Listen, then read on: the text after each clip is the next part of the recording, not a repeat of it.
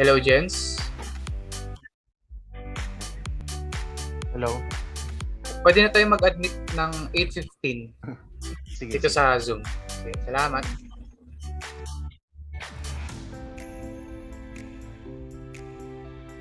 I see, si Kristen daw pa-admit. Ay, okay. Inaabangan ko eh.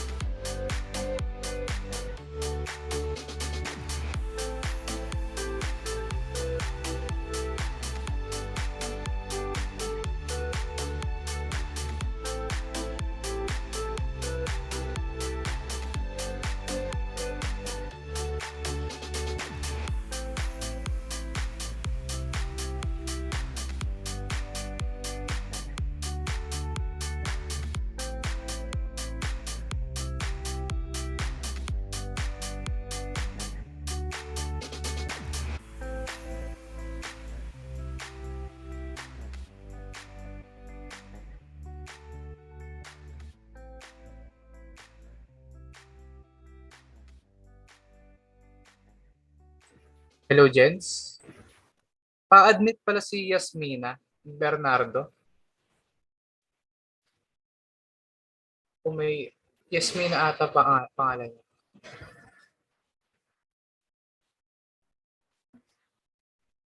Wala akong makita. Anong spelling? Yung Yasmina niya as in Yasmina. Wala sa waiting room Wala. ako nakikita. Yung Ryan James Castro. Ryan, admit ka. Kita ko.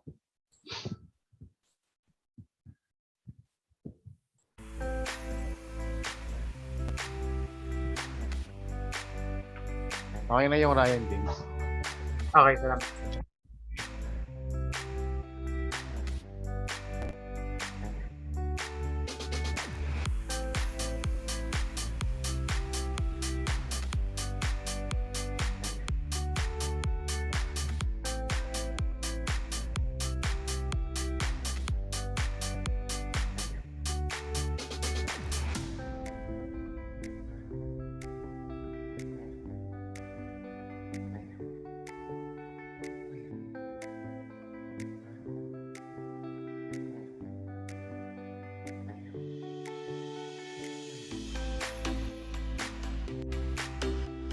Gents, ang pangalan pala ni Yasmina, Jasmine Faye Mijares.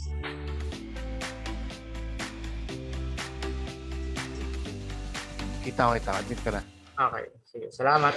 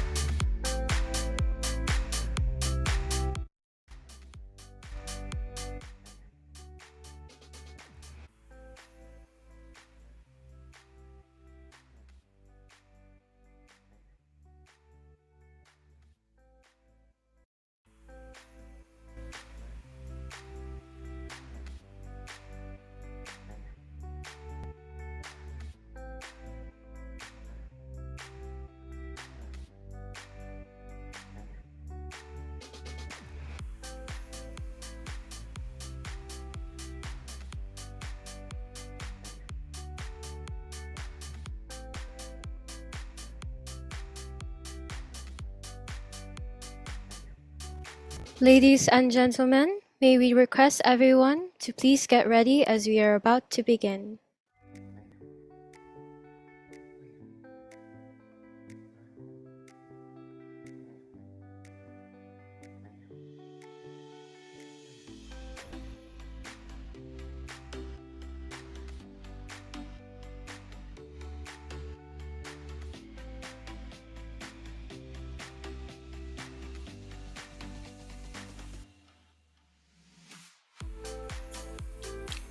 Dear presenters, faculty, and our guest speakers and judges, good morning. I am Tim Gingona. And I'm Lulu Nerpio, your Masters of Ceremonies. I hope you are all having a great morning. We definitely are, Tim. And on behalf of the organizers of this event, we all welcome you to this virtual conference titled Eureka, FU Alabang's conference on computing technologies and multimedia trends.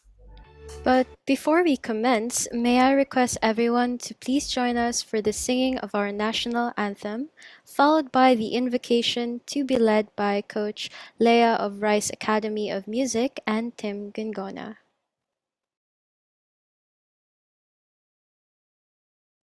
Mga kababayan, ang pambansang awit ng Pilipinas.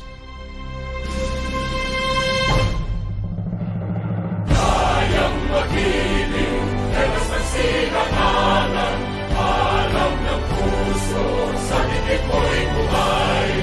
Lupang hinirang, tuyag ka ng magiting, sa manlulupin, di ka pasisigil, sa nagagang tutok sa simoy at sa langit ng bangaw, ay hinatang tulang awit sa pagkayang minamahal, ang isang ng matawad mo'y tagumpay na nagiging, ang bituin at araw niya kailan ang may magdidinig, lumalang araw ng walhagin pagsikta, buhay langit sa piling mo.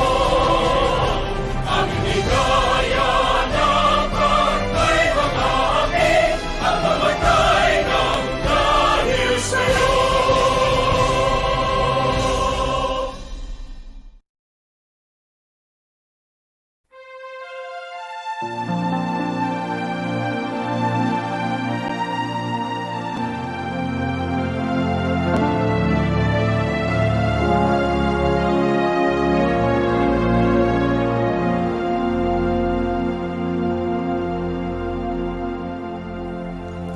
I pray you'll be our eyes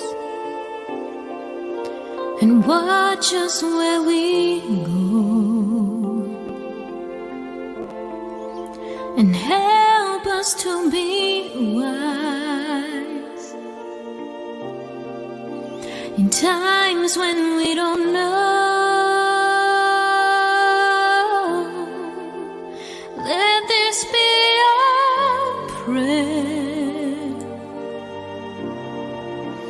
when we lose our way,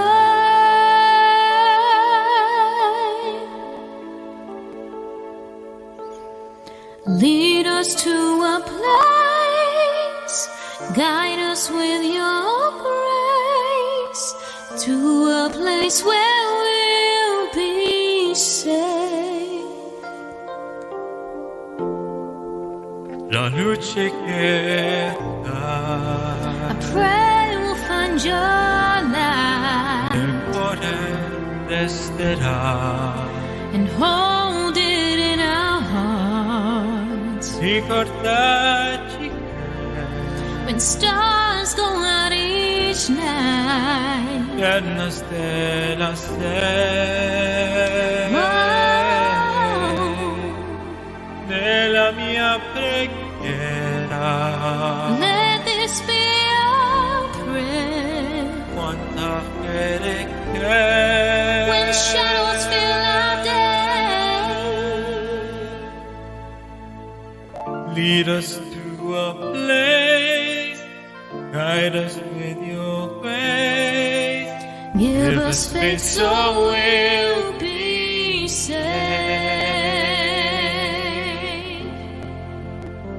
Sogniamo un mondo senza più violenza,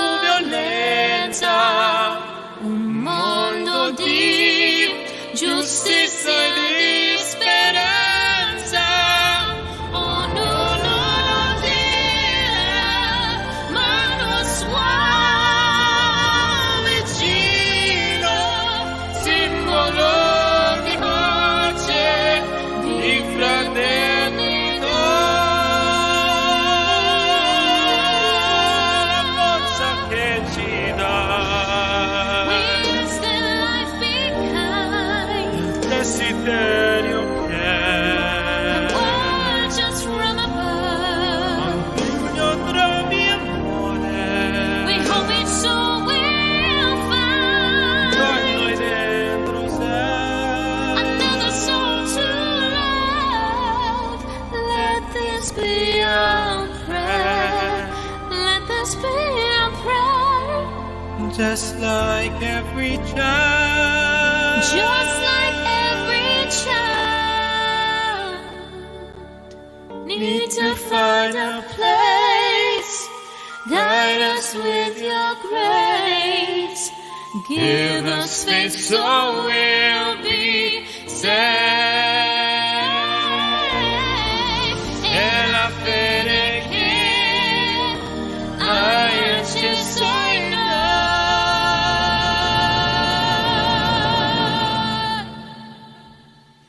Siento que ci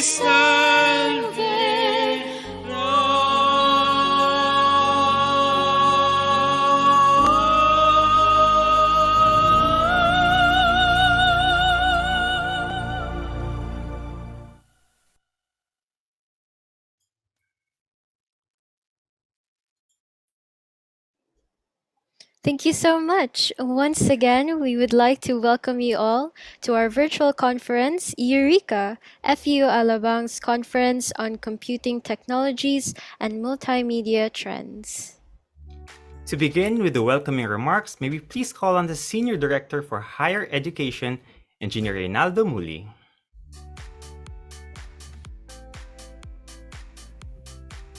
Hi everyone. Hello, Engineer. Hi, can you hear me? Yes, we can hear you, po. Good. Yeah. So good morning everyone. I hope everyone is ready and excited. I am for Eureka, FEU Alabang Conference on Computing Technologies and Multimedia Trends. It is my great pleasure to open this conference showcasing the student-led development and innovation through technology-driven research, and to welcome all of you to this event, especially the faculty members of the CCSMA and the students who will later present their researches. I'm sure some of you are nervous, maybe all, no? But to add pressure to all of you, this is the first time that we will be holding this event for FEU Alabang. You are all pioneers, and in as much as this is the first, the recordings of this event may be viewed hundreds or thousands of times by students and teachers alike. But keep calm, okay? I also welcome the distinguished guests who will be speakers and judges. Thank you for your valuable time. Research is very important for students. I may say, regardless of the career path that you will be choosing, research is there. For without research, any intellectual growth is not possible. There are lots of reasons why research is essential, but allow me to share with you some of them. It is a knowledge building tool. Research enhances your knowledge. There is always more to uncover. Okay? It also enables efficient learning. Research helps restore and protect memory and enhances analytical and problem-solving skills. I hope you have experienced that as a student. The student's learning capacity is improved and can perform better in comparison to students who is reluctant to research. Number 3, it aids employment prospects. This is for all of you. You will be graduating on our next school year first term. So it has a very important role in the industry, and for the courses that you have taken, it is really, really important. Your academic research helps you prepare for any research task you will have to accomplish in the future. Number 4, it keeps you updated on recent information. Research prevents you from remaining behind or have inaccurate information about the topic. And lastly, research introduces new ideas. The more research is done, the more viewpoints are unearthed. It encourages one to entertain fresh ideas and reviews own perspective too. But wait, I almost forgot the most important one. It is a requirement for your courses, okay? So there is really no way to keep yourself away from doing research. Congratulations to the CCSMA faculty members for their hard work and for sharing to our students their valuable knowledge experience, and time. Thank you very much. Especially to Dr. Jock Bombasi, the program director, and to Dr. Ray Abacan for spearheading the event. And to our CCSMA students, my big heartfelt congratulations. This event is for you. So I will not delay it anymore. Thank you for Thank you for your attention. Have a fruitful day and welcome to this event. Thank you very much.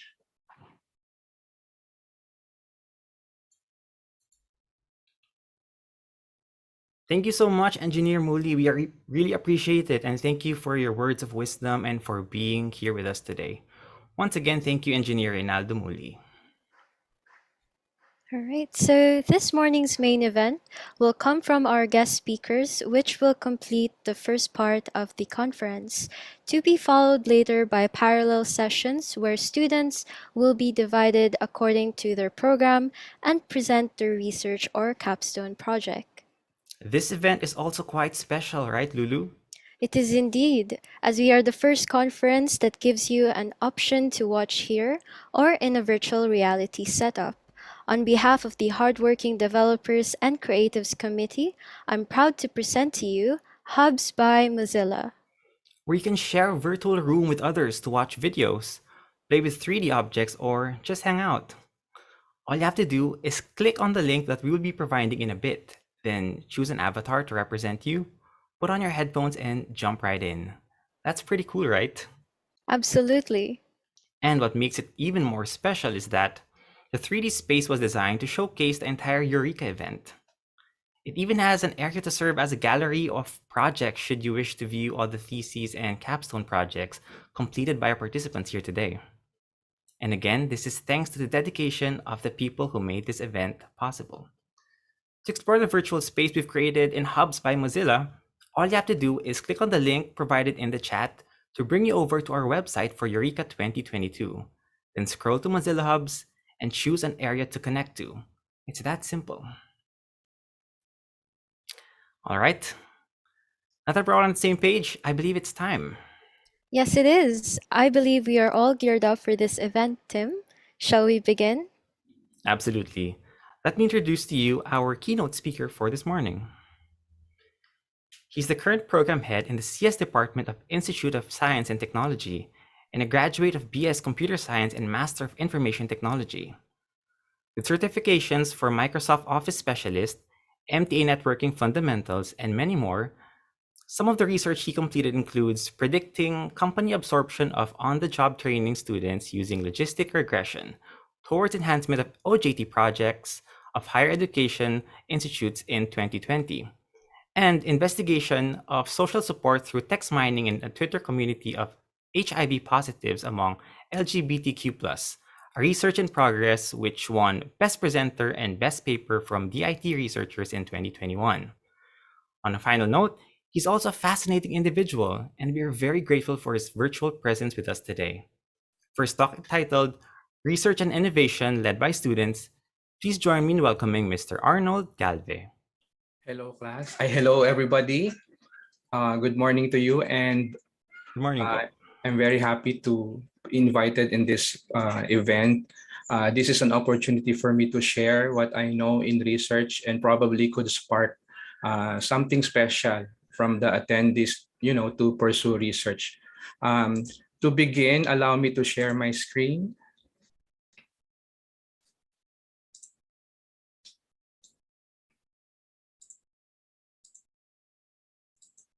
Can you see my screen po? Yes, we can see the PowerPoint po, yes. So I'm going to talk about the student-led development and innovation through technology-driven researches as one of the special topics for today's event. And I'm given 30 minutes, right? So let me share you with the opening quote that I have here. All the technology in the world will never replace a positive attitude. So it's really important that we have a positive attitude, even as we are, as you are a student right now. It will be very helpful for you to have a positive attitude towards everything. And we are now in the digital age. It's accelerating every day, reaching every corner of the globe. In the Philippines, every Filipino, if not all of the Filipinos, majority of us are being affected by the digitization of information, and technology are transforming every sector of our economy. Although we are encountering problems along the way, but it's part of the process. The disciplines that are affected are ranges from healthcare to transportation to education, even construction. Technology has affected those disciplines. The scope, the scale, and the ubiquity of these disruptions is truly unprecedented, creating impact to our daily lives. I have here data on the essential headline to give you an idea how much usage of internet and mobile adoption in the Philippines. No, there are, as of January 2020, there are almost 109 million Filipinos, and 67% of that are using the internet. So it's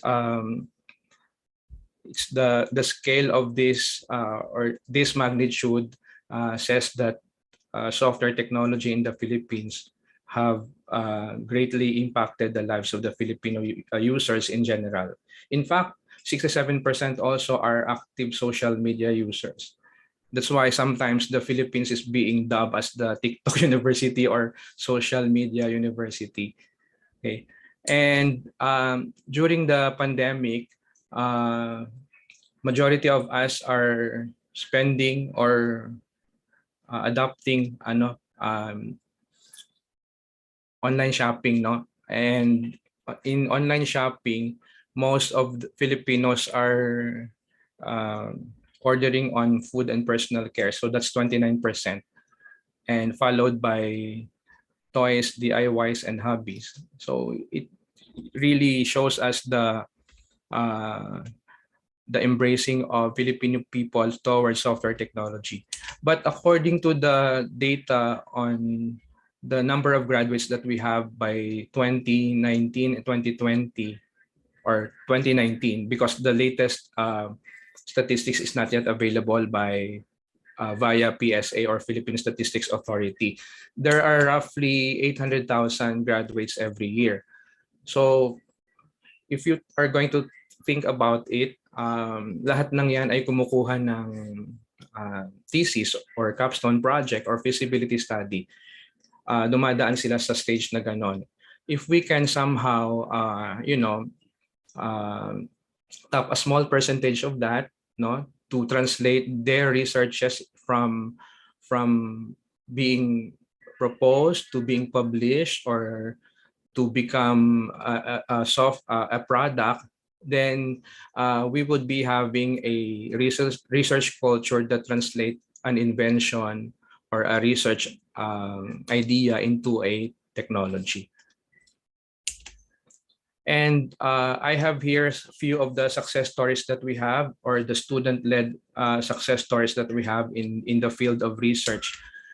The students from TIP Manila, if you are familiar with Imagine Cup, Team Onyx created Bionics, which is about scanning the fingernails, which serve as the visual advertisement to our health, and it could reveal diseases related to the liver, heart, lungs, and blood.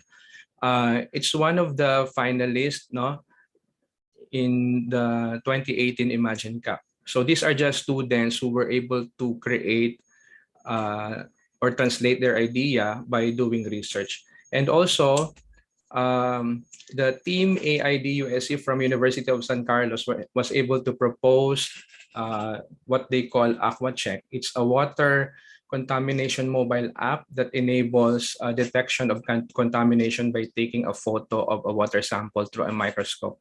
Then probably they are using machine learning algorithms on those data to determine the contamination of the water sample that they have.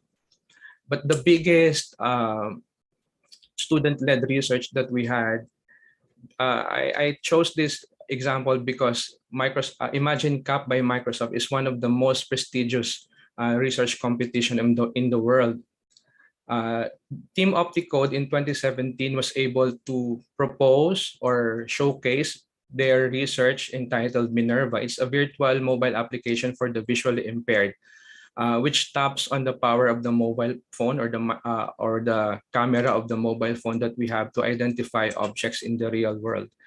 I was able to watch them at Okada, Manila in 2017. They won third place from among 10 countries in Southeast Asia,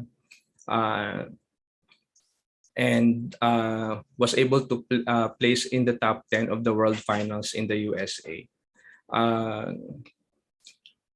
Also very notable on this competition, the one that was proposed or showcased by Team Indonesia. It's fake news identifier, which is very relevant right now. No, hindi ko na lang alam kung ano yung nangyari, but the first place during the regional finals in Imagine Cup 2017 was from Indonesia. Aside from Microsoft, ACM, or the Association of Computing Machinery, also conducts student research competition. No? And in 2021, the following are the winners. No? This one is from India, this one is from China, and the grand winner was from the US. They were able to, these are college students from the universities indicated here. No, the one proposed by the grand winner is about constructing agency and usability through community-driven assistive technology. It's about assisting people with disability to customize their the tools that they are using. Ito namang kay Mr. Chen, it's about because the Internet of Things, it's about precision and accuracy on the efficient services rendered by Internet of Things enabled devices, something like that. I have the links here if you would like to read about the full paper that they have. So it's not only in the Philippines that the researches that we have or they have are being showcased. No, it's also students from around the globe.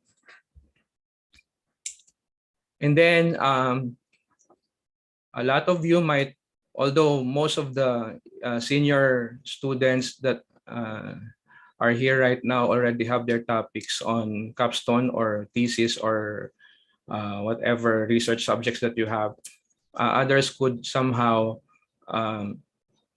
might be interested on proposing researches about the following emerging technologies. It could be on the mobile internet. It's concentrating on exponential increase on the usage of mobile internet. Right now we are on the 5G networks. No, actually it's in effect right now by the internet service providers. Then you have also the automation of the knowledge work. It's a computer program that reasons and uses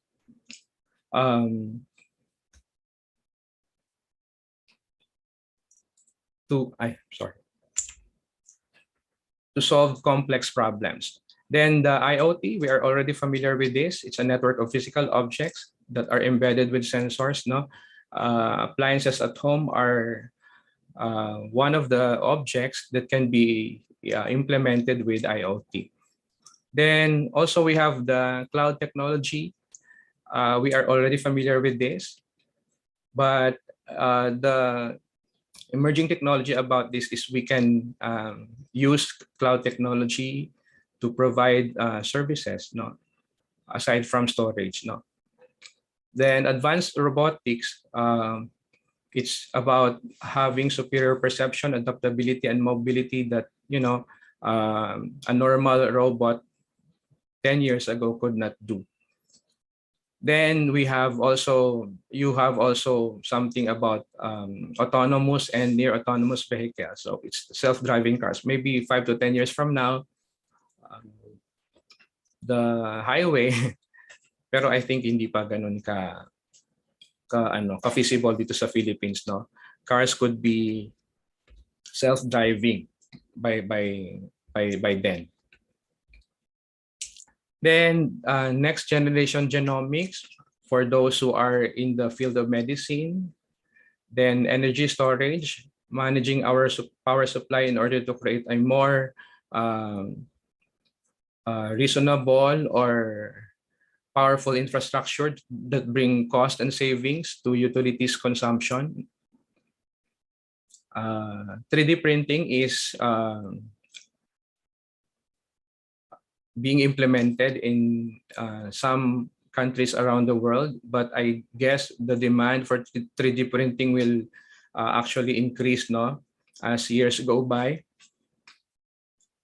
Also, we have advanced materials in the field of construction. I stumbled upon a video about the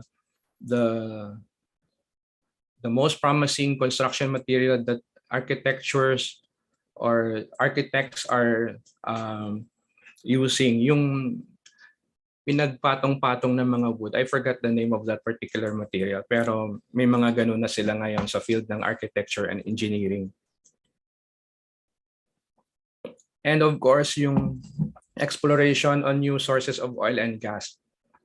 Because magkaroon lang ng war sa ibang panig ng mundo na nagsusupply ng gas and oil ay nagkakaroon na ng effect, no? Especially dito sa Philippines, ang taas na ng price ng gas and oil. If we could somehow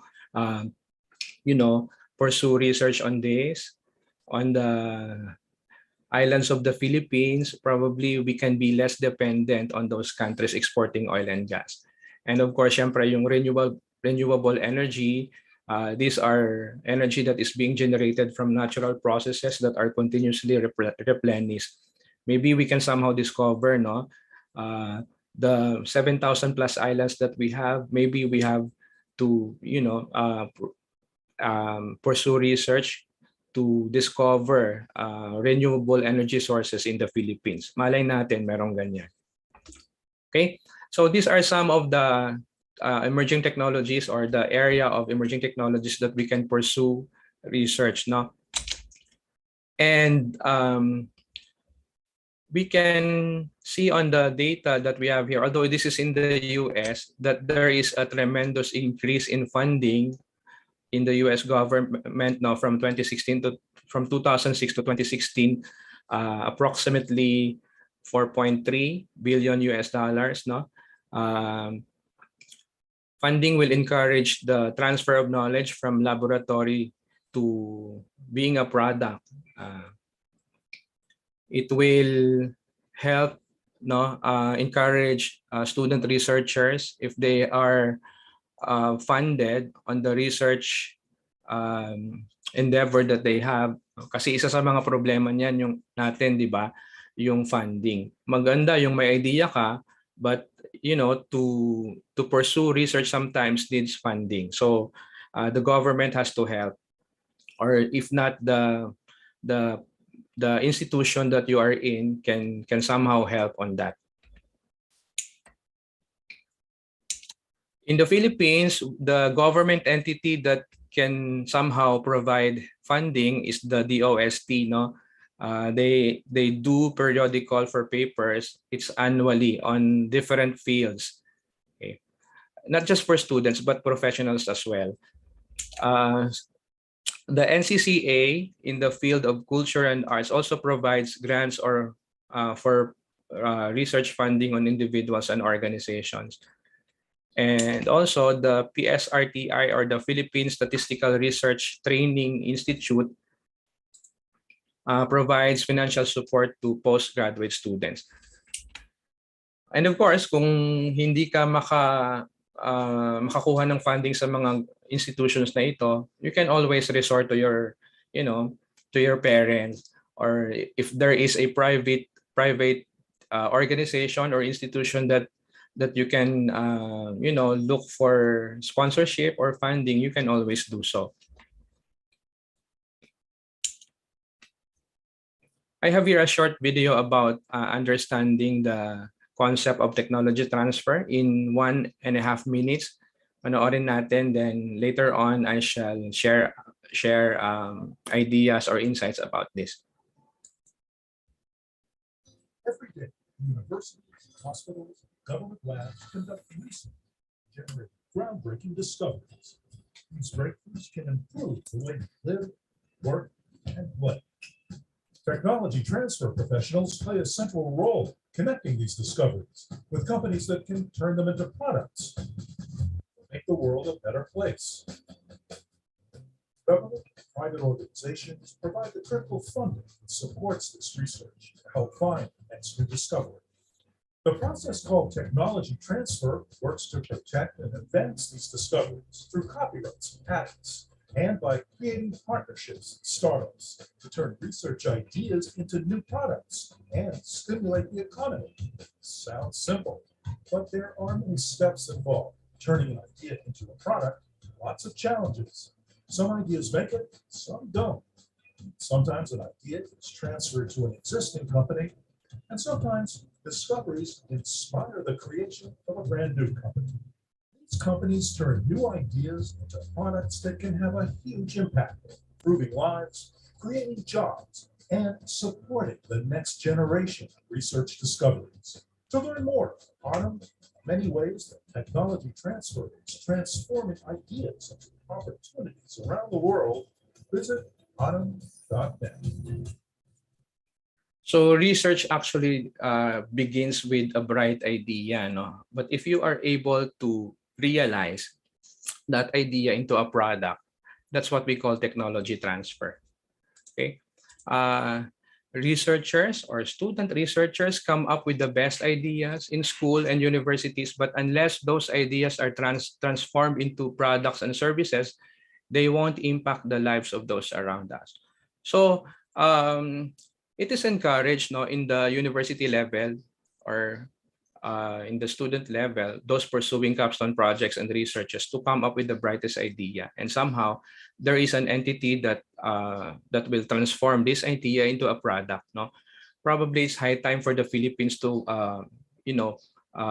support universities to translate the student research output into technology transfer. And maybe some of the candidates in the or the lawmakers in the Philippines can propose a law, no, creating a government entity that would concentrate into this aspect. No, among the presidentiables, some of the platforms that they are presenting is not really concentrating on R&D. So I suggest let us look for candidates who will pursue research and development among schools and universities, no, because this is one area where our economy could be impacted in the years to come. They say that the ultimate form of a research is publication. That's good if you are able to publish the research that you have presented with in a conference, or after you have defended your research in the oral examination committee. It's good if you are able to publish that on a publication. But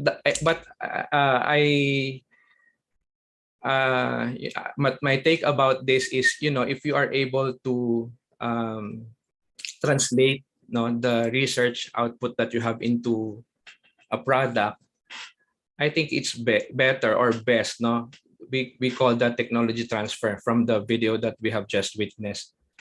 Okay. What are the possible interventions that the school can do, to encourage students to have a research learning culture? Let us inculcate, from first year pa lang, i-inculcate na natin sa kanila na research is part of their responsibility as a student. Maybe as an output-based education, since we are implementing OBE now, from first year, i-incorporate na natin yon for students to have to maintain the research culture. Unti-unti sa mga projects ng mga courses na tinitake nila, hanggang sa makarating sila sa capstone project or thesis sa pagdating nila ng fourth year, magiging madali na yung paggawa ng chapters 1 to 5 or pag-propose ng mga research topics. Then, create centers for excellence. May mga universities in the Philippines na centers of excellence. The government has to support those universities as research centers of excellence in research. Consortium can also be formed from one institution to another. Kapag nangyayari kasi yung consortium, nagkakaroon ng shared research agenda or sharing of the best practices from one entity to another. So nagiging fruitful yung environment. Okay? And then yung research agenda has to be done in tandem with the government. So maybe on the local government, kung saan nabibilang yung HEI or higher education institution, pwede din naman on a national level, no? Para yung sponsorship from a government entity ay makuha din or matap para hindi na mahirapan yung mga researchers to realize their ideas into a product. So magiging madali yung tinatawag nating technology transfer. Diba? Be transparent and accountable kasi isa sa mga area ng research is yung funding, diba? If the government agency or the private institution that is sponsoring you on the research project that you are trying to endeavor with, makikita nila yung breakdown ng mga expenses that you have in doing the research, may encourage sila to sponsor another or hindi sila manghihinayang na magpakawala ng funding sa mga researchers, di ba? Then establish research intensive universities. Ang ibig sabihin lang nito, the environment surrounding the university as a research intensive university ay nagpa-participate. Ibig sabihin yung students, yung faculty, yung administration, including the local government, has positive attitude towards supporting that particular university. And also they can, or the schools can explore partnership with private organizations, with LGU, with other schools and universities with the same agenda. So these are the suggestions for possible interventions that the schools can do to encourage the learning culture among students and faculty. I'll leave you with this quotation: what you do has far greater impact than what you say. So let's walk the talk. Let's transform our idea into a product. So thank you very much for the short time that you have given me to share my insights about student-led development and innovation through technology-driven research. Mabuhay and good morning to everyone.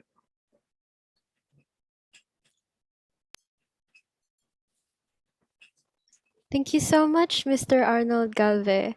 And it was very inspiring to hear about the students who were able to bring their ideas to life and get recognition and awards from their research. Absolutely. Thank you so much, Mr. Arnold Galve, for such an informative presentation. So yeah, once again, thank you. Thanks for being here. We would also like to acknowledge the presence of our dear CCSMA professor, Ms. Miles Ortega, and our event advisors, Mr. Mervin Sanding and Dr. Ray Carlo Abangan. Thank you also for being here with us today. Now, shall we move on to the next speaker, Lulwa? Absolutely. So to introduce our guest speaker for this morning, he graduated magna cum laude in Bachelor of Secondary Education with a major in Social Studies and minor in Communication Arts in English. He also graduated with a degree of Master of Arts in Education, majoring in Educational Administration, and is a candidate for Doctor of Philosophy in Educational Leadership and Management. His publications include Correlation of Performance Leadership Towards a Teacher Leadership Enhancement Program in 2009, a research on why the experiences of service learning instructors should be studied in 2017, and Feminology in Our Classrooms in 2018. So, in his talk entitled What's Next? What to Do After Finishing Your Research Project, please join me in welcoming Mr. Gabriel John Lazaro. Hello, good morning, everyone. It is truly a pleasure to be with all of you. And first, I would like to congratulate all of the students from computer science, information technology, and multimedia arts. Congratulations to all of you for reaching this point of your journey in earning your bachelor's degree. First, I would like to say thank you first. A big shout out to my former student, David Magno. I know he's here, so hello, David. He's the reason why I've been invited, so thank you very much. I'd just like to say also, if you could please bear with me, if there are some sounds that you will hear later on, because I am actually in a hospital right now. I had to rush my sister to the hospital, so please bear with me if there's any door opening. So you know what's happening. All right, so let me share my slides with you for a moment. Oh, okay.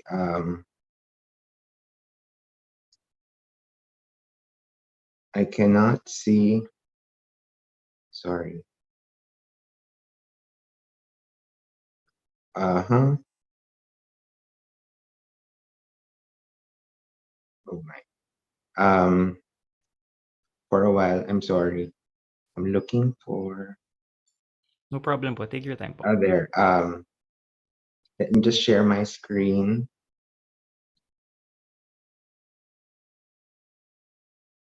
Okay. Can you see my presentation? Yes, sir. We can see. Okay. All right. So, first, so here it's sorry. Okay. All right. So, let me just dive right into it. We have our big question for today. The big question that we have. So, what I would like to ask everyone is, if you could please, oops, sorry. Open your, the chat box is open. What I would like you to do is, I would like you to please, for a while, sorry. Okay. All right. I would like you to please type in your answer to this question. So I think this is the big question that we would like to answer for today. I am now done with my research. So what do I do now? If you could please type in your answers as I figure out there. So I'm going to read, thank you to Katrina. Yeah, thank you very much for that. So I'd like you to answer this question very quickly. At the top of your head, what are your ideas? What do you think are the ways that you can proceed now that you have your research, now that you're done with your research? Okay, very good. So Ronel Ermina said, apply for an international journal. That's very good. Jens Gabriel Hoveliano says, join conferences and try to publish our research in journals. Okay, very good. So as I'm reading this, okay, I might not be able to read everything, okay, but I'll read through the first few responses. Do more research. That's very good. From Ichi Nagase. Look for investors to support your research. Very practical. Thank you, Lawrence Latombo, for that. And in the same thought, Miles Ortega says, look for funding. Okay, I can see from your answers that you already have a general idea of what to do and how to proceed with your paper. Build your business model. Very good. In line with Chester, Lord Hermina, I think that's reflecting what our first speaker shared, Mr. Galve, and how he is encouraging all of you to really have that technology transfer. The best thing to do with your researches is to really transform it into a product or a service that can help people. Okay, sell web mobile app projects for royalty. That's very good. Okay, that will not only help others, and as Angela Garcia, Gonda shared, but it's also going to benefit you as well, of course. Apply for government funding. See, that's from Marbian. And then maybe this is the last comment from Jared Divan Dirama. See how you can improve upon your own research for future researches. Okay, so thank you for all of your responses. Now, I can see that you have a general idea of what it is that you can. So my approach today in my sharing with you is a very practical one, okay? It's not going to be very technical because I leave the technicality to the publishers, because each publication company, each journal, they have their own specific guidelines. And I won't be dealing with that today because that's a totally different topic and it's very technical. My approach to my talk with you this morning is very practical and a general overview, okay? So earlier we said that there's the big question for today is, I am now done with my research, okay? Now, let me clarify, okay, with a raise of hands, with your virtual hands, please, as I go through each of the parts of the research, I want you to raise your hand and tell me if you're really done with it, okay? So let's make sure that we are all on the same page. When we say that I am now done with my research, that these are the parts that you have with you right now as we speak, okay? So please raise your virtual hands. Have you done a review of related literature? Okay, so if you have, please raise your hand. Okay, very good. I see 4, 7, 8. Okay, very good. Thank you very much for all of those who are responding. Now, the review of related literature is very important. It's actually what you need to do first. It's what you should have done first at the very beginning, even before you started your research. That's the first thing that you need to do, is do a review of related literature. And then after you've done your research, you go back to your related literature and then find the importance of the results of your research with the existing literature. Okay. Next, you need to have your introduction done. Now, how many of you are done with their introductions? Please raise your virtual hand. Okay. So introduction is very important. It sets the tone. It gives the rationale and the importance of your paper, of your research. How about methods? Okay, are you done with the methods part of your paper? You have discussed how you went about doing your research. Okay, if you have, please raise your hand. Another one is results. Okay, now we're talking about results. What are the things that came out of your paper? What are the things that you would like to share with the world coming from your research? And lastly, discussion. A discussion of the results, a discussion of the importance and what is the value of your paper. Okay, so when we say that you are now done with your research, that is what we mean. Okay. That you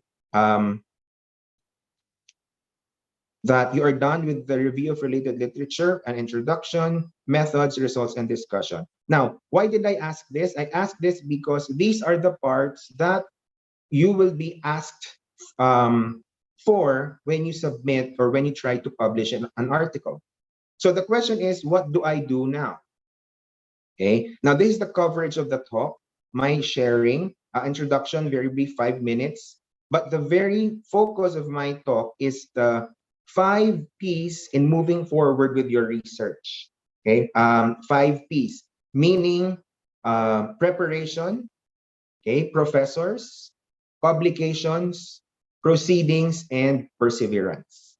All right, so we'll go through each of those. And then I'll also share with you sources, that you can look into, and then we'll have a question and answer portion. All right. Now, I'd like to situate our discussion today on how you can on what you can do to, or what are your next steps now that you have your paper, now that you have your research with you. Five the 5 types of articles published by journals. Okay, I'll just read through them, but we won't discuss all of them. I'll just discuss one, because that is where you are interested. That's where you find yourself. Okay, so the 5 types of articles are original research. That's what your paper is. Okay, that's where you come in. Okay, so I think I'd like you to understand that you need to be encouraged, because what you have right now with you in your hands is something that publishers and journals want to publish. Okay, so what you have right now with you is something that is publishable, something that can be shared, that because that is an original research. Now, the others are review articles, short reports or letters, case studies, and methodologies, but we won't delve with that. We'll just focus on where you are, your original research. So please understand that you have already with you something that can be published. Okay. Now, a study in 2015 by Texon Mendoza said that there are 777 scholarly journals being published in the Philippines. Okay, and out of the 777, only 28 or 3.6% are listed in the Thomson Reuters or Scopus. Okay, now that this is important because I want you to understand that there are a lot of scholarly journals that are being published, but only a few are actually included in the Thomson Reuters and Scopus. Now, these are very well-known databases. Okay, and for you to be part of this database for this listing, it means that you really have very good standards. Okay, so not all of the journals being published in the Philippines are part of this list. And out of the 28 journals, 13 are published by universities. So the best way for you to be able to publish is to get in, well, one of the things that you can do is really get in touch with these universities that are publishing journal articles. Okay. Now, let's go back to the big question. I am now done with my research. What do I do now? As I've said earlier, there are the 5 Ps. Okay, so these are very basic steps that you can take in order for you to proceed with your paper. Okay, again, what you have right now with you, just a bit more work can be published. So what are these 5 Ps? Preparation, professors, publications, proceedings, and perseverance. Okay. The first thing, the first P actually has something to do with you personally, as a person, as a researcher, as a student. Okay. I know that most of you are, if not graduating this year, are graduating perhaps next year. And together with all of the requirements and all of the papers, and you want to publish, you know, there has to be a preparation in your heart needs to be prepared if you are to work on this endeavor. So make preparations. What are these preparations that you need to make in, okay, or make preparations for?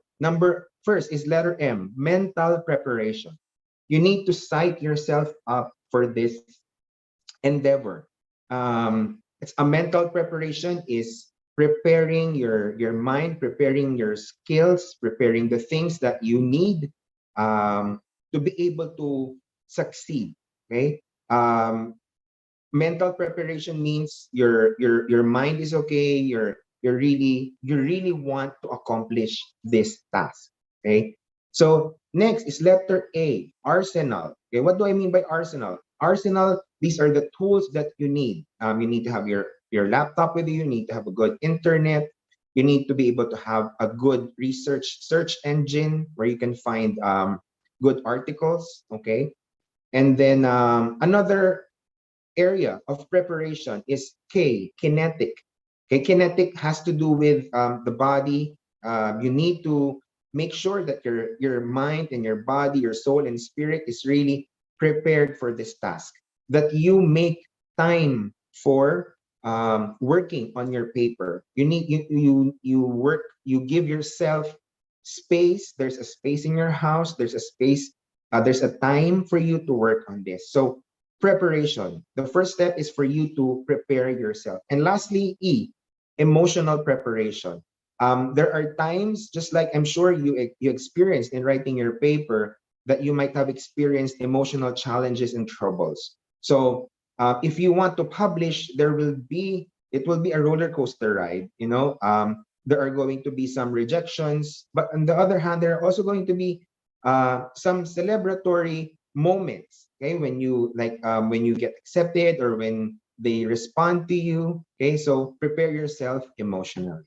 So that's the first P. Make preparations mentally, physically, emotionally, financially also. You need to make sure that you have a source, okay, sources of funds, because publishing, for you to publish your paper, you need funds. Okay, so first P is make preparations. Next, the second P is professors. Okay, so what I'd like you to do right now is you can have, if you have your phone with you or a sheet of paper, I would like you, before I proceed with this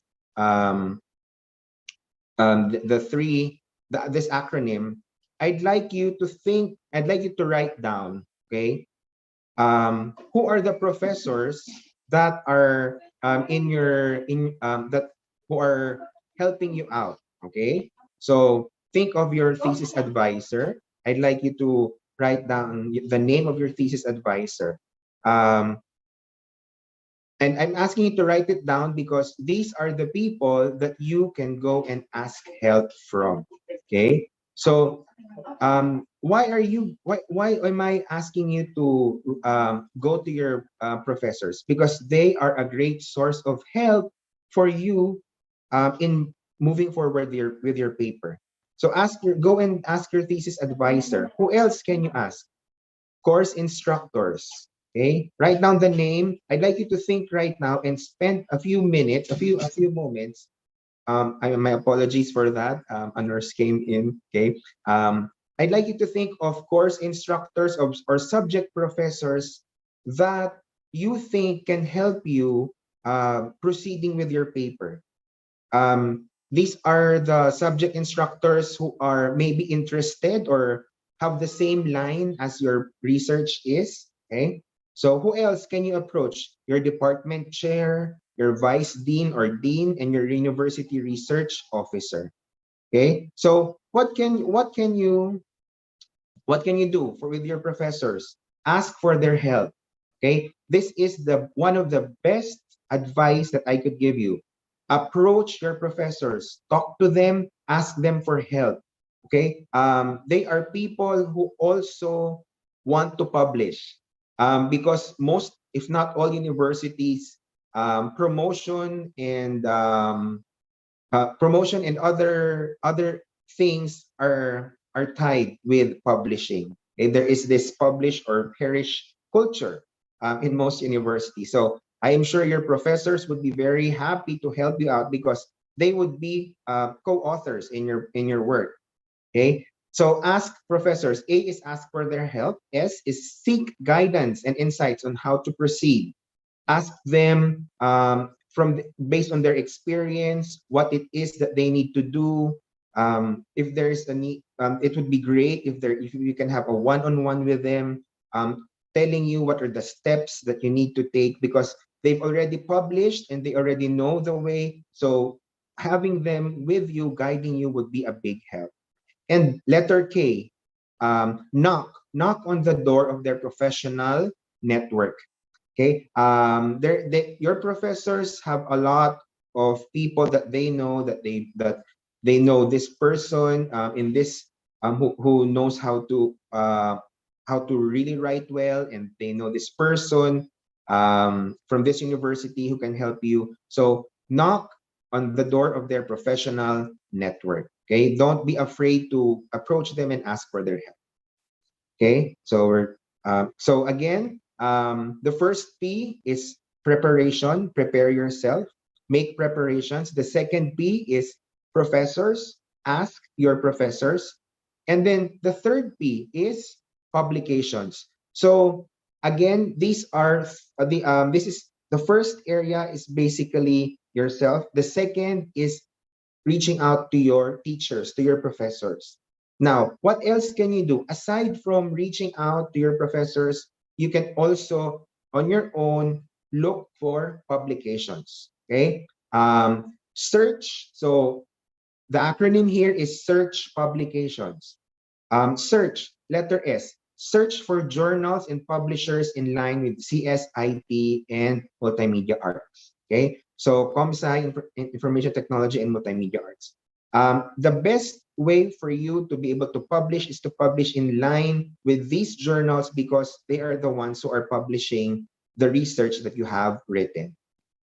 E, exercise great caution in choosing publishers because there are some publishers who are sad to say just in it for the money, but it's not a quality output. So I've included here in my presentation one of the infographics on how to stay away from predator publishers. So if you have time, please do go through that.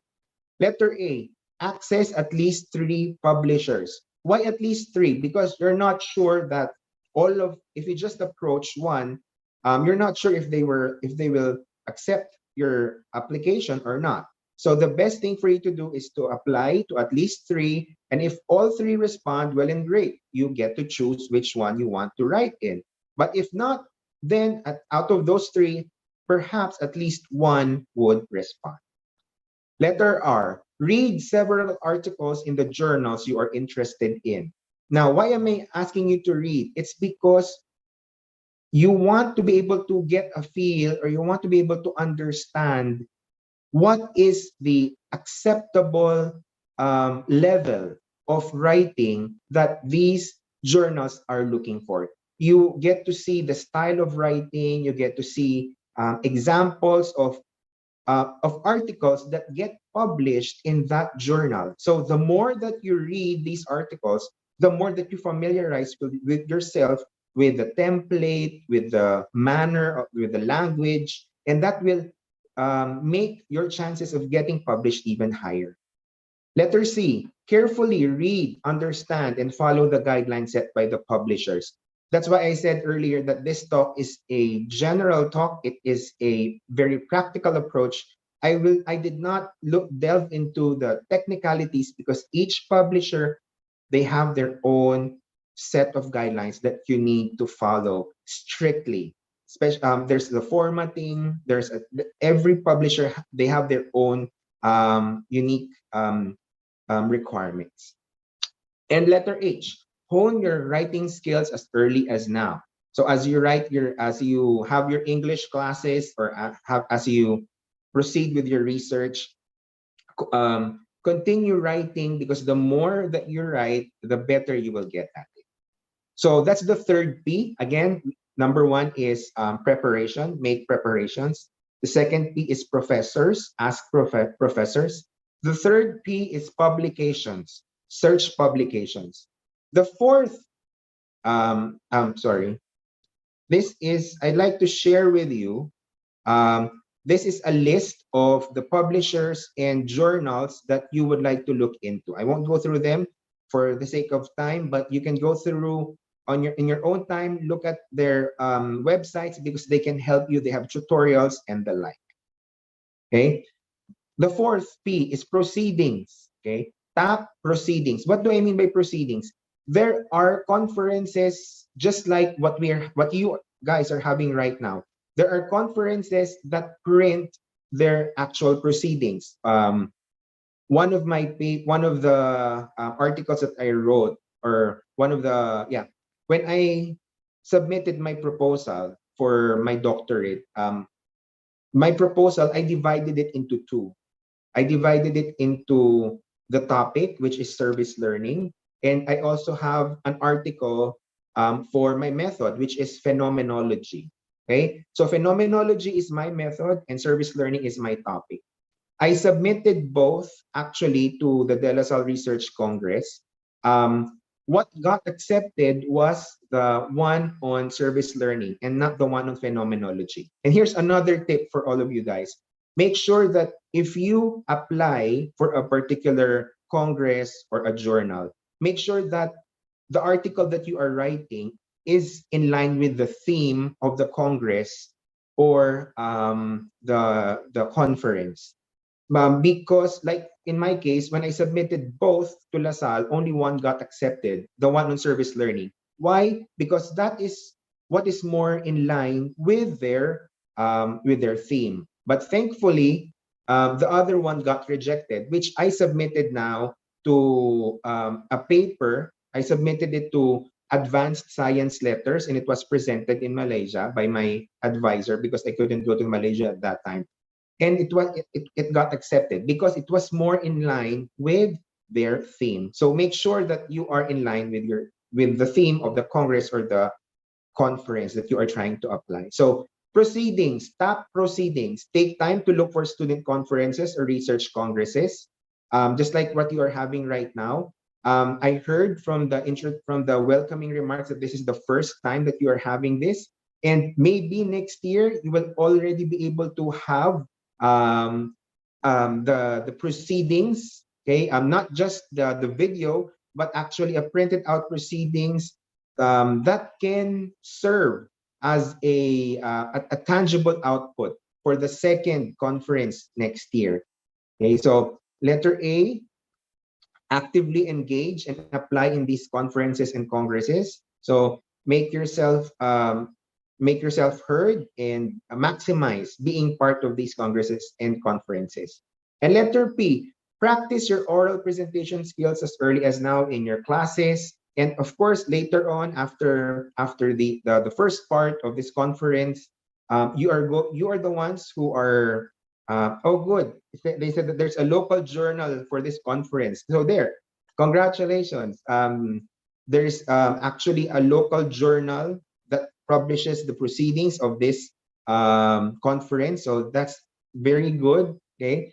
And that builds your confidence. Okay. Seeing your name, seeing the abstract, being able to present it in front of other people, it gives you confidence. And so now, because of that confidence, you can now try for even greater things, which is looking for an international journal.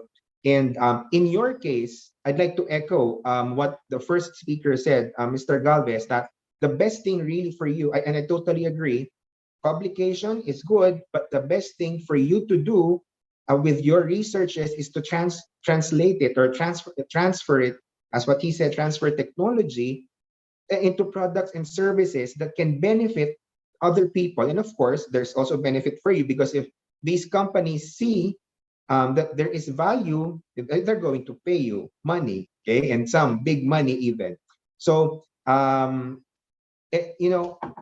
you can have the track of working on your publication, but at the same time, don't forget that the big picture here is having it translated into products and services for the benefit of humanity.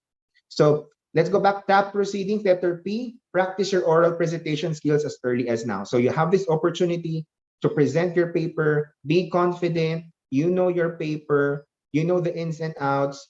Of course, there's a point of surrendering it to the Lord, and at the same time, doing your best in order to share what you have studied to other people.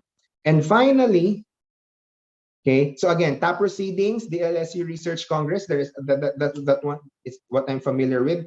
We also have EduTech Asia and the FEU. Perhaps you can have an FEU Research Congress in the future. Why not, right?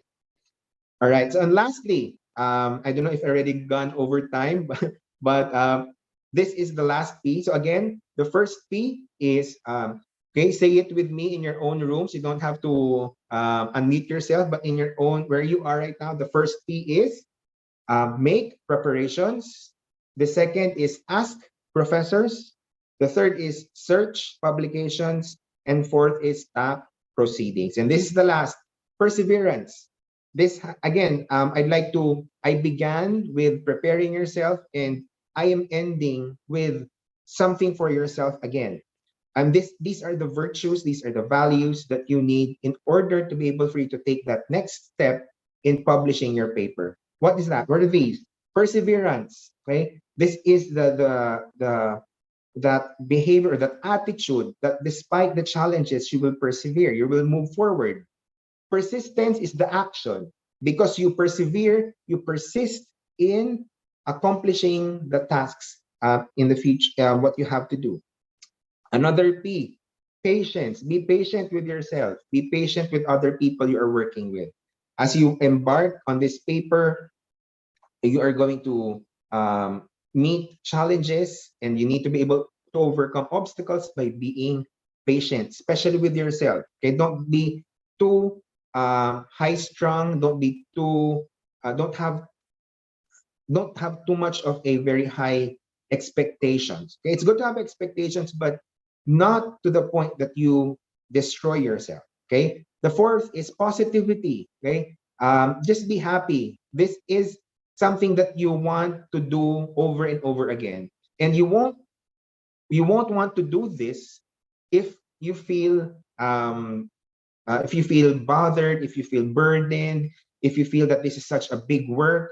For some people, research is something that they dread to do. That's something that they want to do only once in their life, which is very sad because research can be very fun. Research is something that can really bring joy, but you have to make a decision that you are going to be joyful in the first place. So be positive with around, especially with other people. You don't have to work in the work in itself is very taxing, so you don't have to work with people who are toxic. Okay, so choose your group mates or members with you wisely as well. And lastly, party. Party small wins, and make sure that you spend time taking care of yourself, of the people around you, because they are the ones who matter, right? So celebrate small wins and don't be too hard on yourself. All right. Also, so these are my sources. Some of this that I use this in the presentation, and these are the readings that I would like you, if you have time. It's 8 stages of publishing a scientific research paper by Stephen Donovan, and what I mentioned earlier, a 10-point checklist to identify predatory publishers by Andrea Hayward. So thank you very much, FEU Alabang. Thank you so much for this opportunity. Thank you and congratulations once again to the administrators, to the faculty, especially to the students who are the ones behind this wonderful, wonderful conference, to Angelo Gonda and the group. Congratulations. And to all of the presenters this afternoon, this morning and this afternoon, advanced congratulations. And I pray that you will really be able to enjoy this time, because you've worked hard for this. Now is the time for you to be proud of your paper and present it to the world. So thank you very much. Feel free to get in touch with me if you have any questions. That's my email address, and you can also send me a message on Messenger if you like. So again, thank you very much. Thank you so much, Mr. Gabriel Lazaro. May I ask, are you still available for the Q&A portion in a while? Yes, of course. Sure. Okay, thank you. But before we head over to the Q&A portion, we would like to quickly announce that the order and lineup for the group's presentation is now posted on our FB page, so you may check your schedule over at facebook.com/Eureka2022. And now to proceed, we are going to have a Q&A session. So the participants are encouraged to ask questions that are related to the subject matter. So feel free to drop your messages on the chat box so we can assist you accordingly.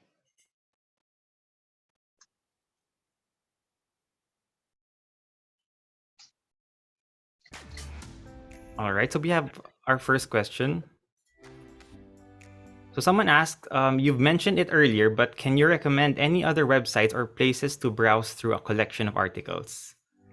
So it's asked by our audience, Sean. Yes.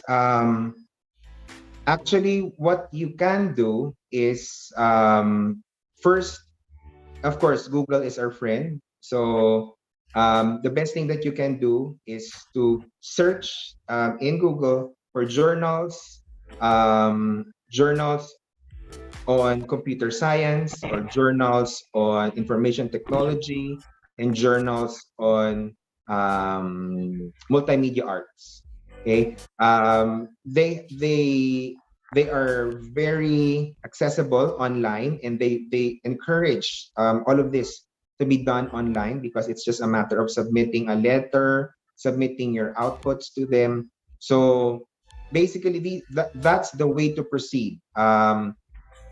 The ones that I wrote there, they are just the ones. They're just the tip of the iceberg. I didn't want to overwhelm everyone with a long list, so I chose only the top. I think top two for each of the for each of the courses. So I just chose two for computer science, two for IT, and two for multimedia arts. But there are others. So there the best way is really to search for them in Google. And again, as I said earlier, this is more of a practical approach. The technicalities, I did not delve into the technicalities because they are all available in the internet. And so the best thing really is for you to look into these journals and publications in the internet, and of course, ask your professors. Again, might already have written an article in one of these art journals. So why not just tell them, sir, I want to be able to write an article with you. Can you help me? So do the search and use Google, but more than that, go and talk to your professors about these journals that you can write, that you can submit a letter in. All right, so thank you so much. And so we have another question from Ronel Ermino, and he asked, what's your go-to journal for tech-related researches? Okay, so because I am not a tech person, my major is actually in the field of educational leadership and management. Perhaps I don't know if Mr. Galvez is still around here. Maybe he can answer that. But personally, tech related researches, if you're asking me what is my like the search engine, I'm not sure if that's what you're asking. But what I use in my research in De La Salle, where I'm taking my doctorate, we have several research engines. There's EBSCO, and then there's a whole lot of others that we use. But generally, I like to use EBSCO and yeah, some of the others that I just forgot. But those are the search engines that I use in writing my paper. Noted, sir. Thank you so much. Now for the next question that was sent to us in our Google Forms. So you've mentioned practicing presentation skills. I've been presenting since first year, but I still feel like I don't have confidence and can't speak well. Any tips that you can give? All right. I think one of the most important things that you need to remember when you're presenting is that you have something to say. You're not saying something because you just want to say something. It's because you have something to say, right? Some people find it difficult to communicate because they think that they have to be flowery or they have to elaborate so much on what they have to say. Basically, if there's this, if you don't have that confidence, maybe start small. Think of what you have to say and then just say it. You don't have to be too flowery. You don't have to have a high standard immediately. Just know, because you're the one who did your research, right? You're the one who did the review of related literature. You're the one who went through it. You did everything, and you know the results. So there's nothing for you to be afraid of. There's no reason for you not to be able to share it with the world, because you're the one who did it. I think I would be problematic if I just copied it, or if I really didn't do my best, if I'm just one of the group mates who didn't do anything and I let the others work on it. I'd be scared. But if I'm the one who worked on it and I know everything, and there's no reason for you to be scared, or to question, or not be confident of being able to present. It's not, you know what, sometimes it's not just about the way that you say it. Yes, it helps if you are able to communicate, if you're a good communicator. But at the same time, people will know if you have something to say, because there are a lot of people who can say things well, but they don't really. There's not much to what they're saying. So we don't want to be like that. Okay. So you want to be a person of substance, and you want to be a person of being able to communicate as well. All right, so thank you so much for that. And so we have some questions here in the chat box. So the first one is from Nadine Diamante, and she asked, is it better to start with local journals first, or is it better to aim internationally for new research? That's a very good question. It's up to you. It's up to you how you want to approach it. If you want to build your confidence, you need to work on looking for local journals first, and then afterwards do another research, and then apply for international research work, because you already have confidence in a local journal. But at the same time, you have to understand that your paper, if you can't submit your research to different journals, okay? It's only supposed to be submitted to one journal, and they're the ones who are supposed to focus. They're the ones who are going to publish that. Okay. Now, so if you are aiming for an international paper, then I guess you can apply for that international paper directly. Of course, if these international journals, the ones that are Scopus or Thomson Reuters listed, they have very stringent. My apologies. That's one of the the machines here in the room. So if you're aiming for an international journal, then I encourage you, go ahead and do that. Now, if you find yourself not being accepted, then maybe you can apply for a local journal. And then next time, build your confidence for you to be able to go back and apply at an international journal. But because you can only work on your paper, you can only submit your paper to one. Also, I'd like to say that your researches, they can be divided into several articles.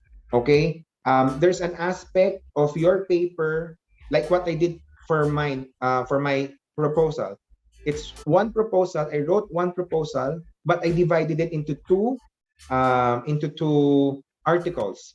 I separated one for service learning, which is my topic, and then phenomenology, which is my method. So you can do that also. You can divide your whole research into smaller researches and submit each smaller research added with related literature to different journal publishers. So that's what you can do also.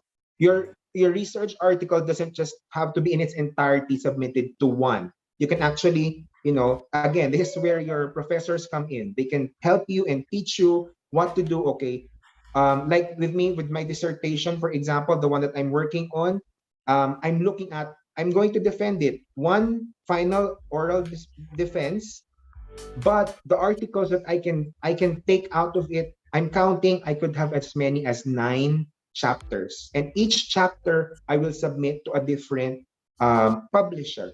Okay, so that's how it is. So you can actually divide your final paper into several smaller articles. All right, thank you so much for that, sir. Now we have another question here. So someone asked, regarding perseverance, there are times when I feel like everything is going wrong with my research. How do you maintain positivity? Okay, that's a good question. Research, as I said earlier, there are some people who are sadly thinking that, okay, I'm just going to get this done with, this is just a requirement, and I don't want to do research ever again, which is, like, as I said, very sad. How do you maintain positivity? Yeah, that's why number one, as I shared earlier, you need to prepare yourself mentally, emotionally, spiritually, emotionally, because it's going to be a roller coaster ride.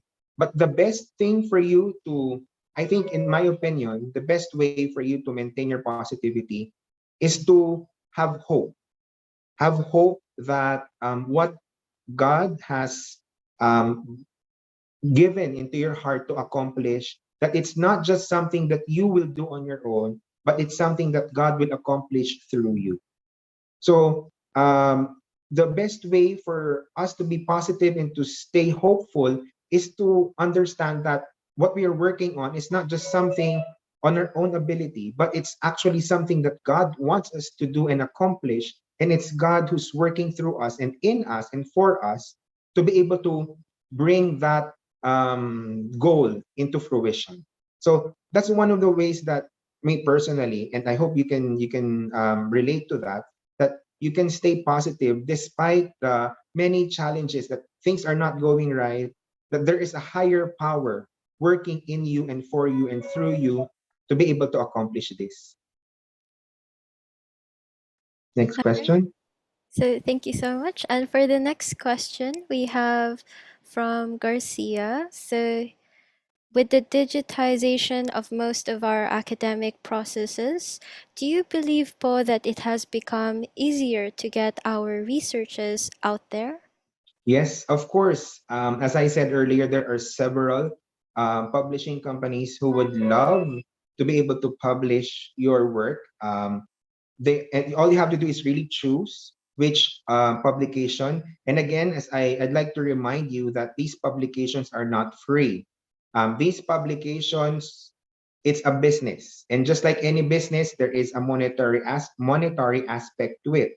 You need to be able to actually pay the publisher for them to publish your work. So it's not just about following the guidelines. It's not just about following everything. It's also having the means to pay the publishers. And so yes, these publishers, they make it easier for people to be able to submit their articles to them. And it doesn't matter. It doesn't matter if you are a high school graduate or a college graduate, as long as you have a working research with you, they would love to be able to help you and publish your work. Again, you have to consider the monetary aspect to it. You have to pay these publishers. So yes, it has become easier to get your research out there, especially with the digitization of the outputs. It has become much easier, and it's an advantage for all of us researchers, actually. Thank you. Next question. Thank you, sir. Our next question is, I guess, similar to the one earlier. So someone asked, by David Magno, any advice po on how to cope up in the event that my paper is rejected? Yeah. Hi, Dave. David is my former student. So shout out to you. Yes. As I shared earlier, I submitted my work, my proposal, to both the paper that I wrote on phenomenology and service learning. I submitted it to the La Salle Research Congress, but only one got accepted. So what did I do?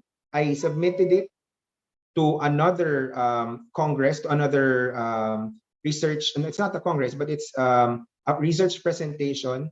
But it was a part of the journal Advanced Science Letters So initially, I felt sad because it wasn't accepted in LaSalle, but thankfully, God turned things around and it got accepted into a paper, and it was presented. I couldn't present it at that time, but my advisor went to Malaysia to present it there, and it got published in Advanced Science Letters. So don't be sad that you get rejected initially, because as I said earlier, if you have hope and if you put your trust in God, that He can turn things around for you, and you can always apply for another journal. You can always apply in another publisher. Of course, there are some work to be done. Mine basically was because the formatting in the DLSU is APA, but in the research journal Advanced Science Letters, it's actually MLA. So I had to redo all of the formatting, but all the hard work paid off because my paper got accepted. So shout out to Dave. Thank you. Next question. All right, thank you so much. And for our next question is from Kevin Brian. So I have a question. When you said earlier that research is fun and is a joy to do, why is it so stressful, so crushing, and questionably difficult? In the end, we just pass it for the sake of passing and not for the better good.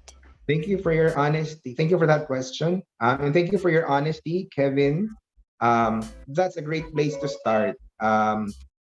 I also experienced, I'm not saying that I didn't experience heart. I can feel you. Okay? Stressful, soul crushing, and it is really difficult. Number one, it is a part of your requirement for your degree in bachelor's, for you to have a bachelor's degree. And for any aspect of our life that is going to be valuable to us, there has to be a certain level of effort put into it. Now, maybe what you need to do, instead of, because it is going to be stressful, it is going to be challenging, it is going to be soul crushing, because you're doing something that is relevant for you. You are working for a bachelor's degree, and that bachelor's degree is a passport for you to, once you get it, you can enter into different works, and you can go anywhere you want, and you can be, it's a passport for you for a better life. And for you, before you have that passport, you have to earn you have to earn that passport. So earning that passport means you have to be challenged, because you're changing, you're being encouraged to go out of your comfort zone. And every time that you're doing that, you're growing as a person. It's life is not going to be life is always going to be full of challenges. If you're finding that writing your paper is so stressful, soul crushing, and questionably difficult right now, wait till you get a job. Wait till you get your first boss, or your second boss and third boss. Wait till you become a manager and you have people under you. Wait till you become a director. Things are just going to get more challenging from here on. So I think one of the reasons why you're being tested with all of these challenges is for you to develop the strength, for you to develop the attitudes that you need in order for you to be successful later on in life. That's, I think, one of the functions of being in a school. It's not just giving you intellectual ability, but it's preparing you emotionally. It's not just preparing you mentally, it's preparing your heart and your mind, which is actually where the battle is. So if your school has given you all of these requirements, it is a challenge for you to be able to achieve them and overcome them. Now, it's your choice whether it's going to be very dreadful or very it's your choice actually, because you have the power in your hand to turn this paper into something enjoyable or not. You need to be able to really dig in deep and ask yourself, why am I doing this? What is it for? And I know that going through it, it's not very joyful, it's not very happy, but I'm telling you, once you have your diploma in your hand and you've grown as a person, you'll be thankful for these challenges that are, as you said, stressful, soul crushing, and questionably difficult. You'll be thankful for them because you have overcome them. Okay, so thank you so much. Yes. And so there's a follow-up question from Kevin. Yes. So when we pass this research that are made on a rush or to pass requirements, won't it cause like discrepancies on the data due to it just being made with the nature of just passing?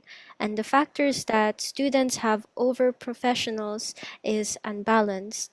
Pros have budgets and reach. Students are just making ends meet. All right. So yeah, that is a challenge. Number one, I don't think you need to I don't think you should sacrifice the quality. Again, it's your own. You're the one who has to make. You're the one who should make that decision, because remember, all of you are going through, each and every single one of you here present in this meeting room, you have all gone through that experience of writing your research.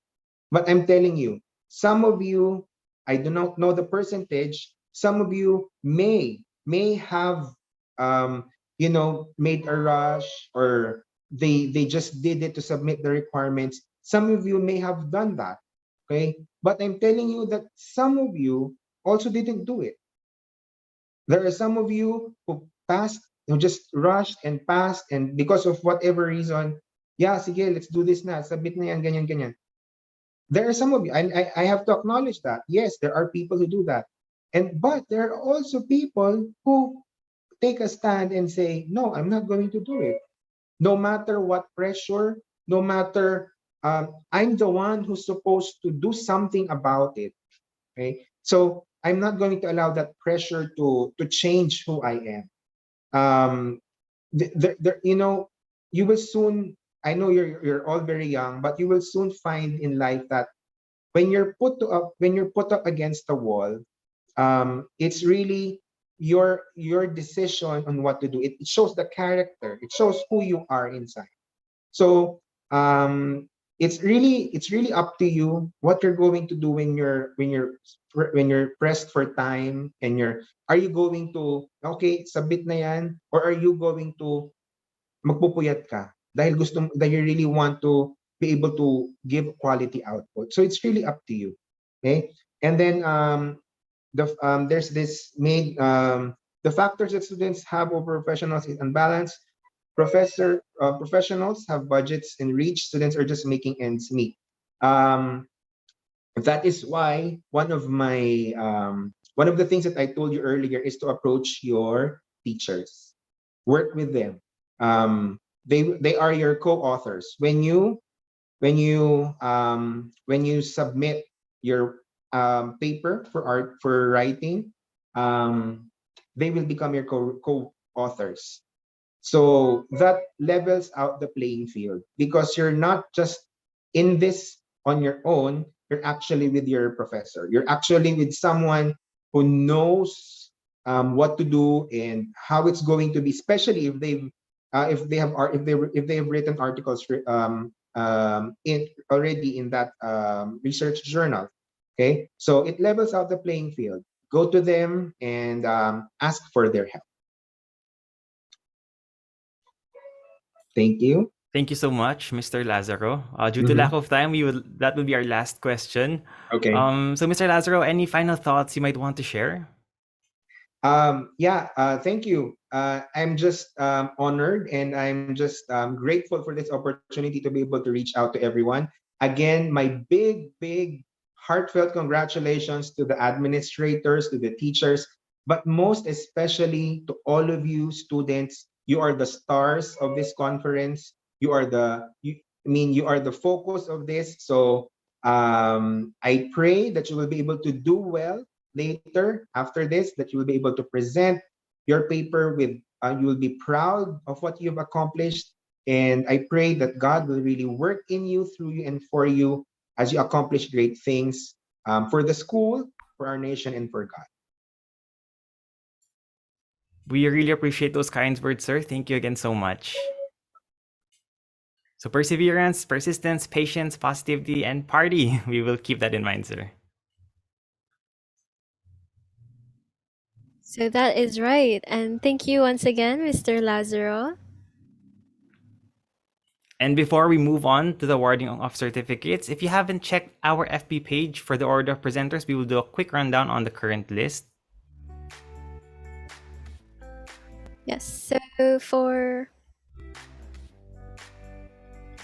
let us move on to the awarding of certificates.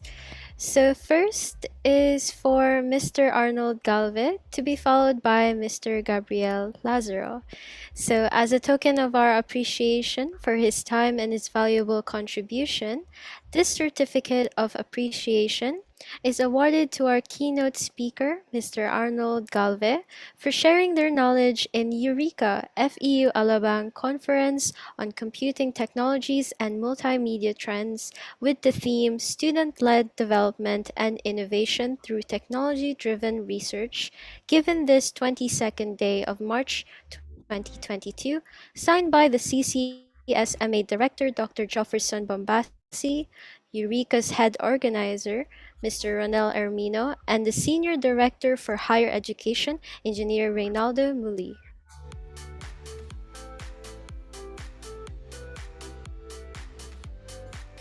All right, the next certificate of appreciation is awarded to our guest speaker, Mr. Gabriel Lazaro, for sharing their knowledge in Eureka FEU Alabang Conference on Computing Technologies and Multimedia Trends, with the theme Student-Led Development and Innovation Through Technology-Driven Research, given this 22nd day of March 2022. Signed by the CCSMA Director Dr. Jefferson Bombasi, Eureka's head organizer Mr. Ronel Ermino, and the Senior Director for Higher Education, Engineer Reynaldo Muli.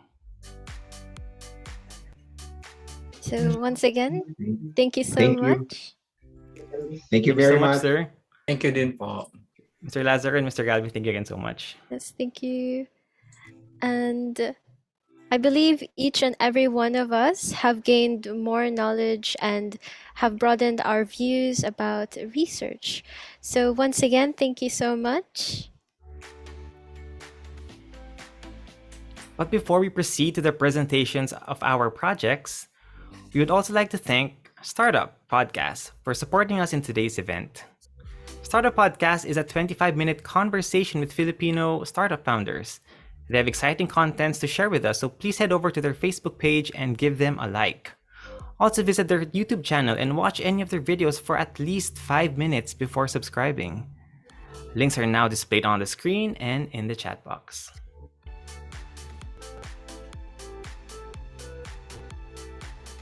And now to explain more about the parallel sessions.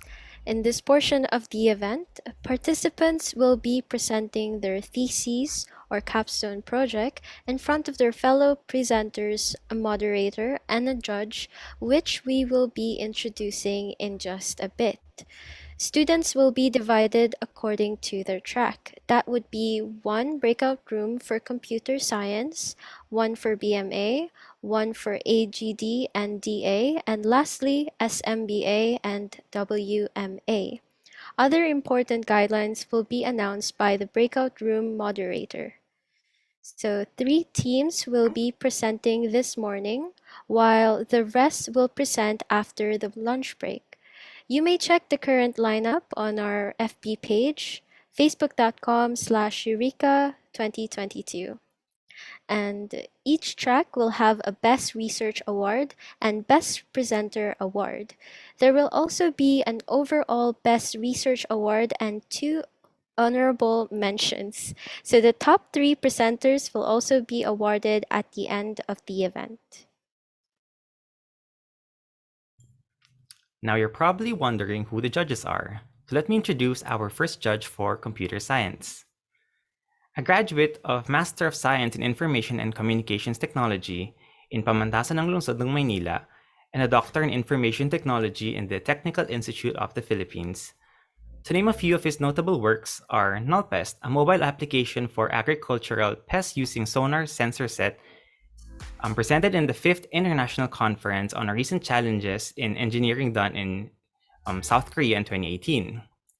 Another one of his works is Cryptanalysis of the Modified SHA-256, winning Best Presenter and Paper in the 4th High Performance Computing and Cluster Technologies Conference hosted in Qingdao, China in 2020. He also presented decision tree attribute selection measures for improving technical vocational skills competency training and assessment under ICT sector in the IEE International Conference on Intelligent Technologies in 2021. He also co-authored the paper A Modified Key Generation Scheme of Vinegar Cipher Algorithm using pseudo-random numbers and alphabet extensions for the 7th International Conference on Computer and Communications. He is currently part of the research committee in PLM's College of Engineering and Technology. He is also the chairperson of the Computer Science Department in PLM. Please welcome Dr. Dan Michael Cortez as the judge for the Computer Science track.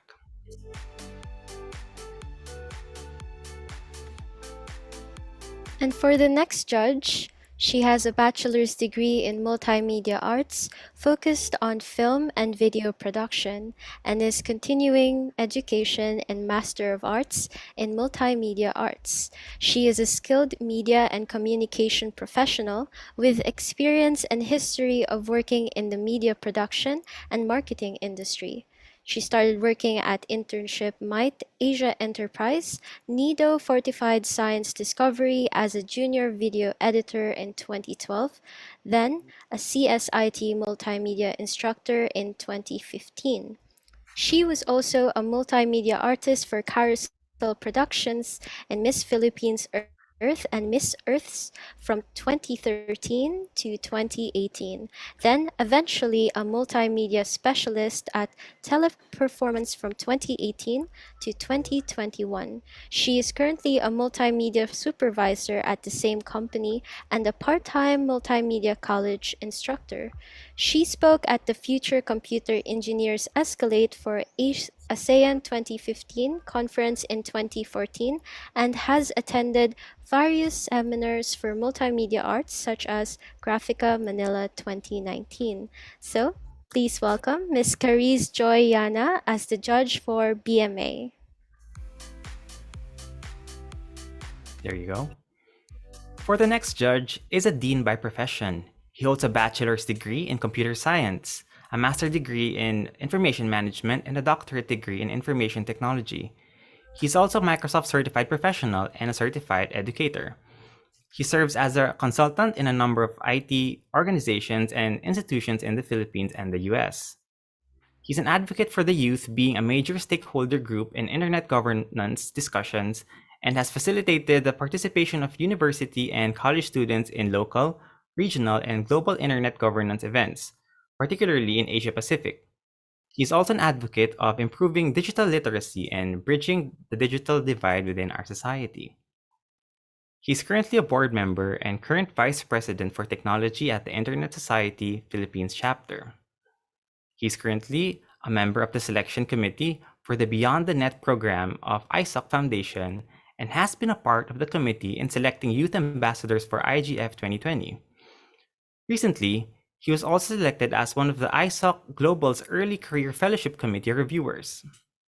He was the main proponent of Intuition or Into IT Convention, a national student-led convention in the Philippines that features various topics and issues in the field of information technology and internet governance, advocating awareness. He's also one of the pioneers in the Learn IG initiative. He has reviewed research articles in reputable conferences and publications, published and presented several research papers, and facilitated topics and discussions relating to technology and internet governance nationally and internationally. Without further ado, please welcome Dr. Aris Ignacio as the judge for IT, SMBA, and WMA.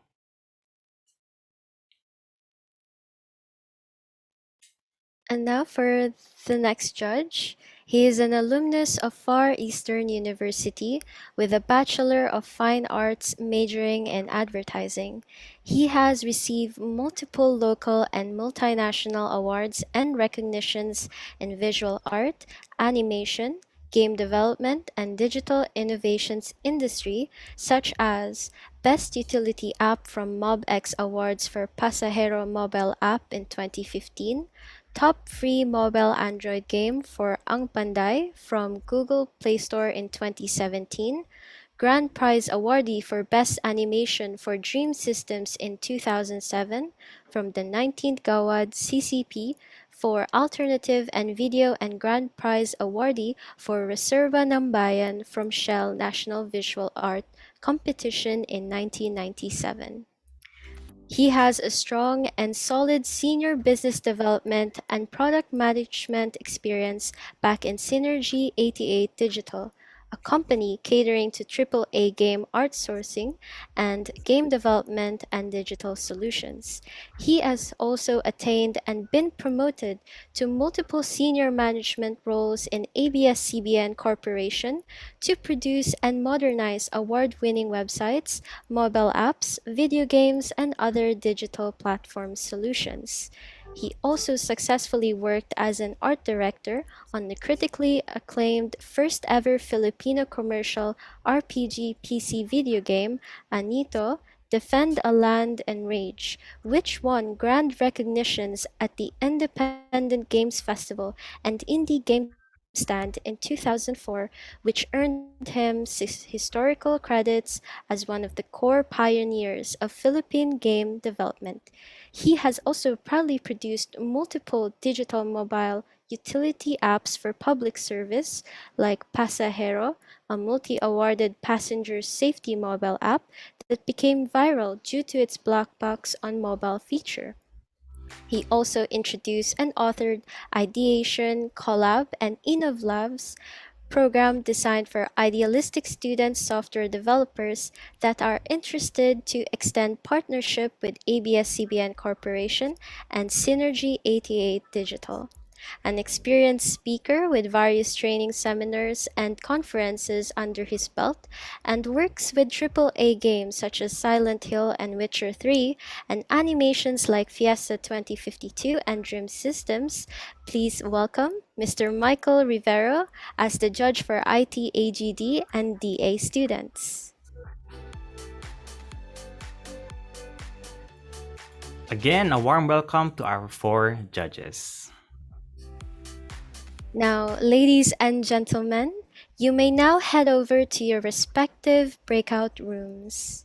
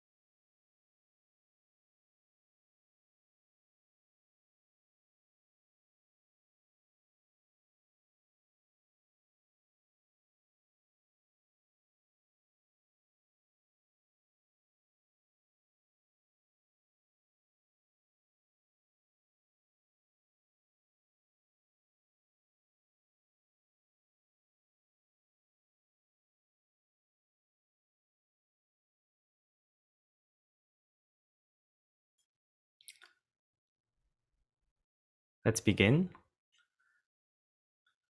Good morning, participants. Dr. Dan Michael Cortez and our guests who've joined us today. I am Tim Gingon and I'll be your host for this parallel session. So for the schedule of the session, just a bit of a reminder, 11 a.m. to 12 noon, we will begin with the first presentation of the first three groups. Then from 12 noon to 1 p.m. will be the designated time for our lunch break. Then 1 p.m. to 3:20 p.m. we will continue with the presentations of the remaining groups. So by 3:20 p.m. Recording in progress. We'll head back to the main room for the song and dance performances and the raffle and the most awaited awarding ceremony. So again, that's 3:20 p.m. And now for the quick rundown of the guidelines for the presentations. So only one presenter per team will be allowed to present. A timer will be used, giving each presenter 17 minutes to present and 3 minutes for Q&A, a total of 20 minutes. Should the presenter fail to start within 2 minutes, they will be moved to the bottom of the list of presenters and will not qualify for any award. Should they still fail to present as the last presenter, an INC will be given as their grade for CS Project 2 PBL4, as this will serve as their final exam for the said subject. Next guideline, all members may take part in the Q&A portion. All members of the group are required to open their webcams during the presentation and the Q&A. Then for the awards, each track will have a Best Research Award and a Best Presenter Award. For non-track specific awards, there will be an overall Best Research Award and 2 honorable mentions for Best Research. And then an award for the top 3 presenters as well. So in case of a tie, the judges will deliberate to break the tie. The decision of the judge will always be irrevocable. The awarding ceremony will be done back in the main room. Alright, so if there are no more questions, we will now begin with our first group for today. May I call on the presenter of Team Runtime Terror to present evaluating user perception using eye tracking. You'll be given 17 minutes to present, and please notify us when you are ready. Hello, can I ask come clear? Clear. Thank you. All right, you may begin.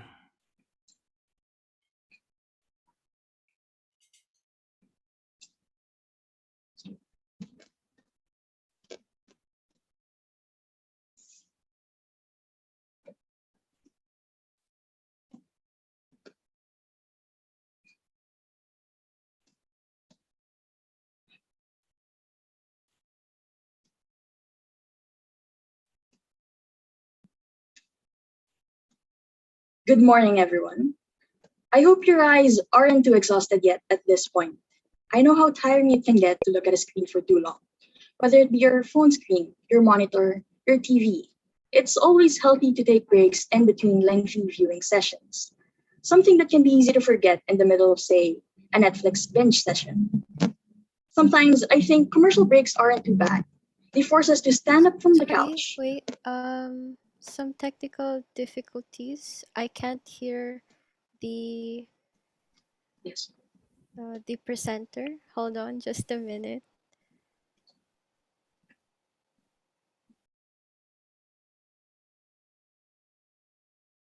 All right, no worries. Let me pause the timer.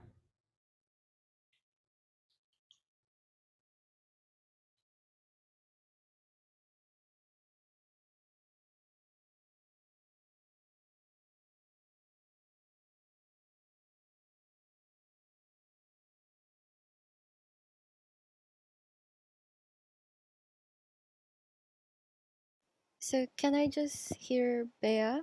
Can you speak? Hello. All Nick. right. So, okay, so I can hear you now. Sorry.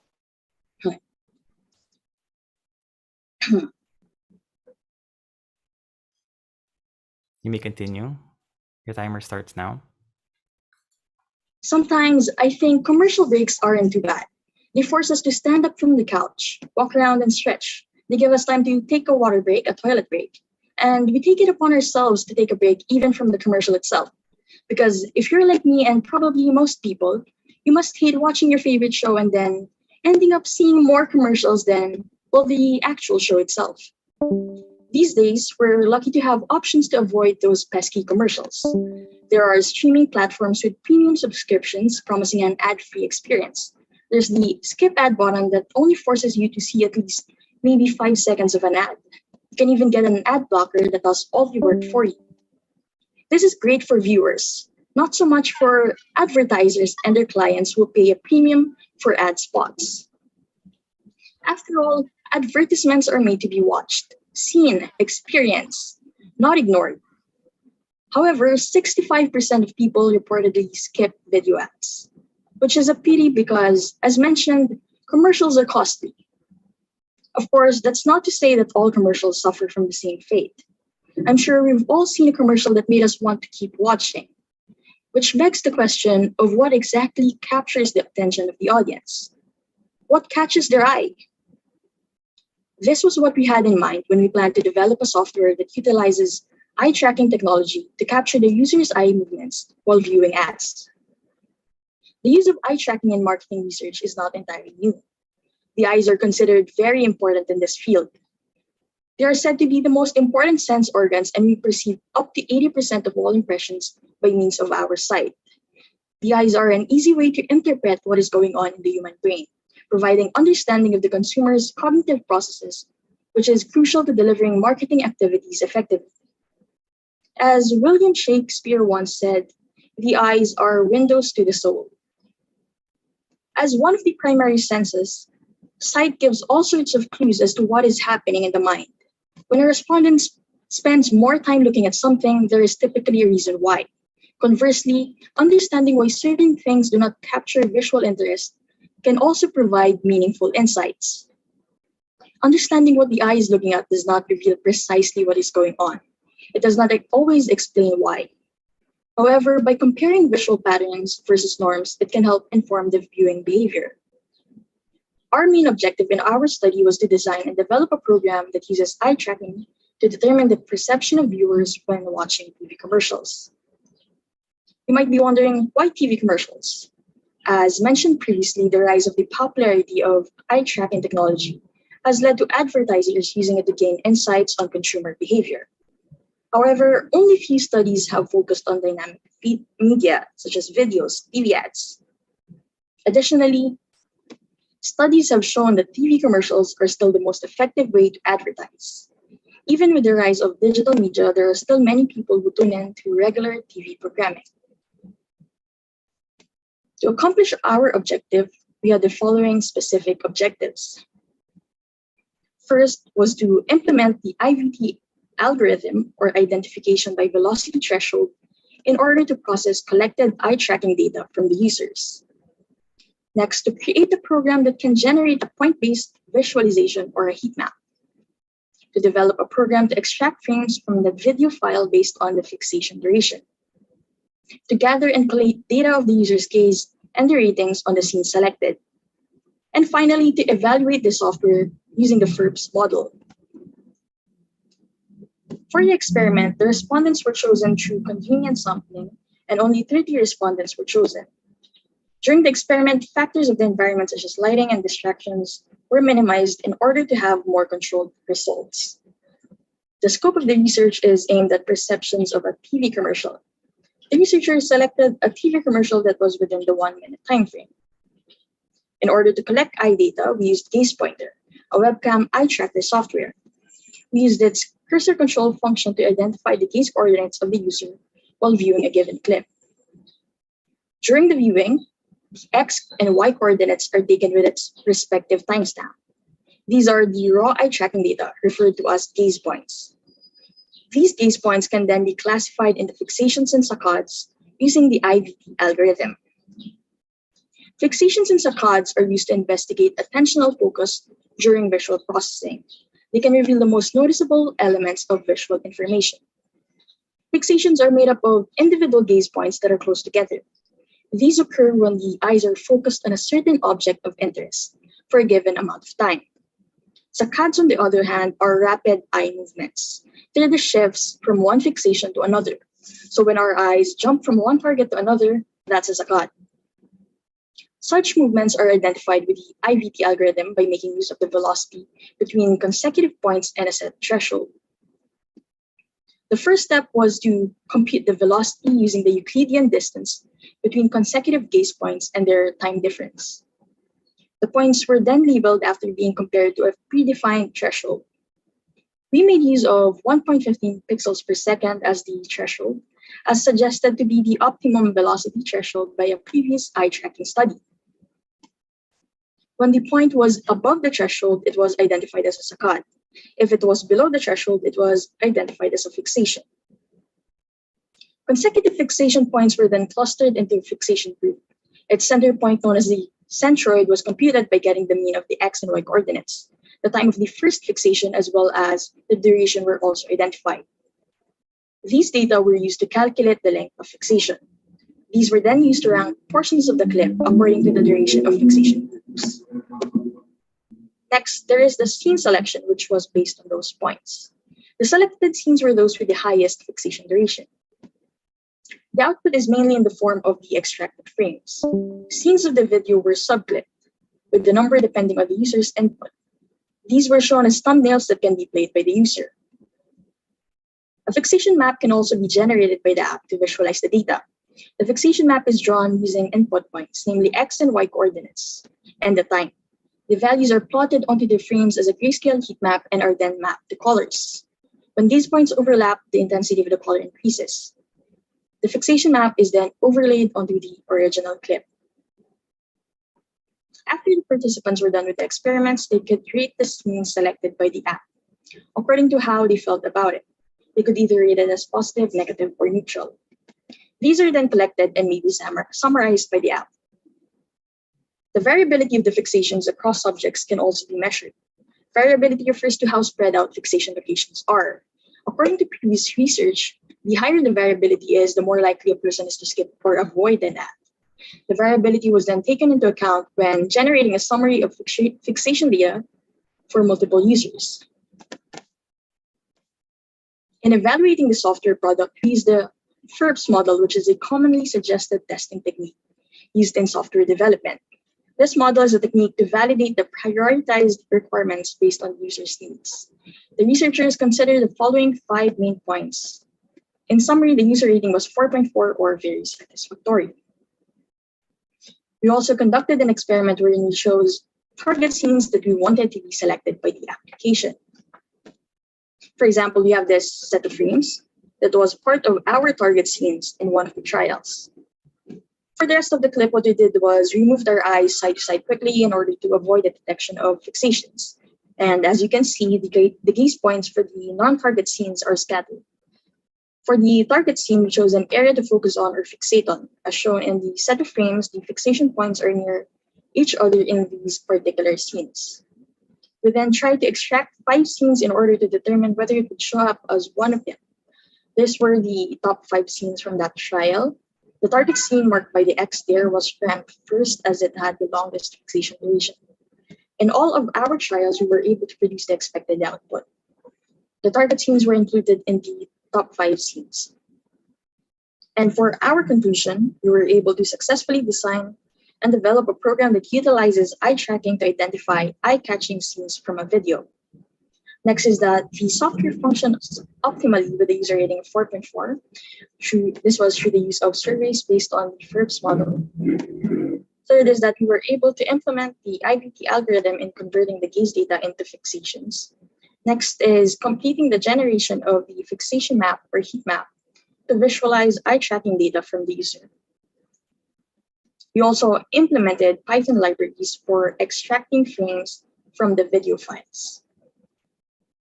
Next is being able to gather user ratings from the selected scenes to provide a bit more insight into the data collected. And lastly is conducting the software evaluation using the FERPS model. Before we move on to the question and answer portion, here's a short video of our project Illuminate. Thank you.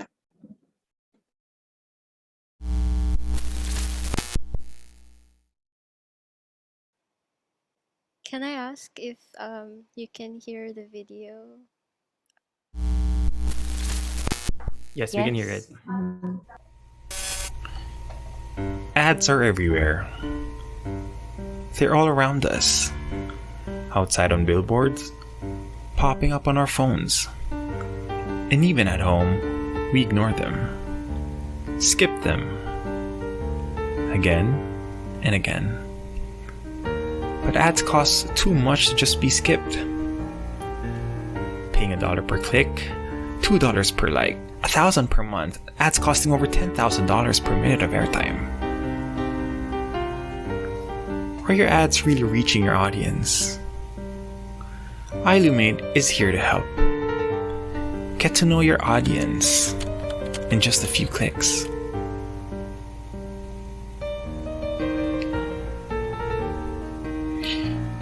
Calibrate the app to get accurate eye tracking data. See what they see.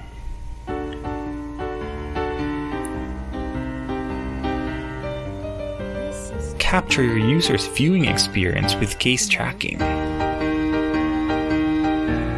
See which scenes caught their attention and how users rank them. See beyond, get a bigger picture with a fixation summary, and see how the scenes fared across all users.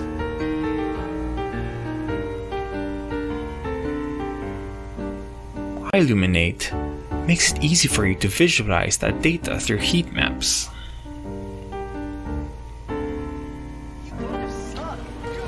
Illuminate, helping you make better ads.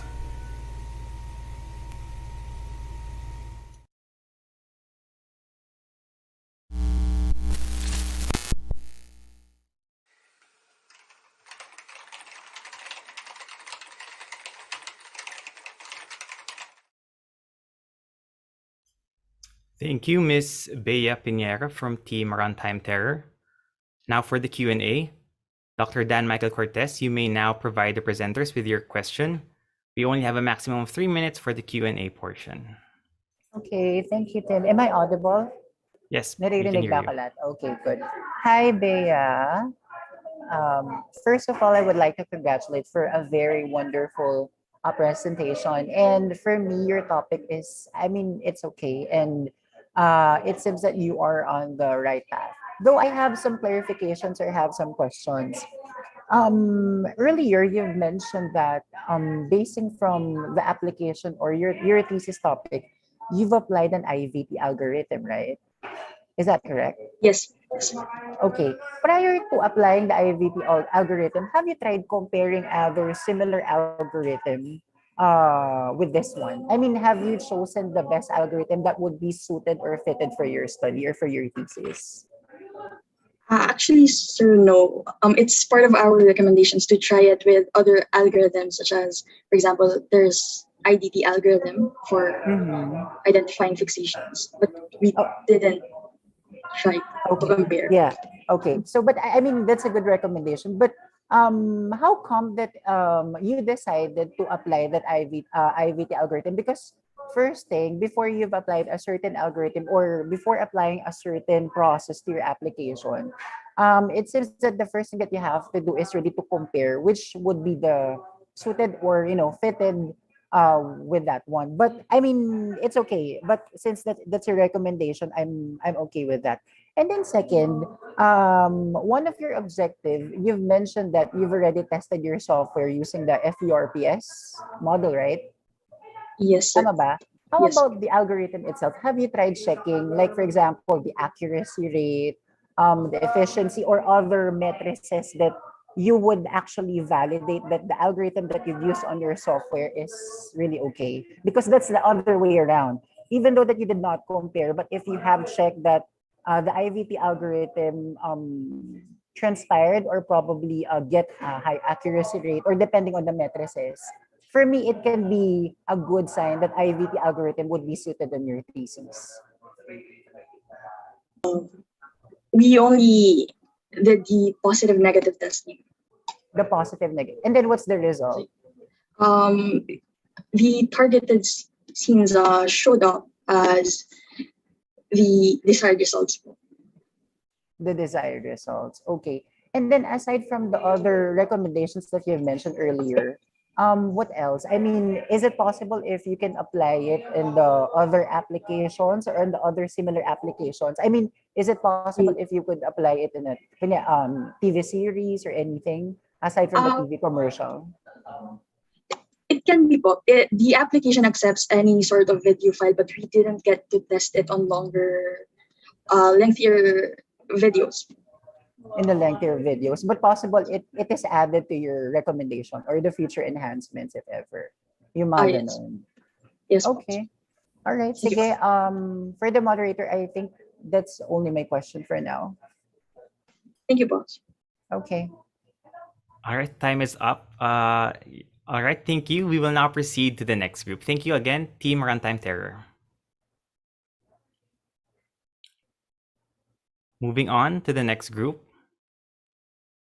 May I call on the presenter of Team Delete to present Bringing Insight to Special Needs Kids Through Words and Interactive Tales. Hello, good morning. Can you see my screen na? May I ask po if you can see my screen na? Yes, we can see your screen and we can hear you. Okay, so I'm about to start my presentation na po. All right, hold on. Just a reminder to all members of Team Delete to open your webcams during the presentation and the Q&A. All right, you may begin whenever you're ready. All right. A very pleasant day to all.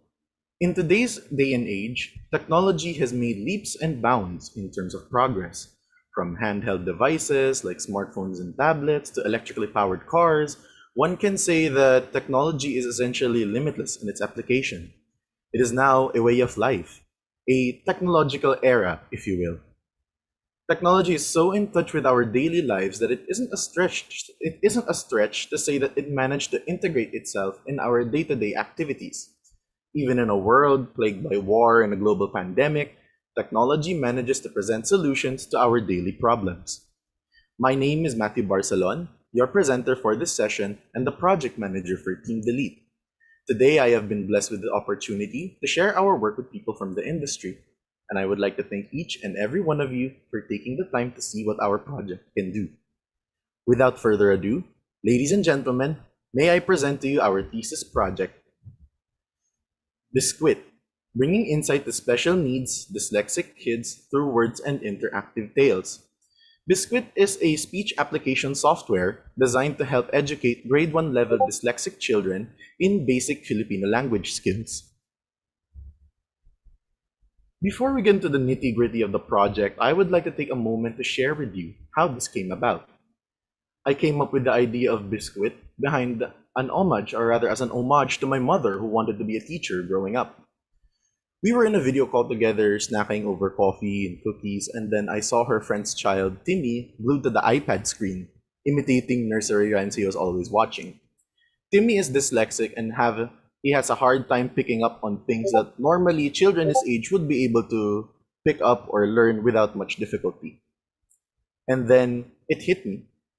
While I was fortunate enough to not contract a learning disorder at a young age, as a child, I was admittedly also more versed in English rather than my native language, and that made it difficult for me to communicate as well as socialize with my peers.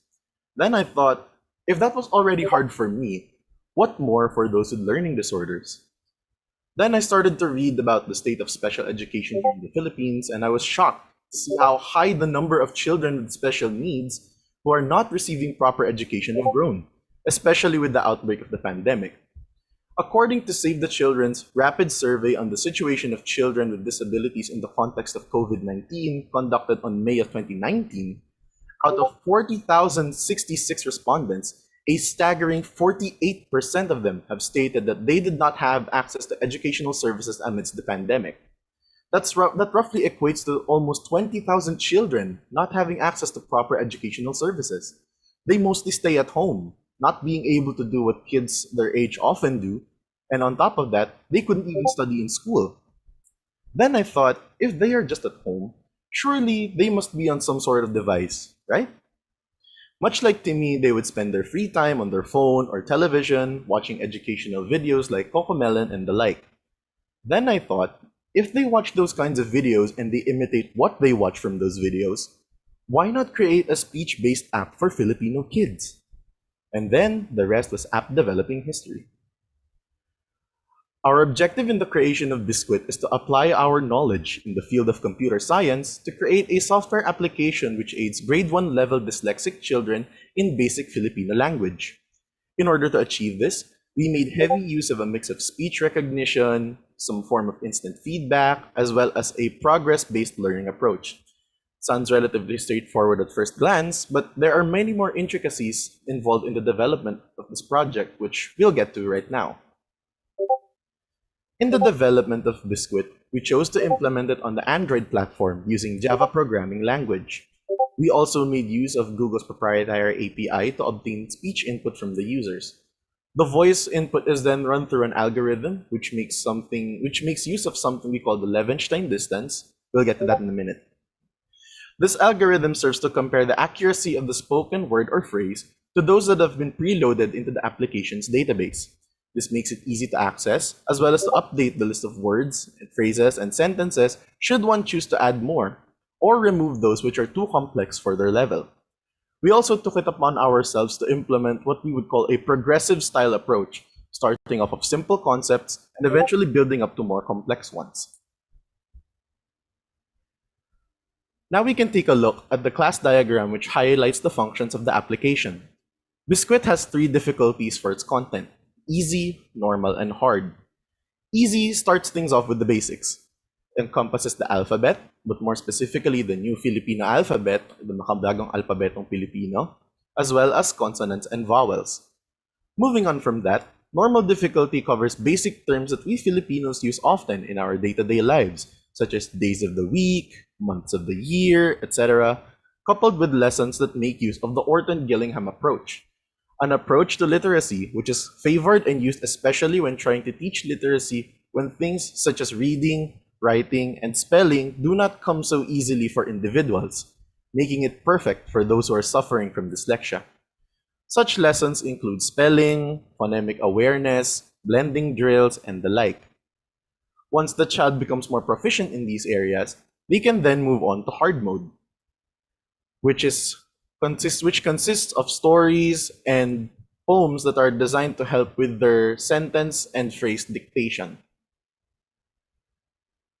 Progress is given out in the form of audio as well as visual feedback in the form of stars, as well as an audio cue, which states that when they reach a certain accuracy level, there's an appropriate response that is to be given. For example, if a student reaches 60% or merits a 60% accuracy rating with the app will give them 2 stars, and then the app will tell them that your pronunciation was good, but you can do better. And their individual progress per activity can also be viewed in a separate window. As tackled earlier, we chose to implement the Levenstein distance in comparing for the accuracy of the spoken word or phrase to be those found in the application database. Essentially, the Levenstein distance is a metric which measures the difference between 2 sequences. In order to understand how this algorithm works, you can take a look at the diagram on the right. The knowledge string represents the words and the phrases that we have stored on our database. The character string represents the user's speech input, which is eventually converted into text. The application then compares the two to check for any differences, and then produces an output number ranging from 0 to 1, indicating if there is any deviation from the two, with 1 signifying that the 2 strings are similar.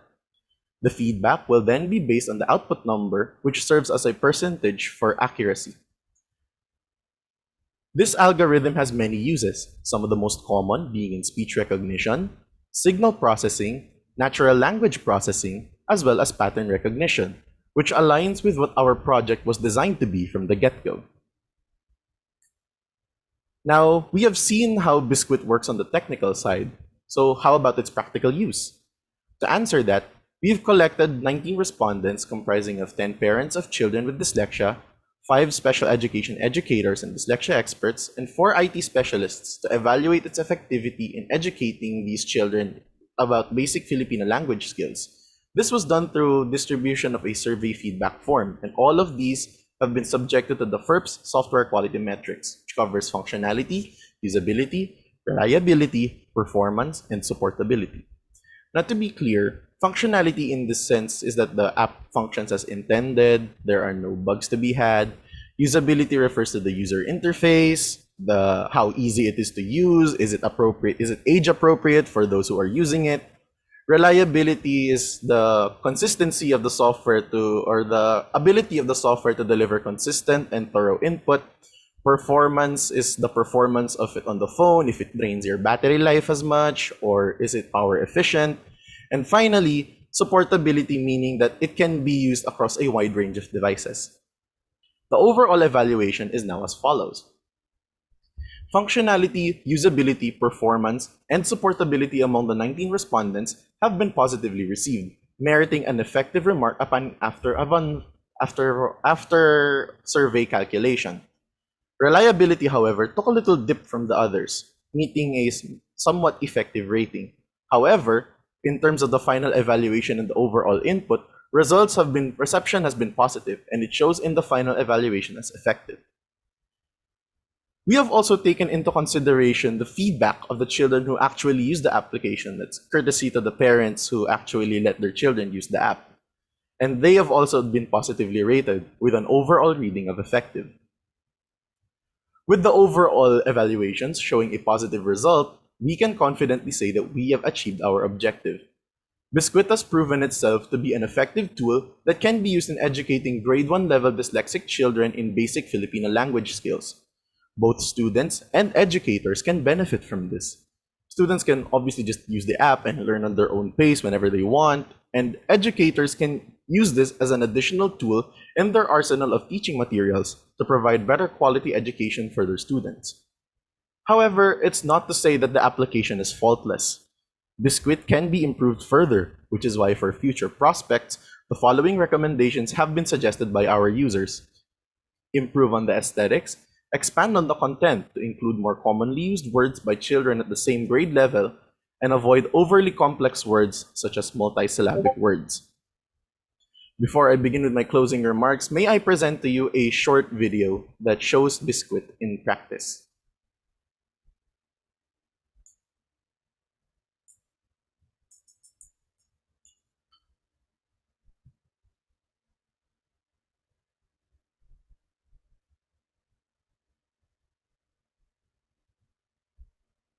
Learning in the midst of a pandemic is challenging for many of us, especially for young dyslexic children. Which is why we at Team Delete have come up with a simple alternative learning solution for grade 1 level dyslexic children, so their Filipino language skills may be honed anytime, anywhere, and at their own pace. Introducing Biscuit, a mobile app designed for young learners to hone their basic Filipino language speaking skills. Education in the midst of a global pandemic has affected learners across the globe. Students in this new normal mostly adapted to online learning as the new classroom.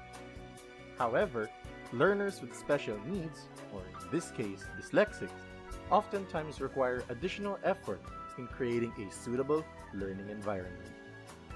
Here in the Philippines, special education has struggled to find a foothold amongst the general education system. Making matters worse, the pandemic has only made things more difficult, both for the students as well as the educators. So we asked ourselves, what can we do about it? This has led to the creation of Biscuit, an alternative, mobile-based learning platform. By utilizing a progressive learning approach, as well as speech recognition and instant feedback, users can develop their basic Filipino language skills at the palm of their hand.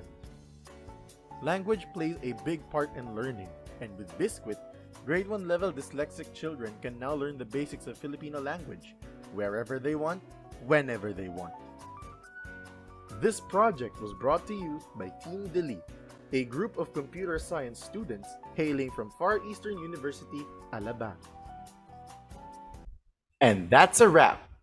As a closing remark, we at Team Delete believe that communication is an important cornerstone of development, And with Biscuit, children with dyslexia as well as special education instructors now have additional tools to help them learn and teach respectively. Technology intertwined with education, much like face masks and social distancing, is slowly becoming the new norm.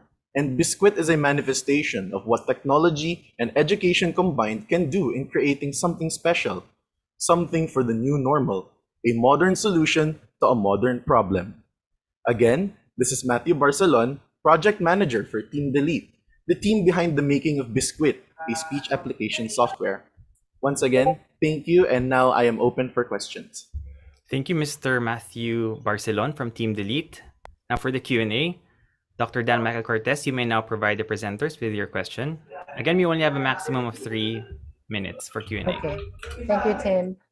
Sorry for my very noisy background. Anyways, Oh, I understand that. yeah. Good morning. I just have Yes, some, good well, morning. before anything else, I would like to congratulate. It seems that you're well prepared and your topic was been presented visually appealing for me. Though, Thank you very much. meron akong clarification. Yung Yes study po. nyo that you've applied Levenstein with a dyslexic, hindi siya bago, right? I mean, marami na siyang mga previous studies. Tama ba ako? Yes, I believe. Pero there isn't any pa that is sorely catered for Filipinos in general because our application po is dubbed for Filipinos po talaga. Okay, because actually that's my next question. Since marami na siyang existing study, ang next question ko kasi is, what would be parang yung unique contribution nyo as a researchers to your study? So yung first answer mo is, yung study nyo or your thesis would be applied meant for Filipinos. Is that right? Yes po. Okay. Kasi when I was trying to browse yung mga IEEE or ACM, there are actually a lots of studies who've applied it in the other country. And they've already solved yung mga parang complex words, which leads to my next question. Kasi yun na nakita kong recommendation na for possible recommendation for complex words. So yun. So ako, ang siguro suggestion ko for improvement is I would go on dealing with complex words using with the Filipinos kasi yung nire-recommend nyo, it was been already answered though it was in a different setting. Yes po. Yeah. So yun. What do you mean by aesthetics? Ano ibig sabihin na aesthetics? Focus on aesthetics. More on yung visual appeal po, like make it more like appropriate for kids of their level so that they can more visually kasi usually if you are dealing with children, they are more inclined on the visual rather than the textual. So they see a lot of colors, Yes, that's right. so we would like to focus on that aspect more so that we can actually catch their attention so that they can be drawn to using the application and not just be bored of just reading text or what. Then they receive so go ahead, sorry. And So you're talking about on the interface itself, on the app. Are we talking yes about po. on the app? Yes po. Okay. Okay. And then on the duration when you are doing testing, did you encounter some problems or errors or basta any challenges during the testing phase or Yes during the po. evaluation phase? Yes.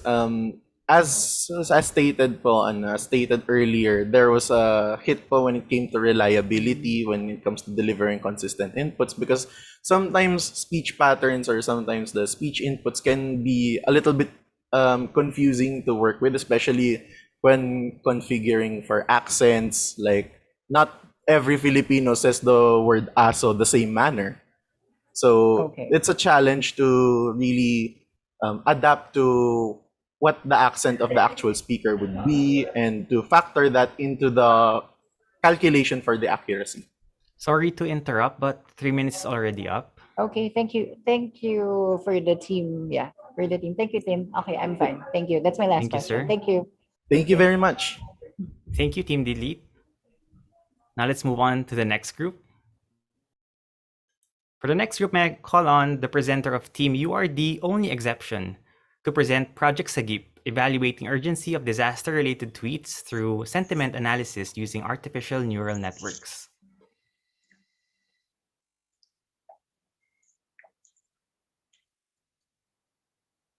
Can you hear me, Pila? We can hear you. All right, Okay. Miss Christine Faca, you may begin whenever you're ready. The Philippines is visited by an average of 20 typhoons every year, 5 of which are destructive. One of the destructive typhoons that hit the Philippines was Typhoon Ulysses, the inspiration of this research. Some parts of the country were severely flooded and people were trapped on the roof of their household. During these times, technology plays a vital role in communicating emergency situations. Traditionally, there is 911, the national emergency number, which has been the first line of help in assisting in rescue situations. The beauty of today's available technology is the creation of more communication networks. Internet connection in the Philippines isn't one of the best in the world, but improved that it allows Filipinos to use messaging apps using mobile data in most parts of the Philippines. Netizens can now ask for assistance in rescue through social media platforms. According to Cooper, social media is one of the most effective means to disseminate information to the public quickly. Based on Erickson and Olson, citizens view Twitter as a tool to alert users during a crisis, find current events, and locate news media coverage. Hashtags make Twitter a useful tool in crisis communication because it allows users to gather all the tweets about a specific topic into one area. Despite the advances in technology, the Philippines continues to struggle with rescue operations. That's why we thought of Project Sagip, evaluating urgency of disaster-related tweets through sentiment analysis using artificial neural networks. The objective of this research was to evaluate a tweet's urgency using sentiment analysis with supervised learning over an ANN. Specifically, its goal was to give a decimal number for typhoon-related tweets between 0 and 1, where numbers close to 0 are not urgent and numbers close to 1 are urgent. For the specific objectives, first was to pre-process a dataset for training and validation using NLP techniques to make our model understand the input weights more. Another one was to build an ANN with an embedding layer, global average pooling layer, and an output layer with sigmoid activation function that makes the urgency score a decimal number between 0 and 1. Next was to evaluate the performance of the ANN's prediction using binary cross entropy and confusion matrix analysis. Another one was to be able to generate reports containing the important information to give to our partners. And last was to be able to test and evaluate the project under McCall's quality model. These are the papers that we used as reference. The papers contributed great ideas and proofs on how social media can be a great source of big data and its continuous flow of information when it comes to disaster and rescue operations. Sentiment analysis of typhoon-related tweets using standard and bidirectional recurrent neural networks was the closest related study to this research. Although Imperial's model focused on classifying tweets and not evaluating them, sentiment analysis was also used. The difference between the models was that Imperial's was recurrent and this research used feed-forward ANN. This research focused on evaluating the urgency score of tweets expressed through a numerical value, while Imperial's research focused on classifying tweets as positive, neutral, or negative. For a closer look at the mathematical calculations happening in the model, we will talk about the feed-forward formula. The first step uses the formula z equals x times w. Z is the resulting matrix of activity of the next layer, x is the input matrix, and w is the matrix of the weights going to the next layer. This is a sample computation. You can see two words help and us with values 2 and 1 respectively from the embedding. Those two values will be the input matrix of the x. The initially random weights will be the w. Multiplied, the result will be the z. The second step uses the formula a equals f of z, where a is the matrix of the activated values, and f of z is the application of the activation function for every value in z. In the example, rectified linear unit activation function will be applied to the values where positive values remain as is. Then, if there is a following layer, you will repeat the first step, but you will use the resulting value of step 2 as the replacement for the input matrix. Basically, steps 1 and 2 will be repeated until you reach the last layer whose formula is identical to step 2's formula. In the example, the matrix with 6 and 5 values will be multiplied by the weights going to the output layer, which contains the values 0.3 and 0.5. The resulting value on the output layer will be 4.3. As said in the formula, sigmoid activation was used, that is why the result is a value between 0 and 1, which is 0.896. The actual value for that sample is 1, and the predicted value is 0.896. Applying the binary cross entropy to know the loss or log loss, the value would be 0.15. The next part would be the back propagation. We use the Adam optimizer. Adam's formula is a combination of momentum and RMS prop, or root mean squared propagation. In the example, we will update the 0.3 weight adjacent to the last layer. For that, we will use the formula for momentum, which is m2 equals b1 times m1 plus 1 minus b1 times g. And for the second step, the formula is m3 equals m2 divided by 1 minus b1 raised to t. m1 is the first moment estimate which starts at 0, m2 is the updated first moment estimate, b1 is the first moment estimate in Adam with a general value of 0.9, g is the gradient of the objective function, which is, again, the binary cross entropy function. Lastly, m3 is the corrected updated first moment estimate, while t is the time step initialized also as 0 and increments by 1 each iteration. M3 was calculated to be negative 0.0104. For the RMS prop, the formula is technically the same, but the difference is that the gradient of the objective function is squared, and B2's value is 0.99 instead of 0.9.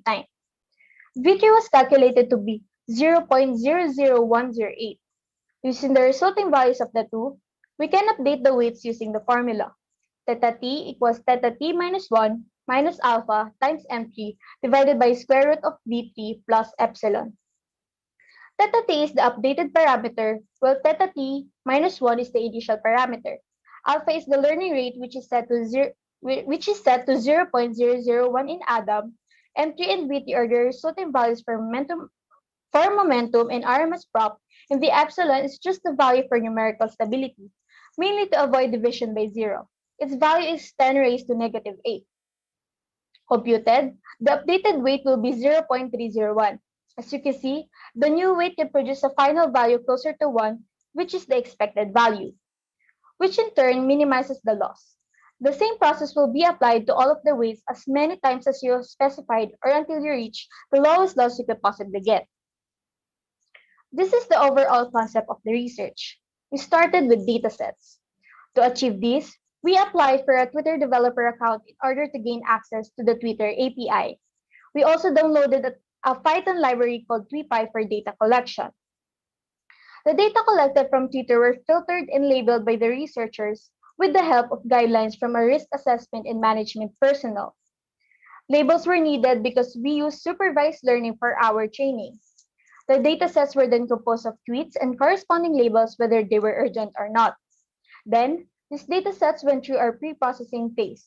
This is where duplicates were removed, lowercasing, removal of irrelevant symbols, NLP technique like tokenization happened, and sentences were converted into sequences. The pre-processed data was then fed to the ANN for training and validation. Our model consists of the mandatory input layer where the data enters. The next layer was the embedding layer, which helped us process the textual data that we use. Next was the pooling layer. We used global average pooling layer, where all the values inside the vector were averaged. Following were the hidden layers that have rectified linear unit activation function. On the output layer, a sigmoid activation function was used that converts a value closer to 1 if the value is high, and converts a value closer to 0 if the value is low. After the data went through our ANN, a trained model and vocabulary were made. The training and validation dataset and a single training session passed through our model multiple times. Each pass of the whole dataset in the ANN is called an epoch. Now, each epoch optimizes our model and increases the accuracy of the prediction. Alternatively, it can make our model suffer a decline in accuracy, and that is when we need to apply regularization techniques. The accuracy result of each epoch were monitored to bring the optimal results that the training can produce. The following are the results of our research. Our final dataset is composed of English and Tagalog tweets related to Typhoon Ulysses from November 8 to 16, 2020. There are 2010 urgent and 2010 non-urgent tweets which comprises 6,871 unique words. The enhanced architecture was implemented as described in the conceptual framework. We used 3,900 of the 4,020 tweets for training and the remaining 120 for validation. Here are some examples of typhoon-related tweets we tested our model with. As you can see, the first tweet has a very high urgency score, closer to 1, because as you can see, the tweet is asking for help.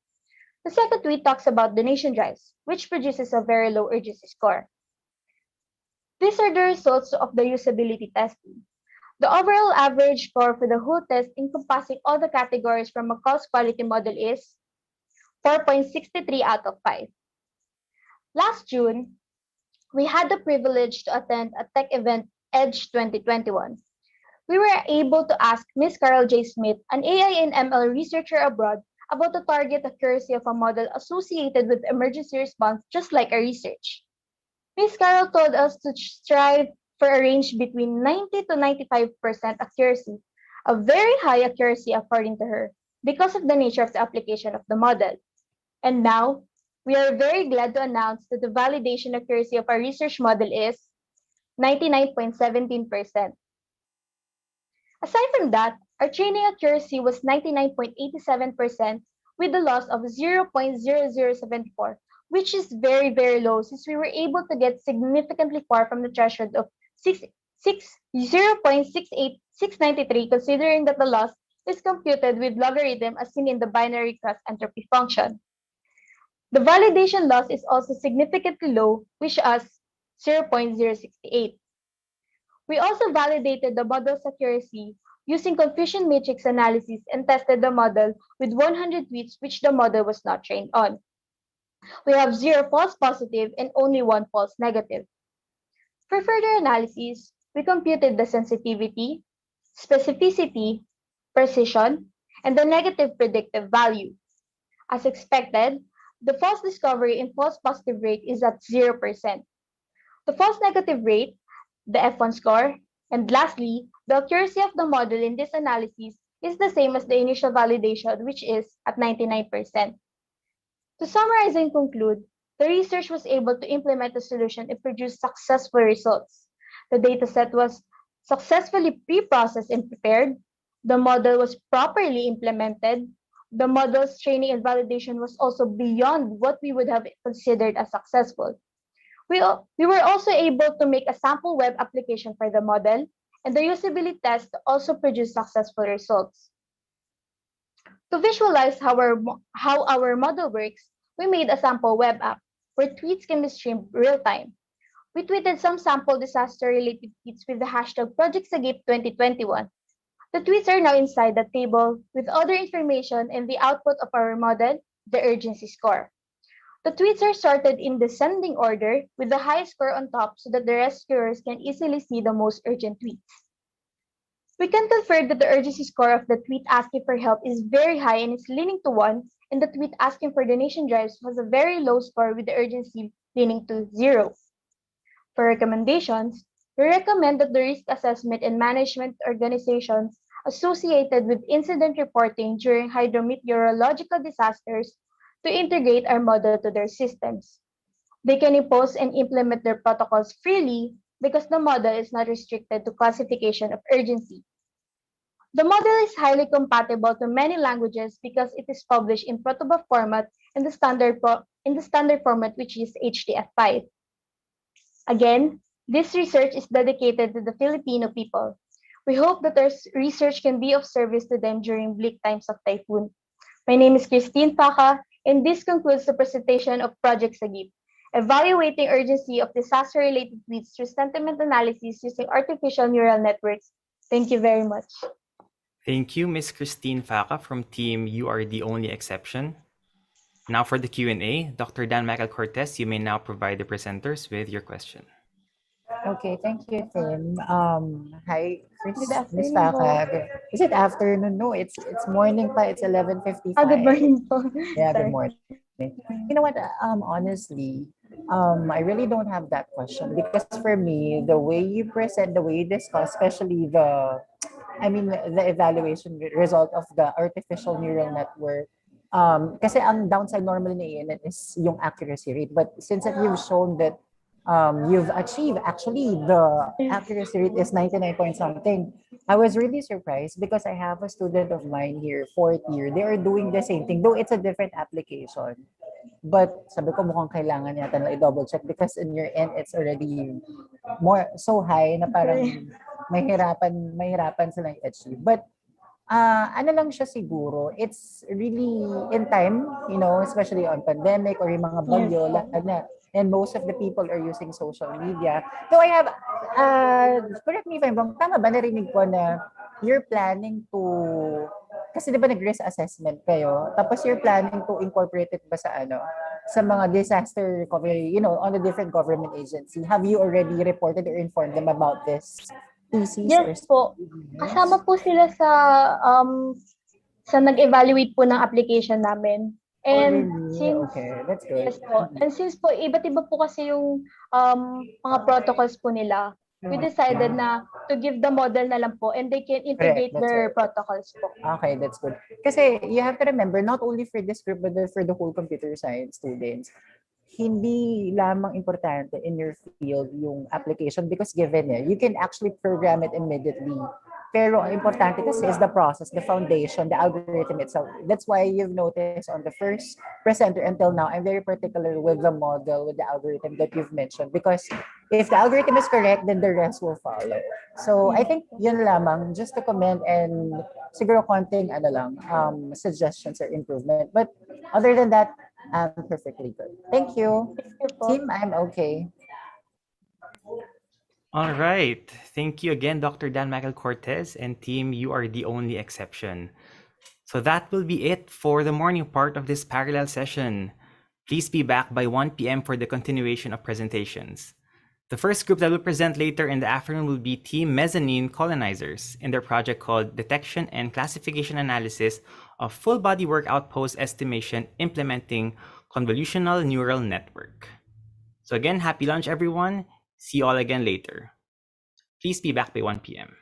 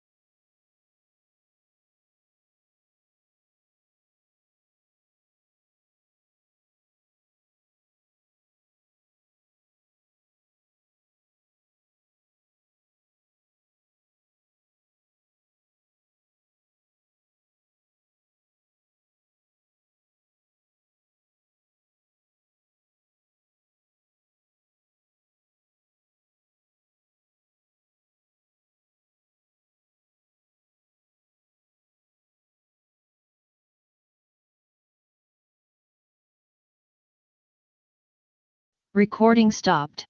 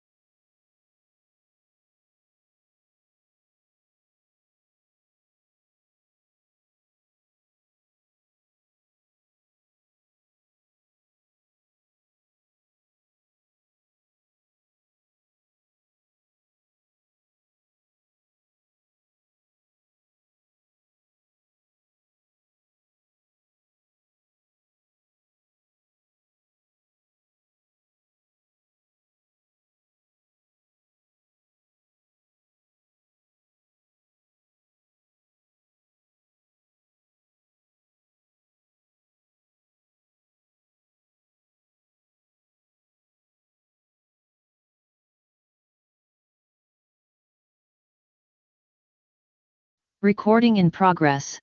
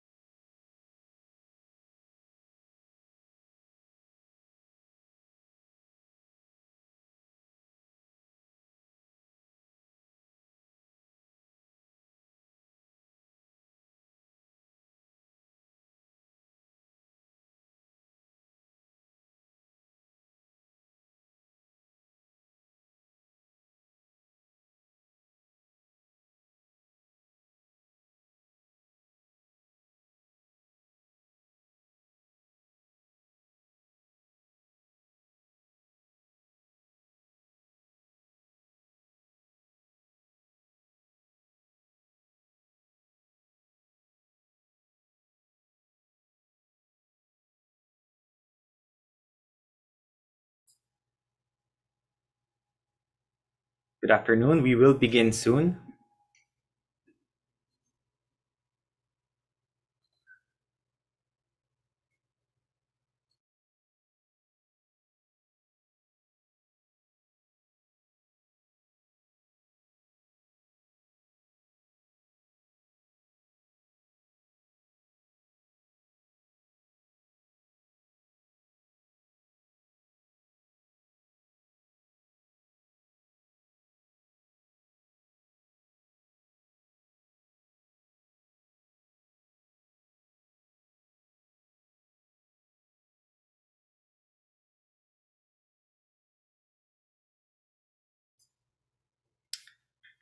Good afternoon, participants. Dr. Dan Michael Cortez and our guest. Welcome back to the parallel sessions of Eureka. We will now proceed to our fourth presenter for the computer science track.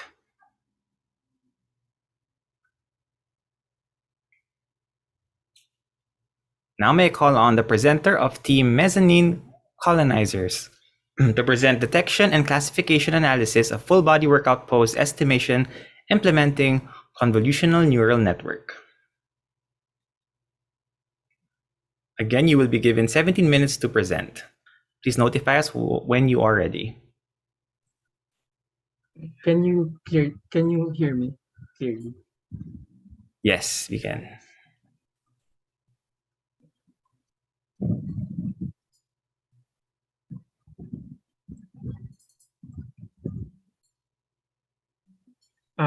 Can you see the presentation? I can see the presentation, yes. Can you hear the presentation? There's no sounds There's at no the sound. moment. Okay.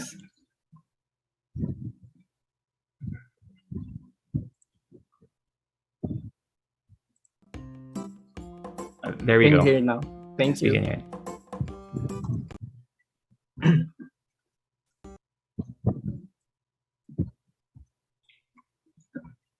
So good afternoon to everyone that attended this conference, and especially to our dear judges.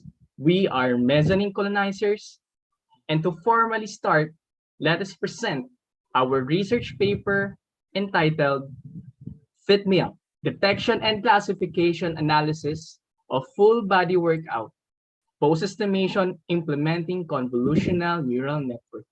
The authors are Ramos King, Alejandro Carl, and yours truly, Basivas Ken. We would like to quote that fitness is a state of mind. Exercise stimulates muscle development, joints, and bones, as well as the lungs and the heart. It helps prevent or manage a wide range of health issues and concerns, including heart disease, obesity, high blood pressure, strokes, and the like. Exercise can also help manage and prevent mental health problems like anxiety and depression. Exercise is essential to live a healthy life, especially during this worldwide pandemic where everyone is quarantined. People need to keep healthy for the sake of their immune system, to compensate for being less productive that the pandemic has caused. One of the technologies that can be applied to help is the utilization of the human pose estimation used in artificial reality such as markerless motion capture, namely pose estimation. However, there are limited studies about pose estimation.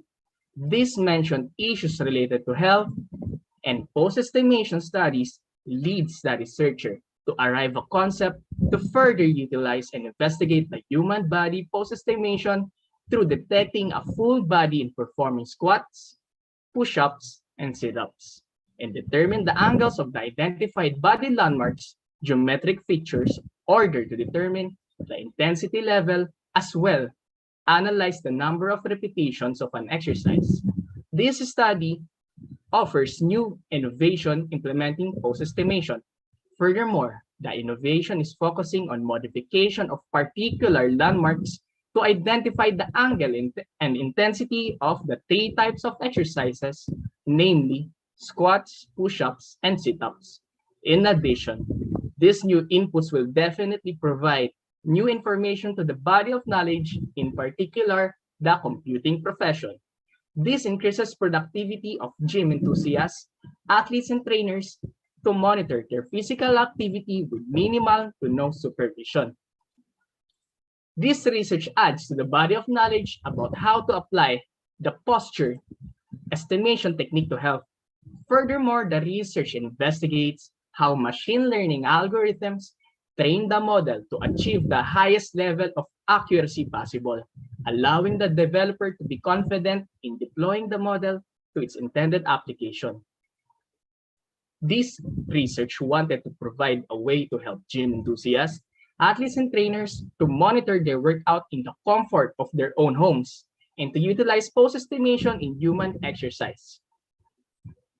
This is our conceptual framework for the algorithm with convolutional neural network. First, we capture the image of a person while working out.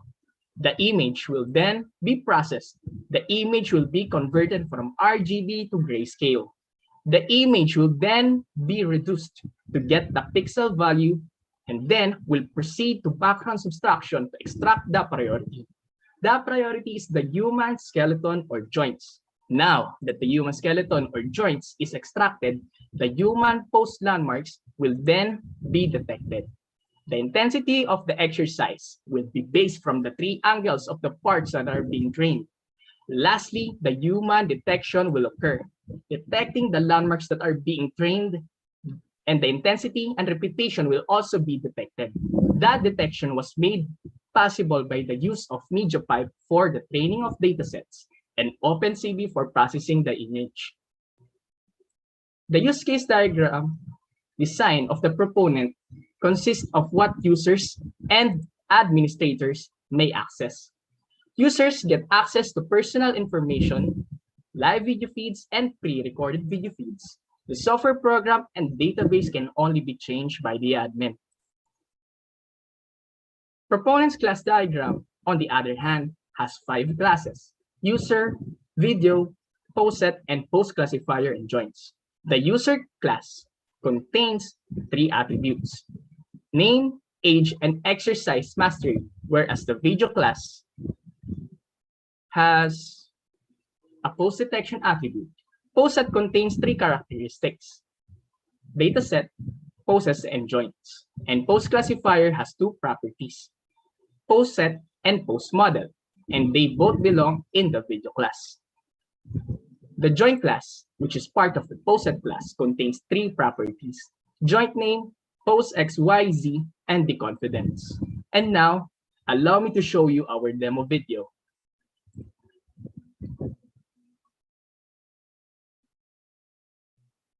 As you can see, the count displays the repetition of the exercise.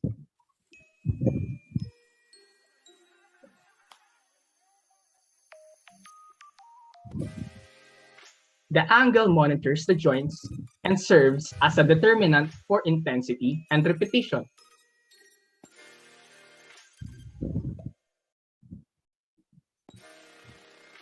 The bar displays the intensity of the exercise.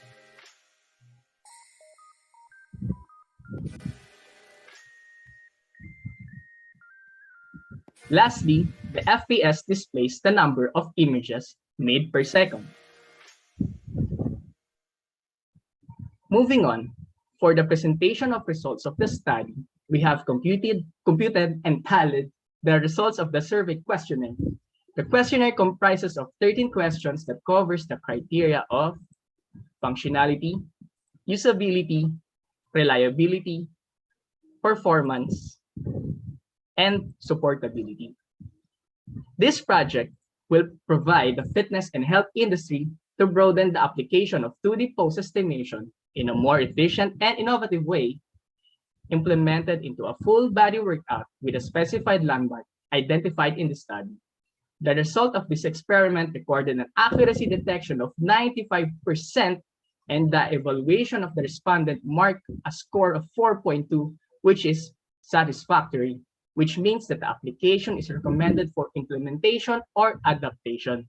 Thus, the study would like to recommend the following for further improvement: create application across platforms, consider more physical activities, and implement the application into an actual setting or environment. But before we end this presentation, allow me to show you our commercial video. Hope you enjoy. Good day. I would like to show you something interesting. Are you getting burned out, stressed out, or bored? I think I have a solution with that. Good day. I would like to show you something interesting. Are you getting burned out, stressed out, or bored? I think I have a solution with that. I will offer something that you might need. This can change your life and can make you productive even when at home. This is a product that can be used by gym enthusiasts, gym trainers, and athletes. I will proudly present the Fit Me Up. This is a computer vision trainer app that can detect the repetition of the exercise, namely squats, sit-ups, and push-ups. With this app, it can be helpful for your gym and fitness goals without supervision. By the help of the modern technology, we can make anything possible. Let me show you the product of innovation.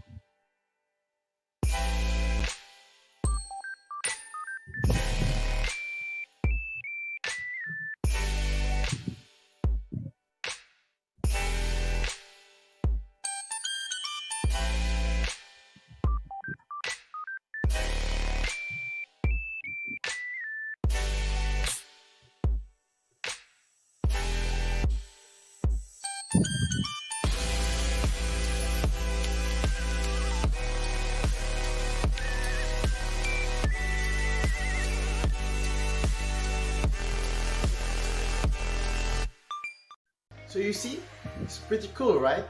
Let us hear the opinion of some experts with a first-hand experience with Fit Me Up.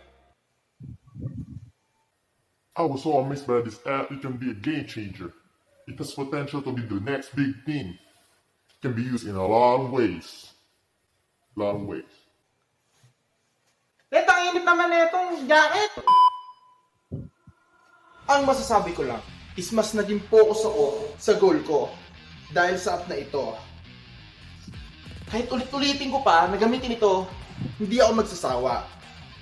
The best itong Fit Me Up. Hoy, iwan mo yung So guys, you already heard everything from our experts. If you're not still convinced, the app is available for free and it's a great price. Again, we are mezzanine colonizers.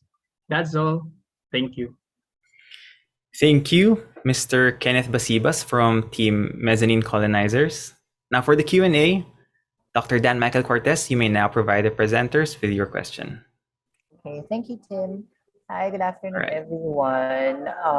Yeah, good afternoon. For Team Mezzanine, I just have one question. First, well, actually, your topic is good, especially for those people na nakalimutan ng, be fit, especially during the pandemic. Kasi yun naman talaga yung challenge. It's more of when you go on a gym or when you do workout, especially mga core workout, if yung parang ano tawag dito? Yung more on the form, the body, yung the form when you do core workout, it's really difficult if na-reach mo siya or hindi. So, meron lang akong some questions. Yung sa accuracy detection nyo earlier on your conclusion, does it pertain on the algorithm itself, on the sa machine learning? Yes po, sir. Sige, go ahead. Explain. Sige. Okay po. So yung 95 detection na nakuha po namin is from the package itself, which we use the an accurate data set, which is a package from Google, which is MediaPipe for. So we okay, can. That's why. Yes.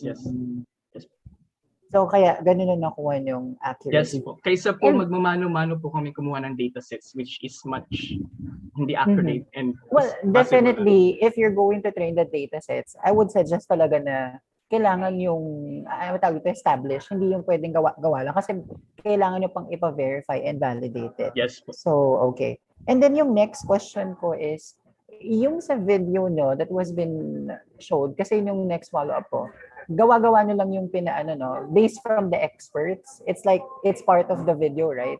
It's part of the video. Okay, but in reality, it was not been checked by the experts. Tama ba? Na-check po siya ng gym trainers. At saka meron pong IT expert din po kami na nagpa-consult din po. So, which is okay din po sa akin. Hindi lang po sila Okay. na-include sa commercial video. Yeah, okay. But you've already included it in the document. It's part of your validation in terms Yes of your po. results. Yes. Okay. Sige. Kasi ako, I'm looking forward that you can apply this, your thesis, your study to, especially for the people who has not afford na talagang to really go on, go for trainer or something kasi nga it's very expensive. But other than that, I'm good with this one, especially with your algo that has something to do with the convolutional neural network. So no further questions, I think. That's it. Thank Thank you you, po. Mezzanine Thank you Group. Yeah, thank you. That's it, Tim. I'm good. Thank you. All right, if there are no more questions, we will now proceed to the next group. Thank you again, Team Mezzanine Colonizers and Dr. Cortez. All right, for the next group, may I call on the presenter of Team Alt F4 to present KYON, Dog Breed Classifier and Offspring Generator using computer vision. Can you see my presentation? Yes. Greetings, we are Alt F4, and this is our research entitled KYON, Dog Breed Classifier and Offspring Generator using computer vision. I am Kit Lundberg Salandanan, the project's database manager and your presenter for this group. To start, let me introduce this study to everyone. We are a firm believer that dogs are important and that they are more than just pets to numerous people. Now the question is, can you tell which dog breed it is? There are dog breeds that are specifically created for different professions. For example, Siberian Huskies used to pull sleds for transportation in mountainous areas, while Alaskan Malamutes used to carry luggage for humans as a travel companion. With that said, we now know that these dogs need different types of exercise. Huskies should be able to run around, and Malamutes should be able to carry loads or go on hikes. Did you know that there are 340 known dog breeds around the world?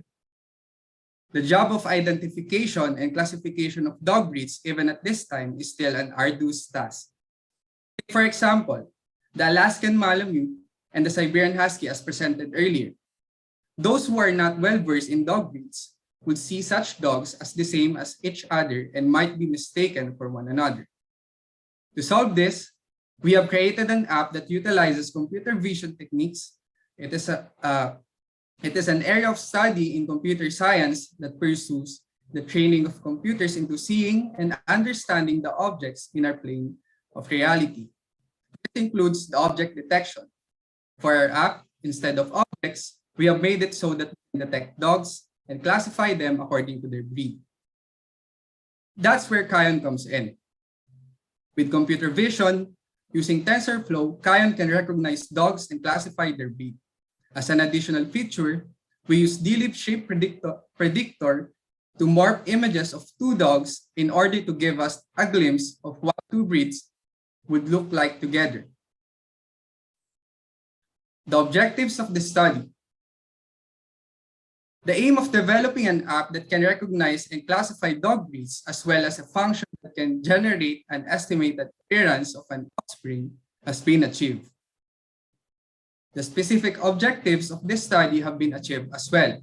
The following are the specifics: to create a mobile application that is able to detect and classify its dog breed with an option to generate a possible offspring, to train a model that can classify dog breeds, to create a function that can take two images of dogs and morph them into a single image, to create a database that stores the data of generated offspring for further evaluation, to test and evaluate the project. Let us move to the theoretical framework. We would like to start off by showing you figure 1. the step-by-step process of convolutional neural network. It works by breaking down an image pixel and grouping it into what is called a filter. Each filter is compared on a specific pattern on the network, and the output layer will be its prediction. The second figure will be the MobileNet architecture. MobileNet is a model of CNN that will be able to run on mobile devices because of its low latency and low power consumption for image classification and detection. DLIB is a toolkit that contains machine learning algorithms that can create complex solutions.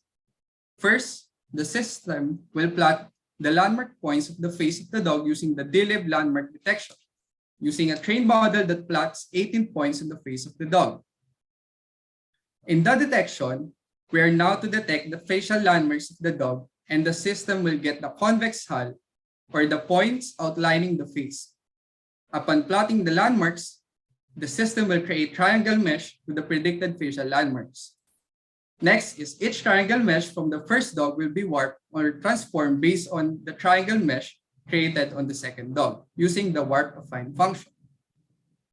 Conceptual framework. It consists of 3 phases, which are the input, process, and output. The first conceptual framework will be for our dog breed classifier. Its input will be a live camera feed. Afterward, it will process the input by detecting a pattern that closely or completely resembles the dog and will classify it according to its breed. Its output will simply be the breed of the dog that is going to be shown in real time. Next will be the offspring generator. The input will consist of 2 images of 2 dogs. It will then process those images through the use of MobileNet to detect the dogs first, to finally generate a morphed image of those 2 dogs. The scope of this project involved the use of Android as a means to capture photos of dogs. With this in mind, the study would involve the participation of dog owners, pet shop owners, vet clinic owners, pet grooming salon owners for this study. The process used a smartphone to capture an image. We use the camera as a live feed to determine the object. The limitation of this study revolved around the accuracy and performance of the AI created with the use of convolutional neural network due to constraints of data. The dataset contains approximately 20,000 images, 120 dog breeds, only with 180 images per breed. This is available on Android and will apply only to dogs that are at least 1 year old. The platform that we have used in conducting the survey was Google Forms. Here is a sample of an answer survey questionnaire from a veterinarian. The researchers made use of verbs as a guide in constructing the questionnaire. These questions are tailored to each category in order to gather data from the respondents and calculate the results. The respondents surveyed 30 respondents, 25 dog owners, 5 pet shop owners, and the respondents' qualification for dog owners should own at least 1 dog in their home. Pet shop owners for their business name, address, and has at least 1 dog in their shop or clinic during the time of conducting the survey. The research utilized a purposive sampling technique. The researchers searched for dog owners and local pet shop owners that are reliable and responsive towards researchers. The statistical treatment of data for this study revolved around the results of the questionnaire that was constructed upon a Likert scale and is based on the FIRBS model. We used standard and weighted arithmetic mean in determining the effectiveness and efficiency of the mobile application, based on the following criteria: functionality, usability, reliability, performance, and supportability. For the presentation of results, first, upper the results of our model training. For the dog detection, observing the loss value in the detection model gave us the advantage of knowing how bad the detection capabilities of the model were. For this, model dropped its loss and kept a stable pace up towards the 20,000 step. From there, the model stopped training for its already at its peak loss and overfitting might occur if the training continues. For the breed classification, testing and training accuracy are closely tied to each other. This indicated that the model can classify dogs that are in and out of the dataset. The asymptotic lines means that the model reached its capacity to learn at around 80% accuracy. For the summary and conclusion, first we have the summary of our findings. The results proved to be positive on all of the criteria under FIRBS. Results also show that the standard average score for each criterion ranges from 4.12, which is highly satisfactory, to 4.53, which is excellent. The respondents' positive feedback helped the group prove and achieve the objectives of this study. In conclusion, the project achieved all of its objectives and received positive feedback from our target respondents. The purpose and objectives of this thesis, which is to create models that can detect and identify a dog's breed, as well as create an offspring generator, were achieved. Based on the results of the survey, Kion is deemed as a good application. With that being said, this project can be further improved. As mentioned earlier, Kion is still subject to improvement. We recommend the use of 2,000 to 3,000 images as opposed to the 414 images the respondents use that are properly labeled so that the offspring generator can be more consistent with the position of each facial landmark. This is to achieve a higher training accuracy for the daily predictor model. We could also recommend for future researchers to use our algorithms if they will pursue a topic related to computer vision. Another one is the expansion of the dataset. With this studies model, it can only cater to 120 dog breeds with around 180 images per breed. Lastly, we recommend that the future researchers opt to avail a premium web server service to be able to perform memory-intensive functions. This is the sample generated offspring of our system. And this concludes the presentation of our research, Kion, dog breed classifier, and offspring generator using computer vision. We are now open to questions, comments, and suggestions. Thank you. Thank you, Mr. Keith Salandanan from Team Alt F4. You may now proceed the Q&A. Dr. Cortez. Okay. Thank you, Tim. Hi, Team Alt F4. Good afternoon. So, yeah, your topic is all about parang classification of dog breeds. Ang question ko una is, kasi when I was trying to search about your topic, it seems that the concept itself is not new because I tried to search on IEEE ACM. Ang dami nang may mga study na related dun sa mga identification of dog breeds. Dog breeds using deep learning, computer vision, same algorithm with the convolution neural network. So ang question ko is, ano yung parang unique contribution nyo or what is the difference based from your presentation aside that you're trying to present it in the mobile application? Sir, Yun muna may yung first question May ko. I answer that Yes. question? Go ahead. So the unique part about our research is we implemented the implementation of offspring generator po. We implemented yung we are already aware that there are a lot of Yes, that's breed right. classifiers out there, but the unique part about our study is we are the possible first pioneer of generating the offspring of the dogs po. Okay. And then yung next question ko, though it's a limitation, anong reason behind why did you limit your study into yung sa accuracy? Because since that you're going on a computer vision and yung mga convolution neural network, it's very important that you have an idea. I mean, on gaano ba ka-accurate yung model na ginamit nyo. Though, yun kasi understanding ko sa limitation. Pero yun lang. I mean, if you can answer that question. Do you have an idea about the accuracy? We have two models po, sir. Are you talking about the breed classifier or the offspring generator po? Both. Both siya. Both. Okay po. So sa breed classifier po, we limit our data set for more accuracy po. We Okay. limited for 120 dog breeds lang po. Kasi yun po Mhm. yung novel data set, the novel data set po ng Dataset. Stanford dogs is ano po siya, Okay. parang fine grade na po yung images na yan, parang high quality po siya na images. So Mhm. we opted to use those images instead of Mhm. a larger one, pero hindi naman po siya like verified. So para mas Hindi pa siya accurate po yung verified. para mas accurate Mhm. po yung maging results po ng project namin po. Okay, all right. Yun lang naman, but other than that, I'm actually happy with this kind of study or thesis kasi I'm a dog lover as well. So I really appreciate you, this sir. kind of topic as well. Hopefully sana in the future pwede yung mga cats, 'di ba? Kasi may mga cat Apo. lover naman and other sort of animals. Okay? Apo, sir. But other than that, I'm good. Congrats. That's Thank it. you, sir. Team out Thank you effort. po. Thank you, team. Thank you.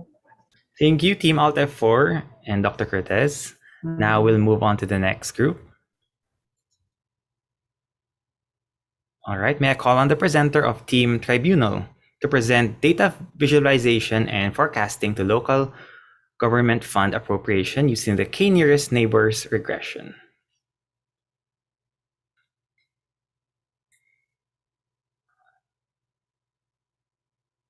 Can you see my screen? Yes, I can. Let me reshare for sound. Okay.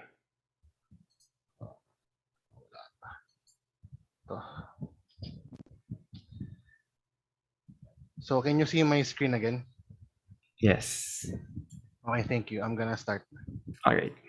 So good afternoon, PR Tribunal. My name is Jens Gabriel Hoveliano, and I will be presenting our thesis project entitled Data Visualization and Forecasting of Local Government Fund Appropriation using the K-nearest neighbors regression.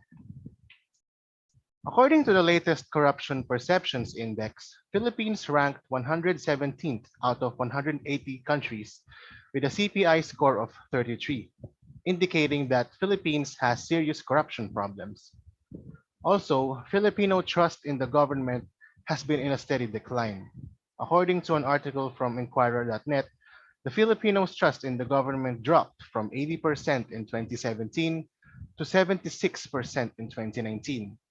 One reason for this decline is the lack of well-presented government transparency. And what better way to present the data from the government's funds is through graphical visualization of these data. According to Spencer in 2018, researchers from 3M Corporation concluded that the human brain processes visuals 60,000 times faster than text. This study plans to solve that problem by creating a web application that focuses on data visualization and forecasting using the K-nearest neighbors regression. The main objective of this study is to maximize the use of the K-nearest neighbors regression machine learning algorithm in predictive insights for the fund appropriations of the local government units. To achieve this set of objectives, the following specific objectives must be met. To implement K-nearest neighbor regression on providing insights for the fund appropriation outcomes for coming years, to determine the relationship of the factors that affects the appropriations in the K-nearest neighbor regression model, to determine and analyze fund appropriation related attributes significant for the visualization, to generate insights and forecasts for decision makers, and finally, to test and evaluate the developed web application. The K-nearest neighbor regression algorithm is a non-parametric method that, in an intuitive manner, approximates the association between X and Y variables and the continuous outcome by averaging the observations in the same neighborhood. It also uses feature similarity to predict the values of any new data points. The K-nearest neighbor regression algorithm will be used to predict the outcome of the future data on the public funds. This algorithm fits this study as it is a supervised machine learning algorithm, meaning it relies on labeled input data like the types of revenues or appropriations to learn a function that produces an appropriate output when given unlabeled data. KNN also makes no assumptions about the data given, meaning that there is no need to tune several parameters or build a model. This makes it crucial in nonlinear cases. For example, if an emergency suddenly affects the budget of a city, It does not affect the accuracy of the forecasting Recording model, stopped. as nonlinear model produces smaller residuals. Nonlinear regression models like KNN is a powerful alternative to linear regression, as linear regression models have a lot of disadvantages when it comes to forecasting. Recording in progress. For example, linear regression is limited to linear relationships. By its nature, linear regression only looks at linear relationships between dependent and independent variables. That is, it assumes that there is a straight line relationship between them. Sometimes this may be incorrect. After Aninaw Tech, our web application, was developed, the researchers conducted a survey to test the web application with the criteria following functionality, usability, reliability, and performance, or FERPs for short. The survey had 53 respondents, wherein one respondent is a field expert who had experience as a developer in the finance department of the company he worked in. 10 were accountants who worked or had experience working in a municipality, while the remaining 42 were general Filipino public. The researchers tried to involve as many regions as possible, garnering respondents from 8 different regions, specifically National Capital Region, Calabarzon, Mimaropa, Central Luzon, Western Visayas, Central Visayas, Eastern Visayas, and Caraga Administrative Region. Based on these results, the researchers concluded that the use of the k-nearest neighbor regression algorithm on providing insights for the fund appropriation outcomes for coming years is incorporated in the web application and is achieved.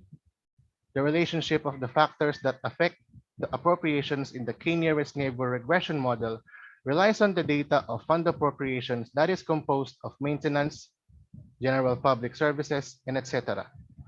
The related attributes that are significant for the visualization are data types, revenue, and appropriation, year, region, and city. Using the k-nearest neighbor regression algorithm, the web application is able to achieve its objective to forecast and make insights for the decision makers. The developed application was tested and evaluated by the expert working in the government unit as accountant. After concluding based on the results, the researchers recommend the following. The researchers recommend that they deepen their understanding of government fund appropriations to further understand how the government allocates their fund. This will lead to better interactions and relationships between the government and its constituents. A deeper understanding will also serve those in the field of fund appropriations for future improvements on how fund appropriations are made. Also, the researchers recommend that they expand the data gathered to deepen their analysis for forecasting. And now I will share my other browser so that I can demonstrate the web application. If you want to visit our web application, the link will be posted in the chat box.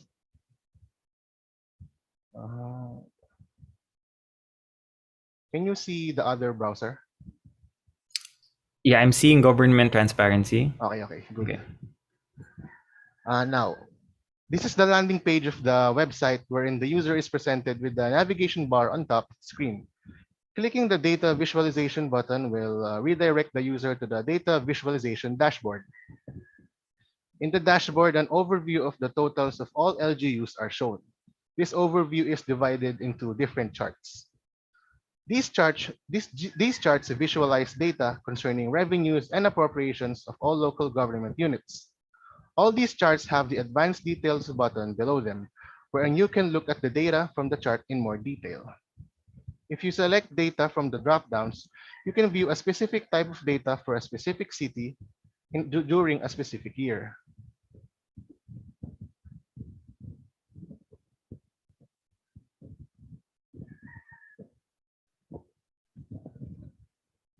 Again, the Advanced Details button at the bottom of each chart will provide proper definitions, explanations, and more detail for the data should the user not know what these are.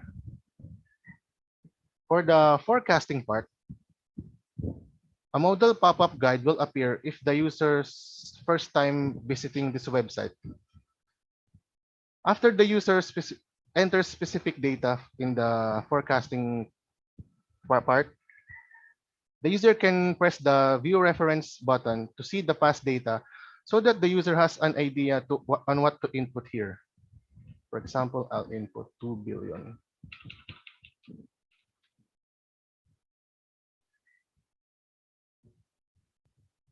Again, if this is the user's first time visiting this part of the website, a model pop-up guide will appear on how to navigate this part of the web application. And that is it for our presentation and demonstration of Anino Tech. I will now play our AVP to end my presentation.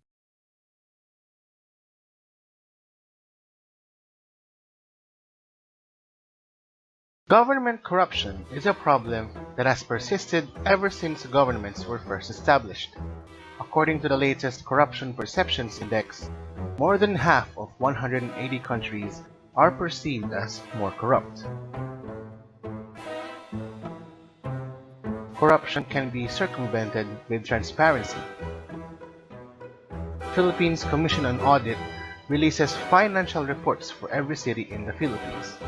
These reports are publicly available in their website. However, the problem is these reports tend to be complex for the layman, as they contain technical information on how fund appropriations circulate through the city. So to solve this problem, the best way to present these reports for transparency is to visualize the data available from the Commission on Audit into easy-to-understand charts and graphs. Anino Tech, a data visualization and forecasting web application. Anino Tech visualizes already available data into various charts and graphs to help the general public understand how government fund appropriations work. Anino Tech also has a forecasting feature, wherein it uses the k-nearest neighbors regression algorithm to forecast the next fund appropriation for that city in the coming year.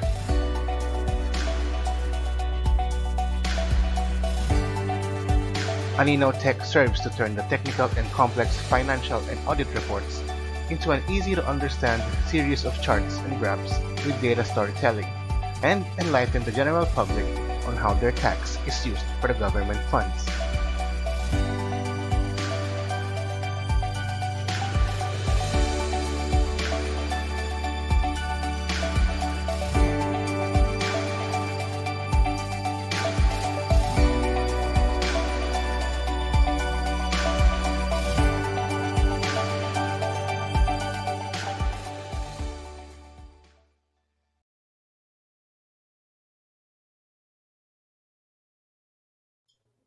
All right. Thank you, Mr. Jens Hoveliano from Team Tribunal. The floor is now open for questions, so timer of 3 minutes starts now. Dr. Cortez. Okay, thank you, Tim. All right, first thing, I would like to congratulate again Team Tribunal for a very good project pieces. And actually, while you are actually explaining or while I'm watching the video, I'm also trying to visit your site and then, try to browse. But just for clarification, this is meant for parang public use, right? It will not be exclusive for parang COA and then tama ba? Ganun yung Yes. naging concept ng study niyo, right? Yes po. No need to register. I mean, yung parang yung someone from COA would maintain the system. Hindi siya ganun, no? It's for public use lang talaga. Yes po. Opo. Okay. And then, how about ito? Is it possible if some would, like to generate reports? Is it possible na nakaka-generate siya ng sample reports? This one? Or not yet? Parang printed reports, parang ganun. Kasi you have a data visualization, you do forecasting. So I'm thinking if this has a feature, if wala lang, I mean, someone is interested to, dig in the details. If they can Yes. have a... Unfortunately, our web application focused more on visualizations. So visualization. So this one is not yet parang report enabled. Wala pa siyang ganun. Yes, it's not. Okay. Alright, sige. I think yun lang naman kasi in terms of dun naman sa algorithm nyo about the k-nearest neighbor regression, commonly, ganun naman yung ginagamit nila, especially if this kind of software naman, especially if you're doing a data visualization. So I don't have any question about the process or about the algorithm that we use. So yun lang siguro, just an additional suggestion or improvements. But other than that, I'm good with your topic. Congratulations. That's Thank you it. very much po. Thank you. All right, thank you, Team Tribunal and Dr. Cortez. Thank you. For the next group, may I call on the presenter of Team Innocent Girls to present application game balancing using data analytics. You will be given 17 minutes to present. Please notify us when you are ready.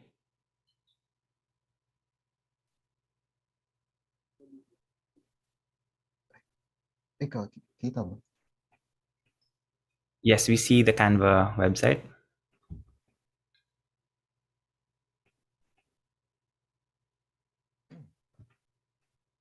I'll start na. All right, timer starts now. Good afternoon. I am Emmanuel Sambat, and I will be presenting our research project entitled Application Game Balancing Using Data Analytics. Online games usually have problems with game balance. Most of the time, there are abused champions in the game that stumps every other character. It can be frustrating to be on the other end of the stick of a broken character that was overlooked by the balance team. That's why the aim of this project is to provide solutions for overpowered and underpowered champions that plague the MOBA genre. For the objectives of the study, specific objectives, is to have more fun and balanced environment in a game genre where players compete against each other seriously, to fairly strengthen underperforming champions, to fairly weaken overperforming champions, to decrease the time of playtesting, and to have developers focus on other aspects of their game aside from game balance. And for the general objective is to enhance the quality and balance of MOBA games such as League of Legends, Dota 2, and Mobile Legends. For the theoretical framework, the website will be connected to the API provider's servers, of which the data will be gathered, specifically the matches and the champions. They will be stored in a database and will be displayed on the website. Once the data has been collected, the website will determine the most picked champions, and using data analytics and a game balancing algorithm, these champions will be evaluated if they should undergo balance changes. The website will then display the revamped stats and skills of these champions as the final output. For the algorithm, League of Legends, Dota 2, and Mobile Legends will follow these same rules in determining which champion will undergo balance changes. So basically what this means is that if a champion will be buffed or get strengthened if they have a low win rate with a low pick rate, and a champion will having a high pick rate and with a high win rate will be nerfed or get weakened. Since each game has different categories and roles for each champion, the game balancing algorithm will be split for the 3 games with the same concept of the most important attribute for that champion will be adjusted. As an example here, intelligence-based champions will have their intelligence stats the most impacted for the balance changes. The same rules apply to League of Legends. I won't go into much detail here. And for Mobile Legends. For the conceptual framework, our input is the API of the following: League of Legends, Dota 2, and Mobile Legends. For the process, the generated data in matches from the API calls are used to determine if a specific champion is overperforming or underperforming with the use of an automatic balancing algorithm. And for the output, stats and abilities of these champions are adjusted if they are overperforming or underperforming. Scope and limitations. For the scope of the study, a developed game balancing algorithm will be used to create a balancing model for champions. Data analytics is used to suggest balance changes. The website will gather data from official mobile APIs. If no API is provided, the proponents will sort to web scraping. For the limitations, this project only covers the following games: League of Legends, Dota 2, and Mobile Legends. The algorithm will only take in champion data. This includes their pick rates, win and loss rates, and the values of their stats and skills. This project is for the gameplay of the following mobile games only, specifically their champions. For the interpretation of results, we used survey questions for respondents covering functionality, usability, reliability, performance, and supportability. On the right is the results of the FERPS model. In summary, the general evaluation has a mean of 4.49, which is very satisfactory. For the summary of the findings, functionality is very satisfactory, project is accurate, usability is very satisfactory, UI is neat, reliability is very satisfactory due to the balancing algorithm, performance is very satisfactory, and it is tied to network and hardware use. Supportability is very satisfactory due to being accessible through the web. For the conclusion, the project incorporated data analytics to identify champions that were too strong and too weak from official game data using APIs, a functional need that gaming companies can utilize to strengthen their workflow and efficiencies. It will not only benefit their company, but also their consumers who seek better game balance. For recommendations, the FERPS evaluation results suggest that the champion and player details can be improved to load faster.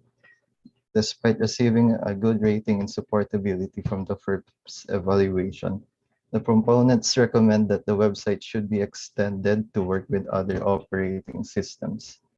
Accuracy for the suggested balance changes may also be improved with a stronger and smarter algorithm. For the finished project, so this is the landing page. Upon clicking League of Legends, the complete champion list is displayed from the API on the right. The most used champions are displayed with their pick rates and win rates on the left.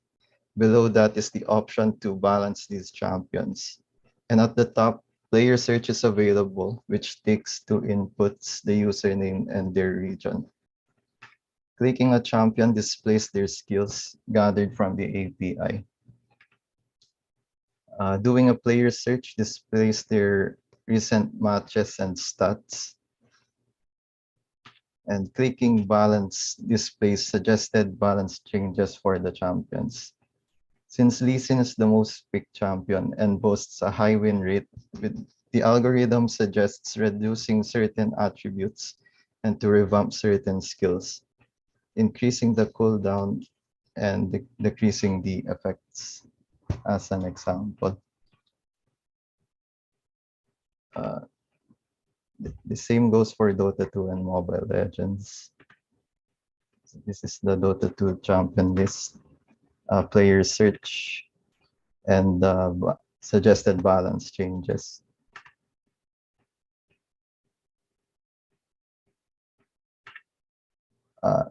That's all.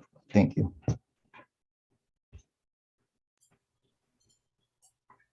All right, thank you so much, Mr. Emmanuel Sambat from Team Innocent Girls. Dr. Cortez, the floor is now open for questions. Timer of 3 minutes starts now. Okay, thank you. Before I comment or suggest on their study, I was surprised because I'm expecting actually an all girls and then all of a sudden parang iisa lang yung member ng inyo innocent girls. I was surprised. Anyways, parang walang energy yung nagpe-present. Anyways, mukhang di yata nakakain si sir. Okay, sige, okay lang yan. That's fine. And I'm just kidding, ah. But anyways, this kind of thesis is kind of new for me because number one, I'm not a gamer, though I'm trying to absorb everything that you are explaining. Correct me if I'm wrong. Currently, the three games that you've mentioned are doesn't have any game balance. Tama ba ako? Is that right, Mr. Uh, Sambat? Tama ba? Meron po, pero they're done manually po. They're done manually. So you try to parang fasten up or you try to improve the game balance. Okay. And then how would I determine based from your application na na-balance siya? Meron ba siyang certain parang numbers or parang metrics na dapat ma-reach? Or it's more of the application itself? Yan, sige. Can you Ah, explain it further? Dito po yung base stats ng champions. Since Okay. sinadjust po nung algorithm na i-nerf yung champion or i-weaken, ito na po yung sinadjust niyang revamp stats. So ito yung magiging improvement. Okay. So if ever in the event na may mga lumabas na similar games, like for example, yan, yung mga parang similar games na ganyan, tingin nyo yung parang study nyo would applicable with that kind of ano? Pwede naman po siguro as long as may provide po silang API kasi doon po namin kinukuha lahat ng data namin. Okay. All right. Sige. I think that's it. I mean, if you're a gamer and talagang halos, I think most of you are doing that, you would understand it. And I think it would really help, especially if you're doing tactics or whatsoever. Sige. That's it. Congratulations, Innocent Girls and Mr. Sambat. Thank you, Tim. Yun lang po. Thank you.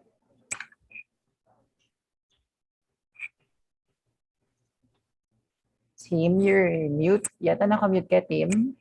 Oh, I'm sorry. It's okay. We'll now Alright, thank proceed you. to the That's it. next group. Thank you again, Team Innocent Girls and Dr. Cortez. For the next group, may I call on the presenter of Team Pikachu to present Crypto Rush, cryptocurrency price forecasting using LSTM or long short-term memory.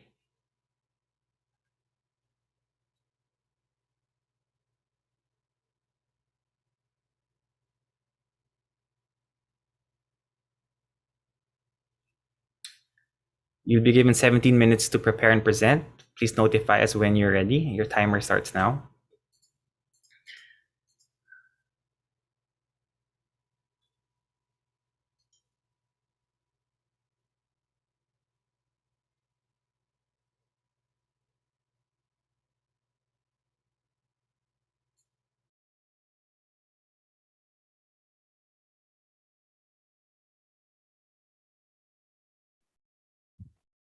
Hello? Yes, hello. Yes. Can you hear me? Yes, we can hear you. Yes. Okay.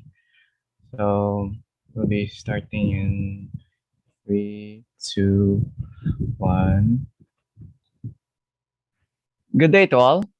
Today we'll be discussing our program, which is Crypto Rush, a cryptocurrency price forecasting using LSTM, where it can predict and help the proponents know the volatile nature of cryptocurrency and discuss its overall findings. And before we start our presentation, I would like to introduce myself. My name is Martin Taningo. I am the presenter and project manager of Team Pikachu.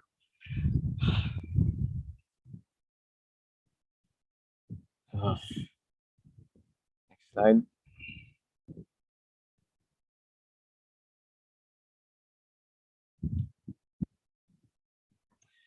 Oh,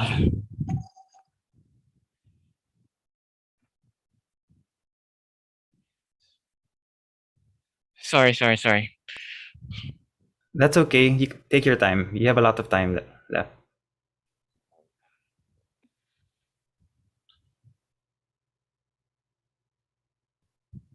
Okay, there you go. Cryptocurrencies are wholly digital. There's no physical coin or bills connected to the crypto you own. Instead, owners hold cryptocurrency in a digital wallet or buy through an online exchange. Cryptocurrency is used to is used for peer-to-peer networks, and it will make sure to carry out the transactions safely. It has become the most popular and oh god. Uh, Do you need to take a short break, Mr. Taninko? Yeah. Feel free to take a short break. So while waiting, just want to announce that later at 3:20 p.m. we're going to be heading back to the main room, and we're going to have the awarding ceremony as well as some raffles. That's going to be quite fun and good rewards, or sorry, good prizes rather. And then after that, we're going to have actually before that, we're also going to have a song and dance number from fellow students, and then finally the awarding ceremony. Yeah. If I may allow to speak, team. Yes, please, Dr. Cortez. Yeah, I think if ever on the team merong mag-back up for what's the name kay Sir Martin, it's Yes, okay. yes. I mean, para at least makapag breathe in, breathe out and drink water. You can do it. Lower ano lang para lang tayong nasa isang session na nagchichikahan. Huwag kayo ma-feel nervous. It's okay. Okay lang Exactly. yan. Kaya na yan.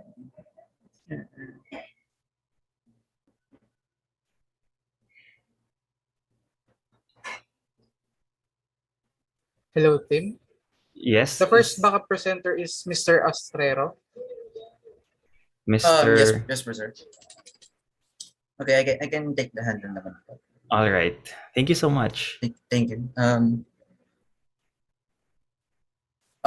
Good day to all. Here's the introduction of our crypto rush. So cryptocurrencies are wholly digital. There's no physical coin or bill connected to the crypto you own, but instead, owners hold cryptocurrency in a digital wallet or buy through an online exchange. Cryptocurrency is used for peer-to-peer networks, and it will make sure to carry out the transactions safely. It has become the most popular and a flagship example of a cryptocurrency system. Following the release of Bitcoin, a slew of additional cryptocurrency known as altcoins or alternative coins emerge.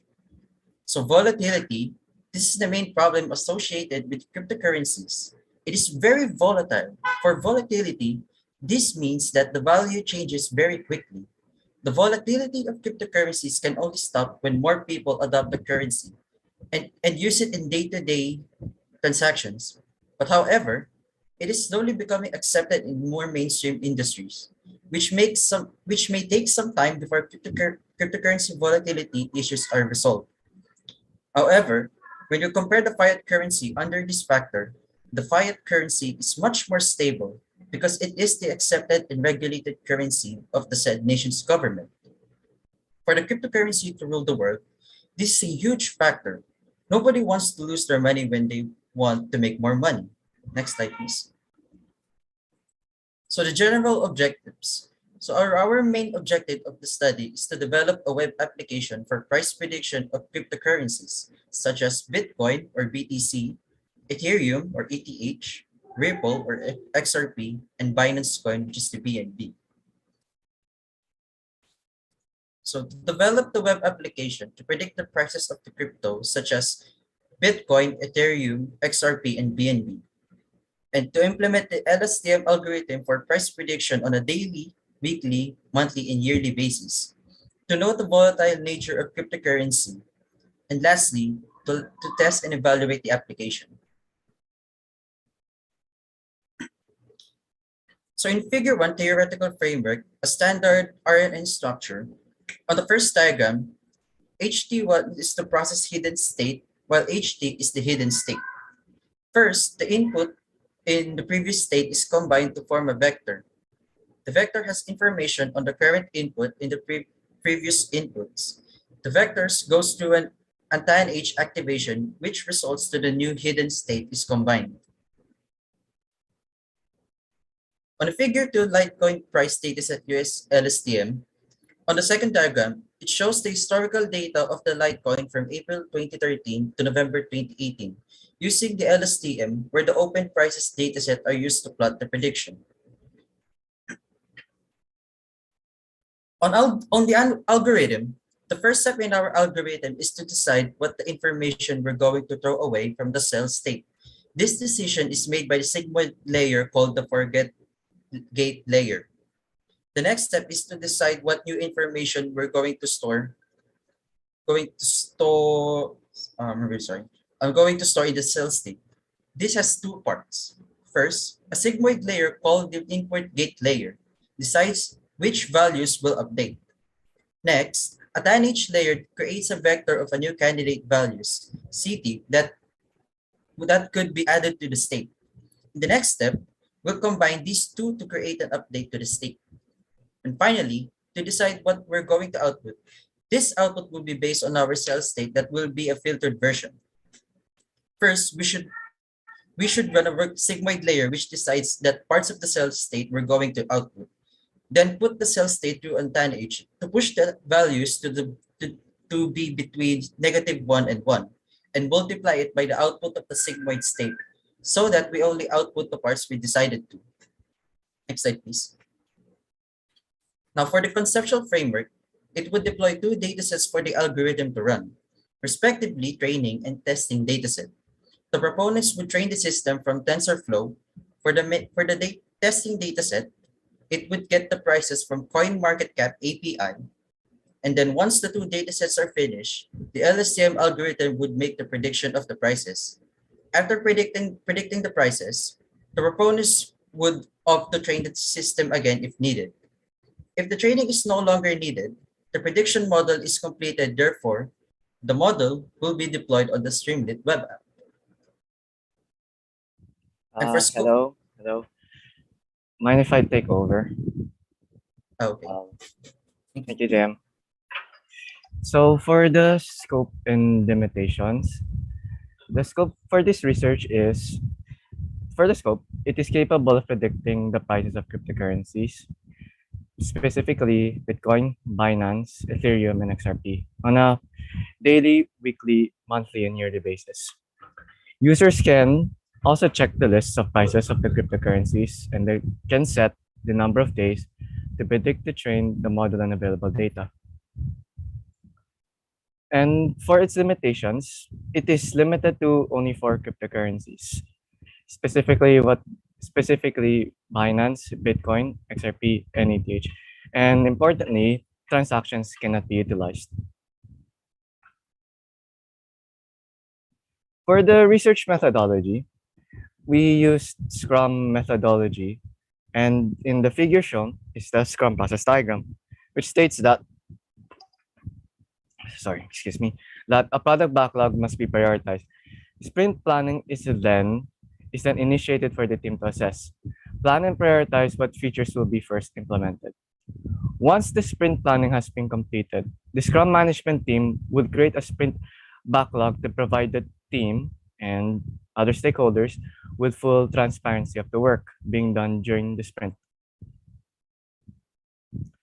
To evaluate, the method in evaluating the software product is the researchers use the Likert scale. It posits that an attitude strength intensity is linear on a scale ranging from strongly agree to strongly disagree, and that attitudes can be quantified. For the alpha testing, we have two modes of testing: alpha and beta testing, which is common in most software testing. In alpha testing, this is a type of testing that is done on an application towards the end of a development process when the product is almost in a usable state. In steps number 1, 2, and 3, you can see that in test condition 1, the description there is, if you open the application on the predict page, the expected result is Bitcoin successfully chosen, and the actual result is Bitcoin is chosen. And step number 2, test condition 1.2, once you select the predict button, and the expected result is the application itself will go to the predict page. Then afterwards, it will show the result of that coin predicting the prices. Next slide, please.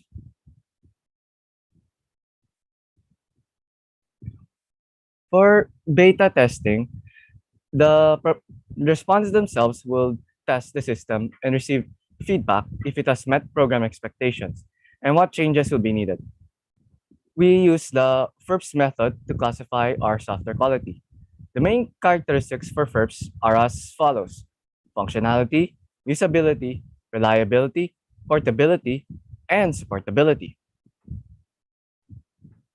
Shall drink water. Next slide, please. For this part, of the research, a total of 30 respondents will be part of the survey composing of cryptocurrency investors and enthusiasts.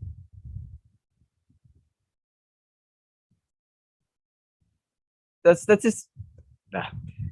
statistical treatment of the data will revolve the results of the questionnaire that is constructed upon the Likert scale.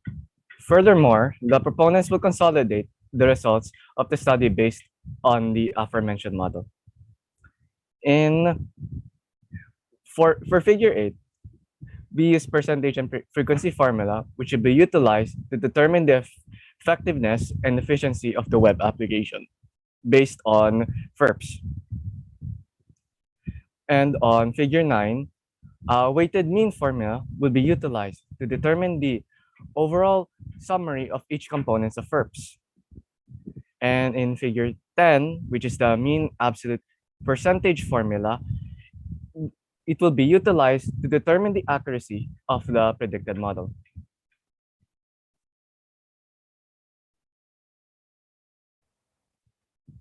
Now for the presentation and interpretation of results.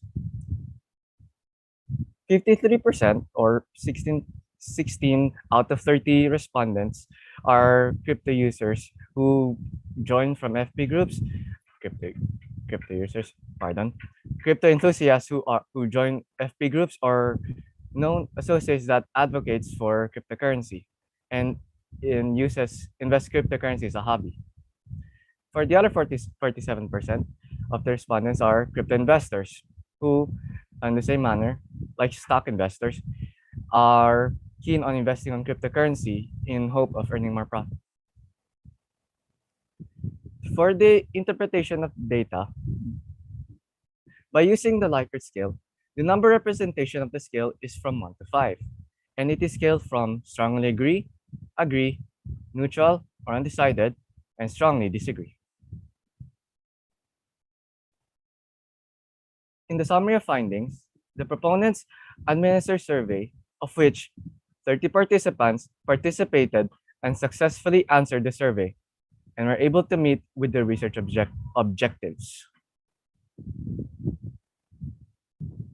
For the summary of evaluation, we use the weighted mean formula for the following. Functionality stands at 1.67, usability stands at 1.63, reliability has a mean of 1.80%, performance stands at 1.74, supportability 1.90, where which all of them has a verbal interpretation of strongly agree. For its overall evaluation, the mean has garnered a 1.75% rating, which also has the verbal interpretation of strongly agree.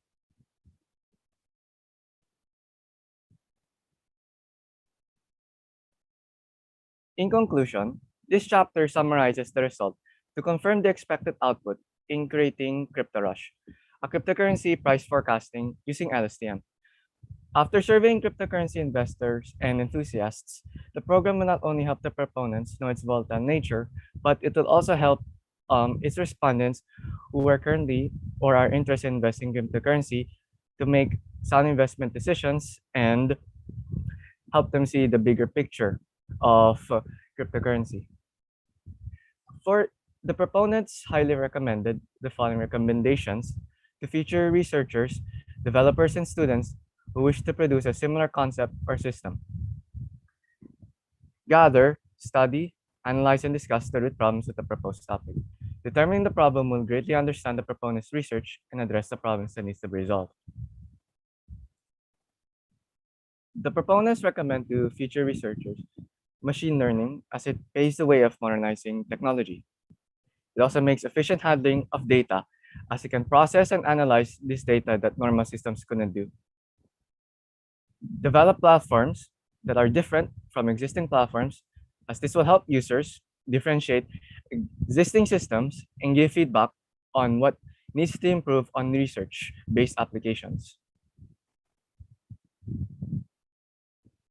Now, as it said, the proponents also took into consideration from respondents.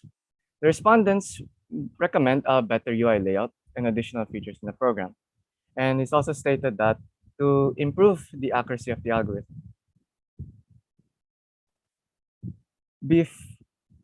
Before we conclude our presentation, we would like to show our video presentation of our application.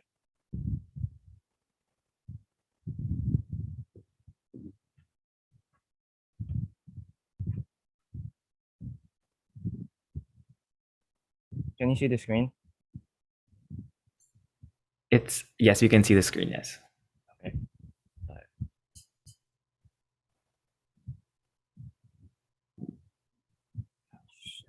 There's currently no audio.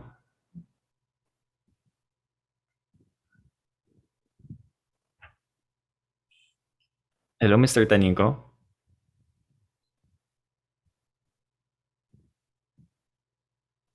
Anyone from Team Pikachu? The situation here is crazy as crypto is going down in the last Oh, there we go.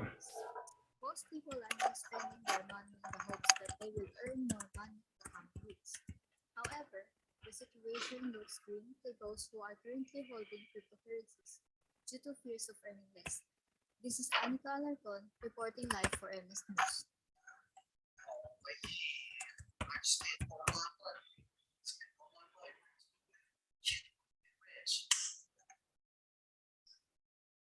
Five minutes later. Man, still another bot. Bitcoin. What's the problem? I bought so much. You know, we spent so much money on Bitcoin.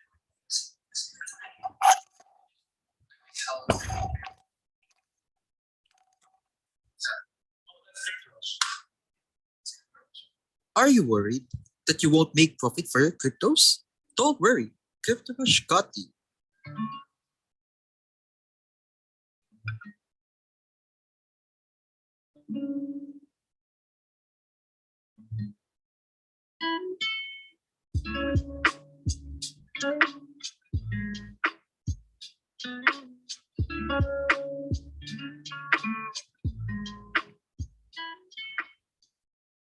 Wow, this happens when the prices will go up and down. CryptoRush is an application that can predict the prices of cryptocurrency in real time. Really? In real time? You got that right? This not predict at any time, any place? Absolutely. The app can even predict the prices at any time, and it was made because of the volatility of the cryptocurrency and its difficulty to accurately predict its respective prices. That's fast. Try now, CryptoRush, a price forecasting website.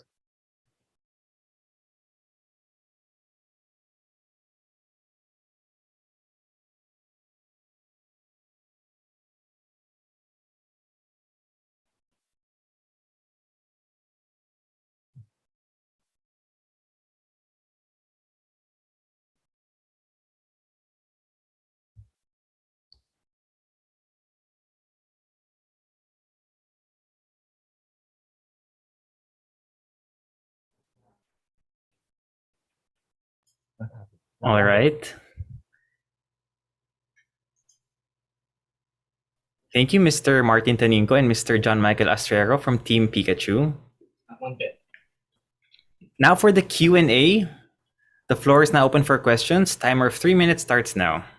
Okay, thank you, Tim. Hi, Team Pikachu. Ang cute ng pangalan, Team Pikachu, and hi to all the members of the team. So first, congratulations for a wonderful presentation. I just have some questions for your study or your thesis. Your topic is actually very intuitive because it's cryptocurrency. I mean, most of us, or I think especially in your generation, talagang nai-involve sa Bitcoin or crypto. So, feeling ko yun yung isa sa naging reason behind you try to propose that kind of study. It's just that I'm not sure if you're aware with the disadvantage or the downside of the LSTM. Kasi currently, 'di ba, yung existing na LSTM algorithm, ang problem kasi niya is more of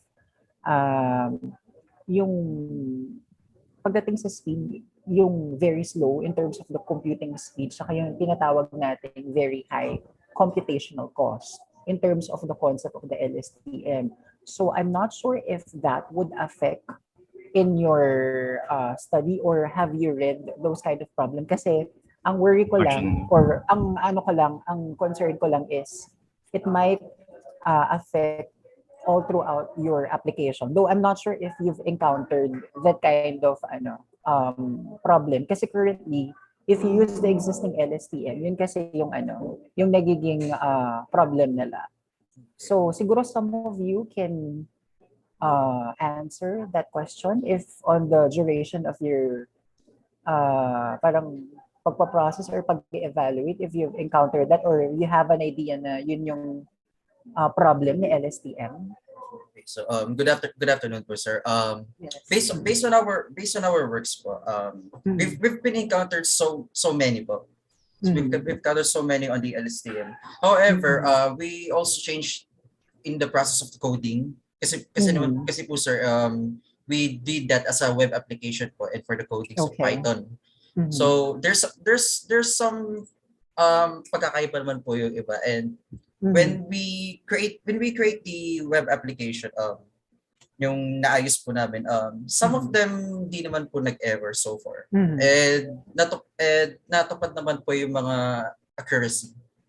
Okay. Kasi actually, just to give an idea, in terms of coding and incorporating the existing algorithm is a two different perspective. Kasi in coding or programming, though you have the process, you have the algorithm.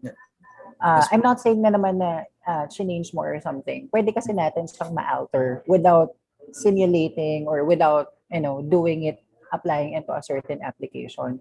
But I mean, if you're already claiming na hindi naman siya na-apektuhan, then I'm okay. Pero ako, I suggest, try to go back with that kind of problem, especially with LSTM. Kasi if you try to search on different ACM, IEEE, or any research or publication, yun kasi yung current problem nila. But baka pwede kasing mangyari na ito yung application and try to apply the latest enhanced or modified algorithm with your study. And I think baka mas maging okay yun. Pero other than that, based from your explanation, based from the demo that you've done, for me, it's okay for now. Pero yun nga, I would agree naman na for possible recommendations and future suggestions, I would also agree with the accuracy, with the UI. So yun. Pero at least for a start, that's okay. Good job to all of you, Team Pikachu. And yeah, earlier, I think Martin, it's okay. You've done a good job. Thank you for presenting. That's okay. Sige. Thank you. I think Timothy yun lang. Thank you po, sir. Thank you. Welcome. All right. Thank you to Dr. Cortez and Team Pikachu. Now we'll move on to the next group. So for the next group, may I call on the presenter of Timba to present measuring the accuracy of Intel RealSense camera using multi-class SVM in recognizing basic Filipino sign language gestures.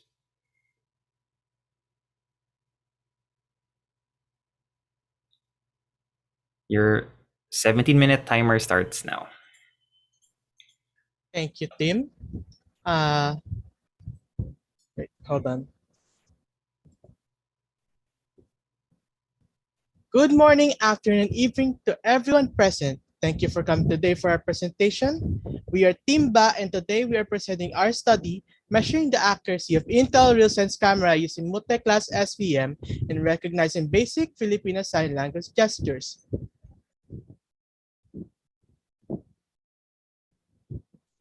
This study aims to use multi-class SVM in Intel RealSense camera in identifying Filipino sign language static symbols. The project also aims to determine the overall efficiency of the project in terms of performance, usability, reliability, supportability, and functionality. And lastly, it aims to know how well the programs could teach letters, numbers, and static words of the Filipino Sign Language in order to further determine the accuracy of the project results. The general objective of this study is to create a program that would detect a Filipino Sign Language symbols by using the Intel Wilson's camera and determine which symbol it is by using the multi-class SVM. The scope of our research includes the use of Intel Wilson's step camera. We'll be exploring the use of multi-class SVM in determining its accuracy in recognizing Filipino Sign Language. For the feature extraction, Intel Wilson's API as well as the hand viewer API were used. The hand module from the API can be configured to extract different hand configuration information. Certain angles and patterns of gestures were made to ensure high accuracy when detecting signs. The proponents collected feature sets and then be labeled and divided into testing and training sets. K-fold cross-validation will be implemented for the validation process. The PC, the camera, as well as all the programs that are necessary are the main component of this application, such as the RealSense API, as well as the programs that will be displaying the output performed by the users will be used in the study. That's it for the scope. Now for the limitations of the project. As stated before, the numbers will be in the range of 0 to 10 and the outputs will be A to Z. The program will not recognize sentences or phrases as well as other versions of sign language. That being said, the hands must be in the right angle and position for the camera to capture the signs performed. For the algorithm, in the figure shown, the user will use hand gestures from the Filipino Sign Language in front of the camera. The next step is the feature extractor, where the program will extract the features from the images taken by the camera. And then the program will take the training sets we have trained the program with. For the algorithm to use for its classification, where it will produce a text output. And now for the finished project, the proponents have made a GUI in order to finalize the project and make it easily usable. 2 screens showing the most recent symbol that was recognized and the real-time camera, and 4 buttons for the static Filipino Sign Language word, numbers, and uppercase and lowercase alphabets. A total of 500 images were made to train the program, in which it takes about 3 seconds to detect the symbol and finally recognize it. During the survey with the respondents, the questions pertaining to the functionality of the program was well received, in a weighted mean of 3.56 for both questions asking about the accuracy of the outputs for both numbers and letters, and a weighted mean of 3.6 for the questions regarding the accuracy of the static words, with the overall average of 3.57, giving a very satisfactory rating. Overall, the functionality survey had 3 questions regarding functionality, and 57 of the respondents answered very good, while 40% answered good and only 1.5% answered bad. The program's functionality is considered as very satisfying, for it accurately depicts static hand signs of the Filipino Sign Language with only minor difficulties and issues due to environmental hazards like lighting, shadows, and other inconveniences. For survey concerning the usability of the project, it has been gained a mean of 3.4 on the question about the overall ease in using the program. And the project got a weighted mean of 3.6 and asked about the user friendliness of the program with the overall average of 3.5, which is very satisfactory. The usability has pretty satisfactory reviews, with 54% very good, 36% good, and only 90% bad. 9% bad. The bad reviews came from a handful of multimedia art students that did not like the UI design and button and screen placement, commenting that is too all over the place and such and such. But overall, the UI has user-friendly design, can be navigated very fairly, easily, with buttons that are laid out in simple fashion. The only one regarding The only one question regarding the reliability of the program. This is because reliability of the program is mainly tied on the accuracy of its results. And with the questions having a weighted mean of 3.4, it earns the rating very satisfactory. The reliability of the program is fairly satisfactory, with 36% very good, 54% the good, and only 9% bad.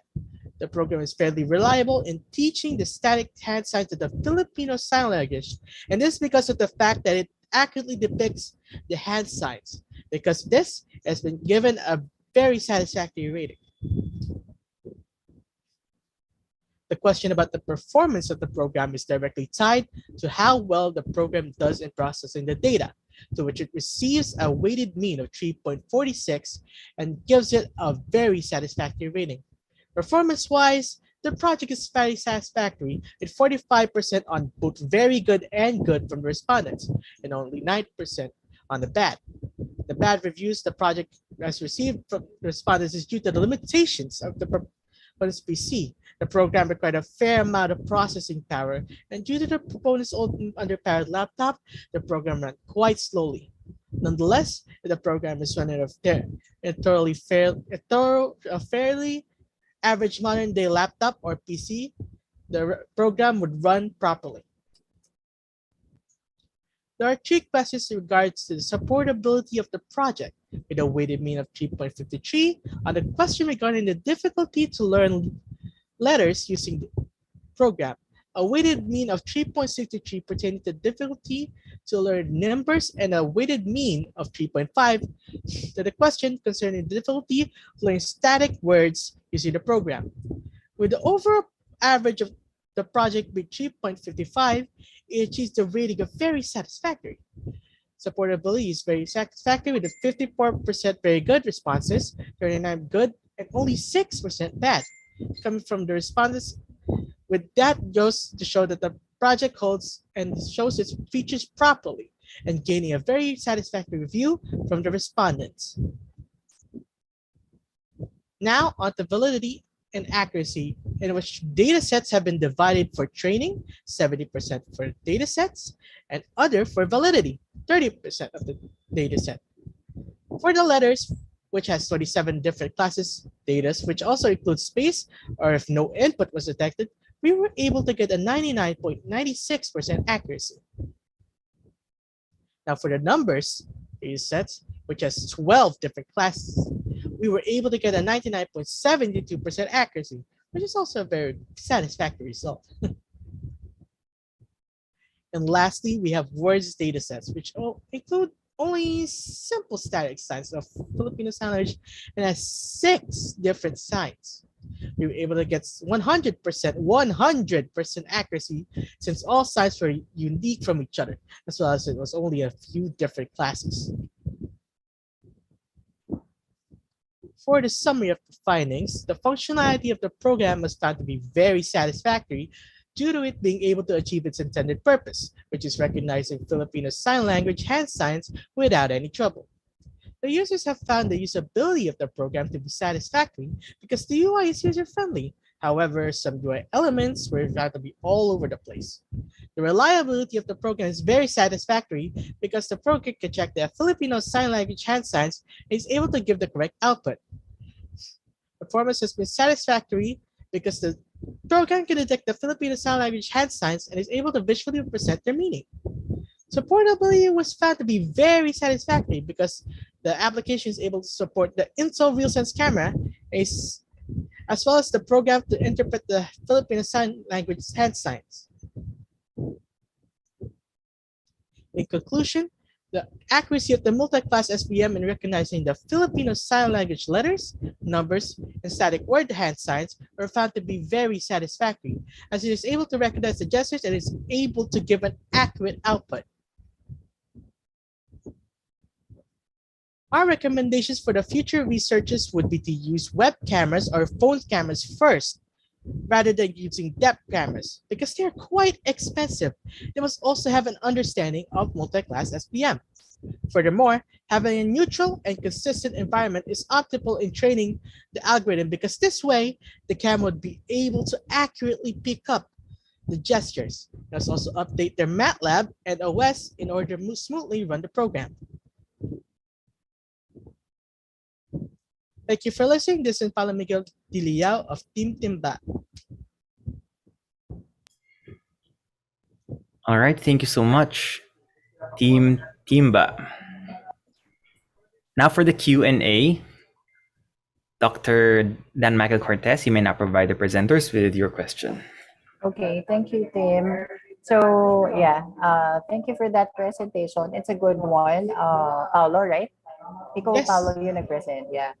Um, so actually, this topic naman is, marami na rin naman nang gumawa. I mean, I've already attended some parang conferences or even other students who does this kind of, recognizing basic Filipino sign language.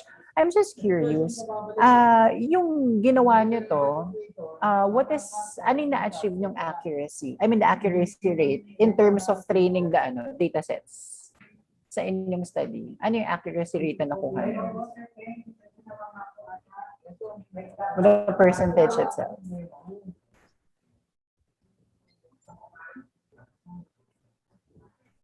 Overall, we were able to achieve over 99% accuracy.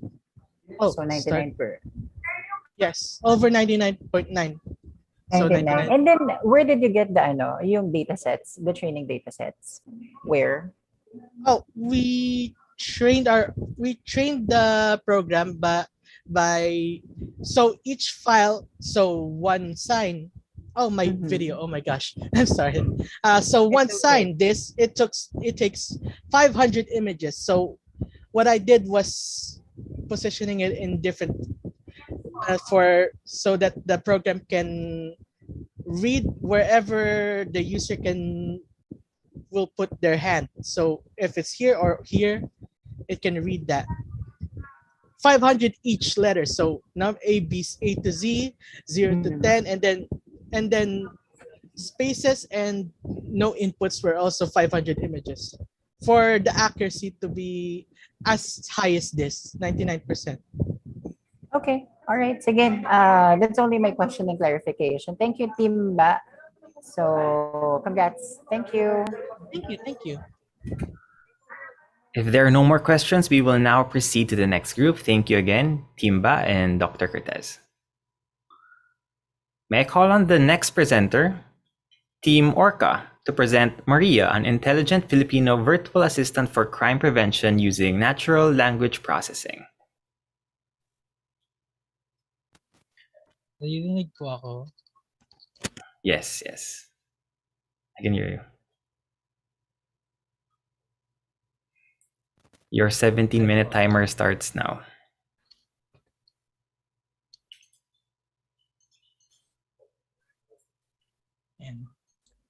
So good afternoon, sir and everyone. We are Orca and we're going to present our research entitled Maria, an intelligent virtual assistant for crime prevention using natural language processing. But before I go into the details of our research, I will first introduce the people behind this. So Charles Kyle Reyes is our project manager, Andre Cal is our lead programmer, I am Alvin Rajimanan, the database programmer, and Angelica Untuca is our quality assurance analyst.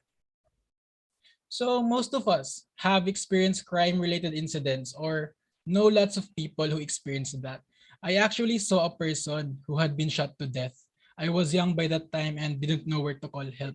If Maria existed back then, police officers might be on their way to prevent the death of the victim. It was an experience that still haunts me.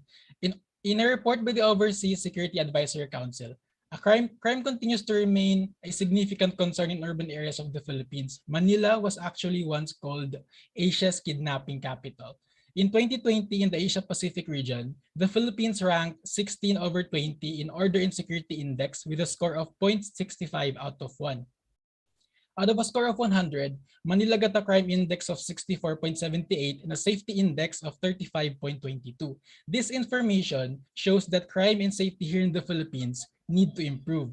Actually, the government has attempted to address this issue by implementing 911. And we all know how 911 works, right? However, here in the Philippines, there are problems with the 911 system. A canteen owner tried to call for help, but there was no response that led to the death of a taxi driver. A single second or minute wasted in a crime situation where time is critical can result in a person's death. Since there are no operators to answer the call, we saw the beauty of IAs. Intelligent Agent or IA utilizes sensors like camera, microphones that gather information from the environment. On the other hand, Intelligent Virtual Assistant or IVAs like Siri, Alexa, or Google Assistant are becoming increasingly popular.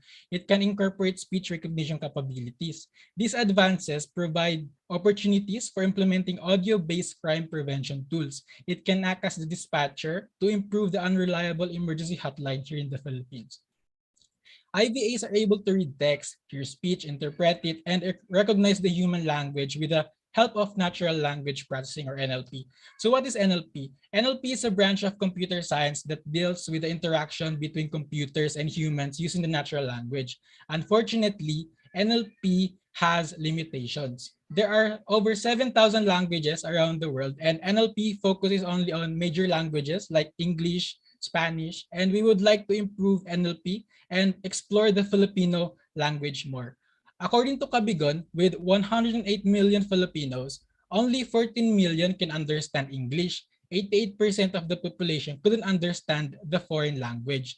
Therefore, with all these problems, we saw an opportunity to develop Maria, an intelligent Filipino virtual assistant that uses natural language processing to understand and process the Filipino language and will be utilized in crime prevention. So this research is aiming to bridge the gap of technology of NLP in the Philippines as well as to improve its crime prevention through implementation of Maria. So the overall objective is to use NLP to design and develop a virtual assistant able to analyze our language. And the specific objectives are to retrieve speech information with an audio sensor through phone calls and convert it into text using speech-to-text API to serve as the input, to process converted text input by understanding the Filipino language within the context of crime reporting using natural language processing, to verify name entity with acquired Filipino language and Philippine location datasets using tree algorithm, and to test and evaluate the project using the following criteria: usability, sustainability, and functionality. So for our project design, Maria starts by waiting for a call. So when a call is received, the first state would become listening. The next action is converting to audio to text form in a converting state. So the converted text would be cleaned to remove the unnecessary words in the cleaning state. The machine would apply segmentation, tokenization, stemming, and rules to get the tokens in the processing state. So the next state is the verifying state, where the tokens would be verified if it contains complete information needed for the response.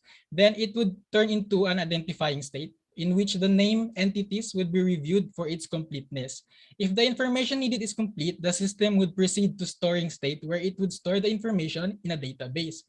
And if not, the system would generate another response and ask the caller again for the missing information. This would loop back to the listening state for the cycle to repeat until the information is complete or for it to be labeled as a failed report. So in our conceptual framework, with some modification in the standard framework of NLP, so we made our own framework. So the framework has two main phases and one optional phase. So the first phase is obviously getting the audio information. So the audio recorded by the audio sensor is converted to text using speech-to-text API. So the second phase is where the NLP is implemented. So the process here is similar to the standard framework, where the text will be segmented, tokenized, and the keywords will be identified. Name entities will be identified using Filipino word datasets and Philippine location datasets. The main difference of our framework is the system will not be utilizing machine learning. Also, a PUST is used to assist the process of name entities. A rule-based approach gives the system a faster development time and a higher performance when used in specific scenario, which in our case is crime prevention. The output of this phase will either be a complete report or not. If the report is complete, then the system has successfully done its job. Then the report will be sent and stored to the police station nearest to the incident. But if the report is still incomplete, it will proceed to the next phase. So the third phase is the response phase. So Maria will generate a response that asks the caller for the missing information, which will be converted to audio. Then it will be sent to the start of the flow, waiting for the response from the caller again. And so in our methodology, in evaluating the data from the criteria-based assessment, we computed the mean scores of each criteria to determine the overall score of usability, sustainability, and functionality. To test the overall accuracy and performance of the system, we computed for the precision, recall, and F-score of Maria. So for the criteria-based assessment, Maria's usability got an overall score of 4.47 out of 5. So we aim for a simple yet easy to use interface so that citizens could use Maria with little to no assistance. Its sustainability got 4.24. There were respondents who disagreed on one of its sub-criterion where respondents were required to answer whether Maria can replace humans in crime emergency hotline. So they think that there's still human intervention in crime prevention. So Maria's functionality received an overall score of 4.45. The respondents think that Maria is a new approach in preventing and reducing crime in the country, which is actually a good sign. So the two most important information in a crime report must contain is the crime and location. With that in mind, we created an algorithm that can classify the crime and location given in a statement. In terms of classification of crimes, the system has an overall accuracy of 85.56. The system relies on datasets of words. Words in the Filipino language have many forms. For example, nakaw, which is commonly used in crime report for theft and robbery. It has many different forms. It can be magnanakaw, ninakaw, and it can be a verb or a noun. By using a stemmer, it was able to decrease the amount of words needed to be stored in a dataset. Synonyms also affect the size of the dataset. Words like pinatay, pinaslang, or kinitil generally have the same meaning in English, which means to kill, but all of them must be included in the dataset to be recognized by the system. Next are homographs. These are words with the same spelling but different meaning. An example is tama, which can mean to hit, which can be classified as a crime, or it can mean correct, which not be classified as a crime. So in terms of classification of locations, the system has computed accuracy of 86.17. Panlunan, or adverbs of place can be used to check if the next token will be a location. But in the Filipino language, the panlunan sa can also point to an object. For example, sa wallet ko nilagay, which is being classified as a location by the system, which is not because wallet is obviously a thing. Using PUST is essential in classifying locations, which are composed of more than one word. Some examples are Metro Manila and Nueva Ecija. There are places in the Philippines that uses words from the Filipino language as its name. For example, mataas na kahoy, bagong silang. This makes the POST to mislabel some locations. Capitalization is a big factor in finding proper nouns, but by using speech text API, it prevents the system from using that rule. So the accuracy and the performance of the system relies greatly on the amount of data gathered for the datasets. So the system has an overall precision of 80.44, the overall recall of 92.09, and overall accuracy of 85.56, which is actually above average since NLP in Filipino is new. Since the Filipino language is diverse and complex, a large dataset of words is needed.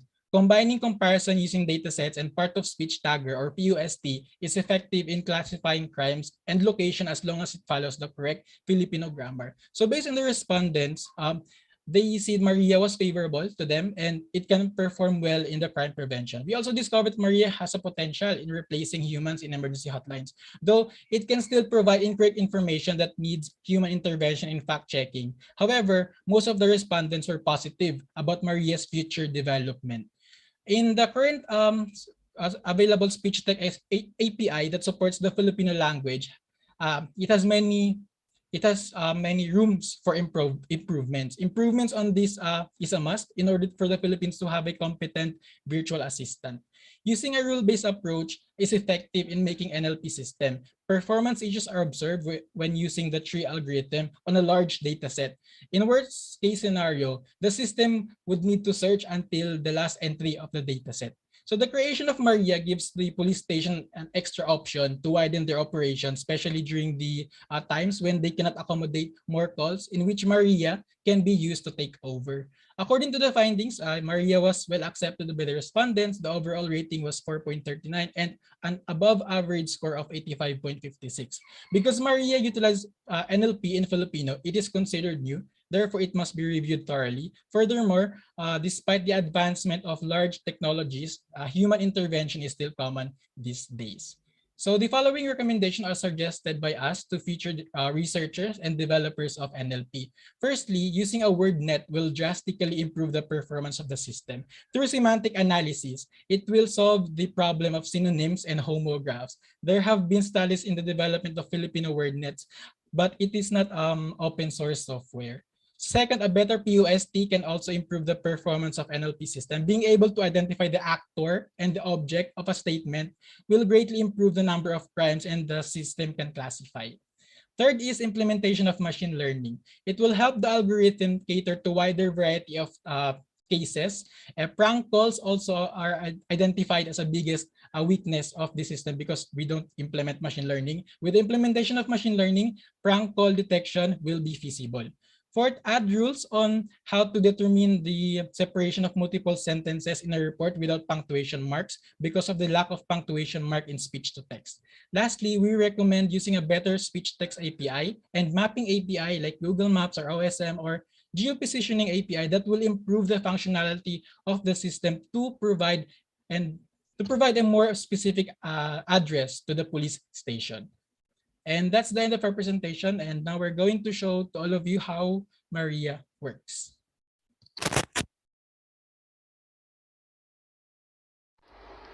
Kinukuha ng mga binata ang bag ko dito sa Pasig.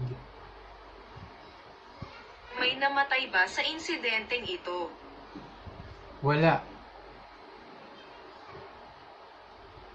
Salamat sa iyong impormasyong binigay. Ang kaso na nakita ay maaaring theft. Pinadala na namin ang iyong address sa pinakamalapit na police station. Hintayin na lamang silang dumating sa iyong lugar.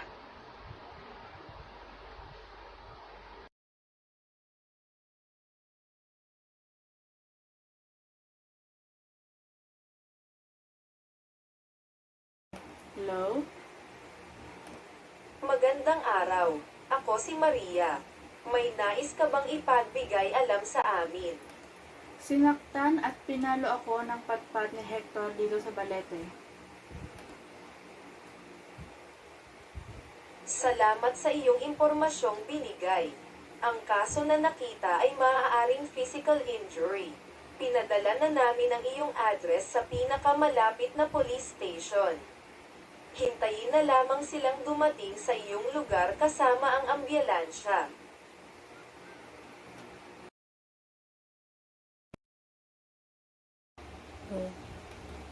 Pinuntahan namin yung bangkay sa may ilog dito sa Olongapo.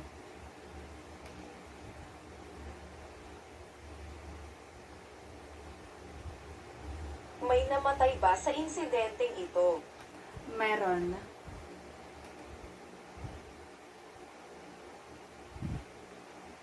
Salamat sa iyong impormasyong binigay. Ang kaso na nakita ay maaaring murder. Pinadala na namin ang iyong address sa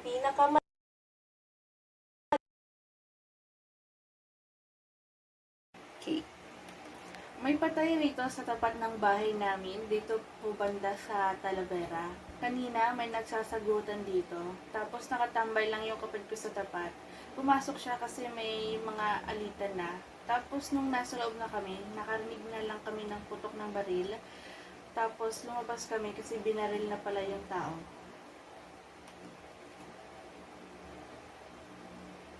Huwag po tayong mangamba dahil idudulog po natin ang inyong problema sa awtoridad.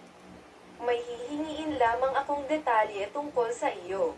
Maaari niyo po ba sabihin sa akin kung saan ito naganap? Dito sa may Talavera. Salamat sa iyong impormasyong binigay. Ang kaso na nakita ay maaaring murder. Pinadala na namin ang iyong address sa pinakamalapit na police station. Hintayin na lamang silang dumating sa iyong lugar kasama ang ambulansya.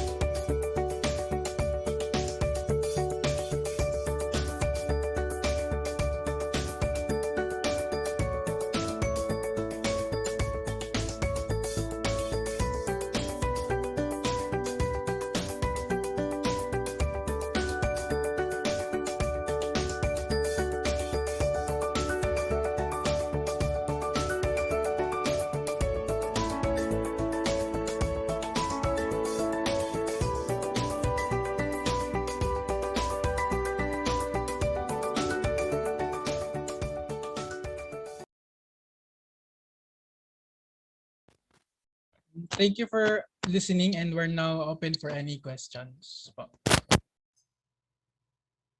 All right, your 3-minute timer starts now. Okay. Thank you, Tim. Hi, Team Orca. Okay. So, siguro it's not really more of a question. Kasi, yun nga, I think as what you've mentioned on the presentation or discussion earlier, this is, kumbaga parang hindi na siya bago. And actually, most of my questions and comments are coming from your recommendation, especially on the machine learning. So that's why hindi ko natatanungin sa inyo nga, but kasi nga it's part of your recommendation.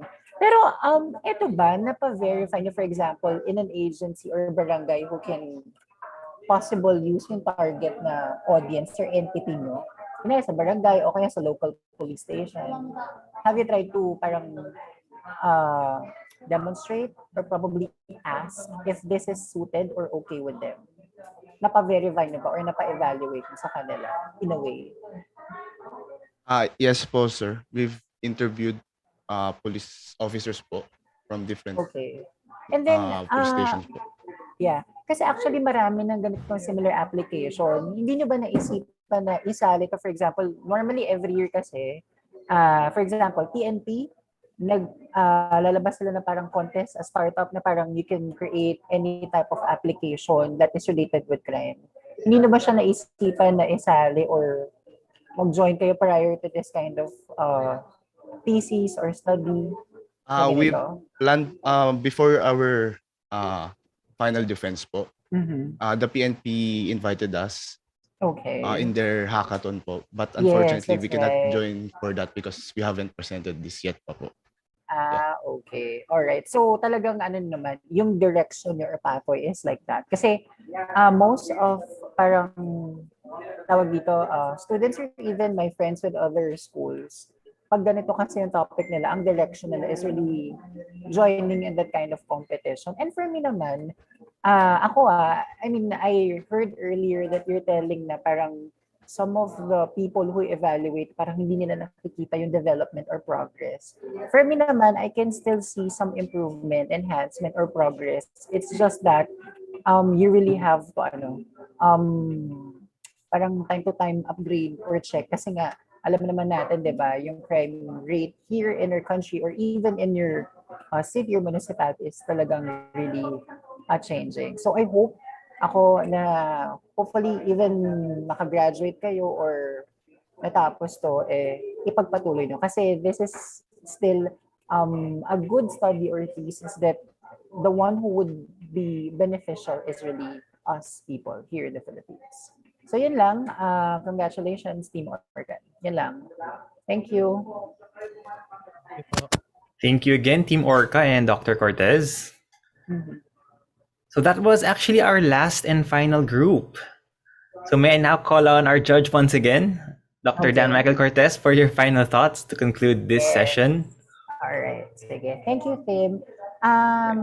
Una-muna, gusto ko muna magpasalamat sa lahat ng organizers and moderators, especially, baka magkamali ako name, si Mr. Shane Gondo and si Tim Kingona, our moderator, for inviting me with this kind of virtual conference. And I would like to congratulate all of the people with the dean or the whole college, Computer Studies and Multimedia Arts in FEU Alabang. And talagang as in, though hindi ko siya na-start, it seems naman talaga na naging successful. Is this every year, Tim, if I may ask? Is this every year? Or first time?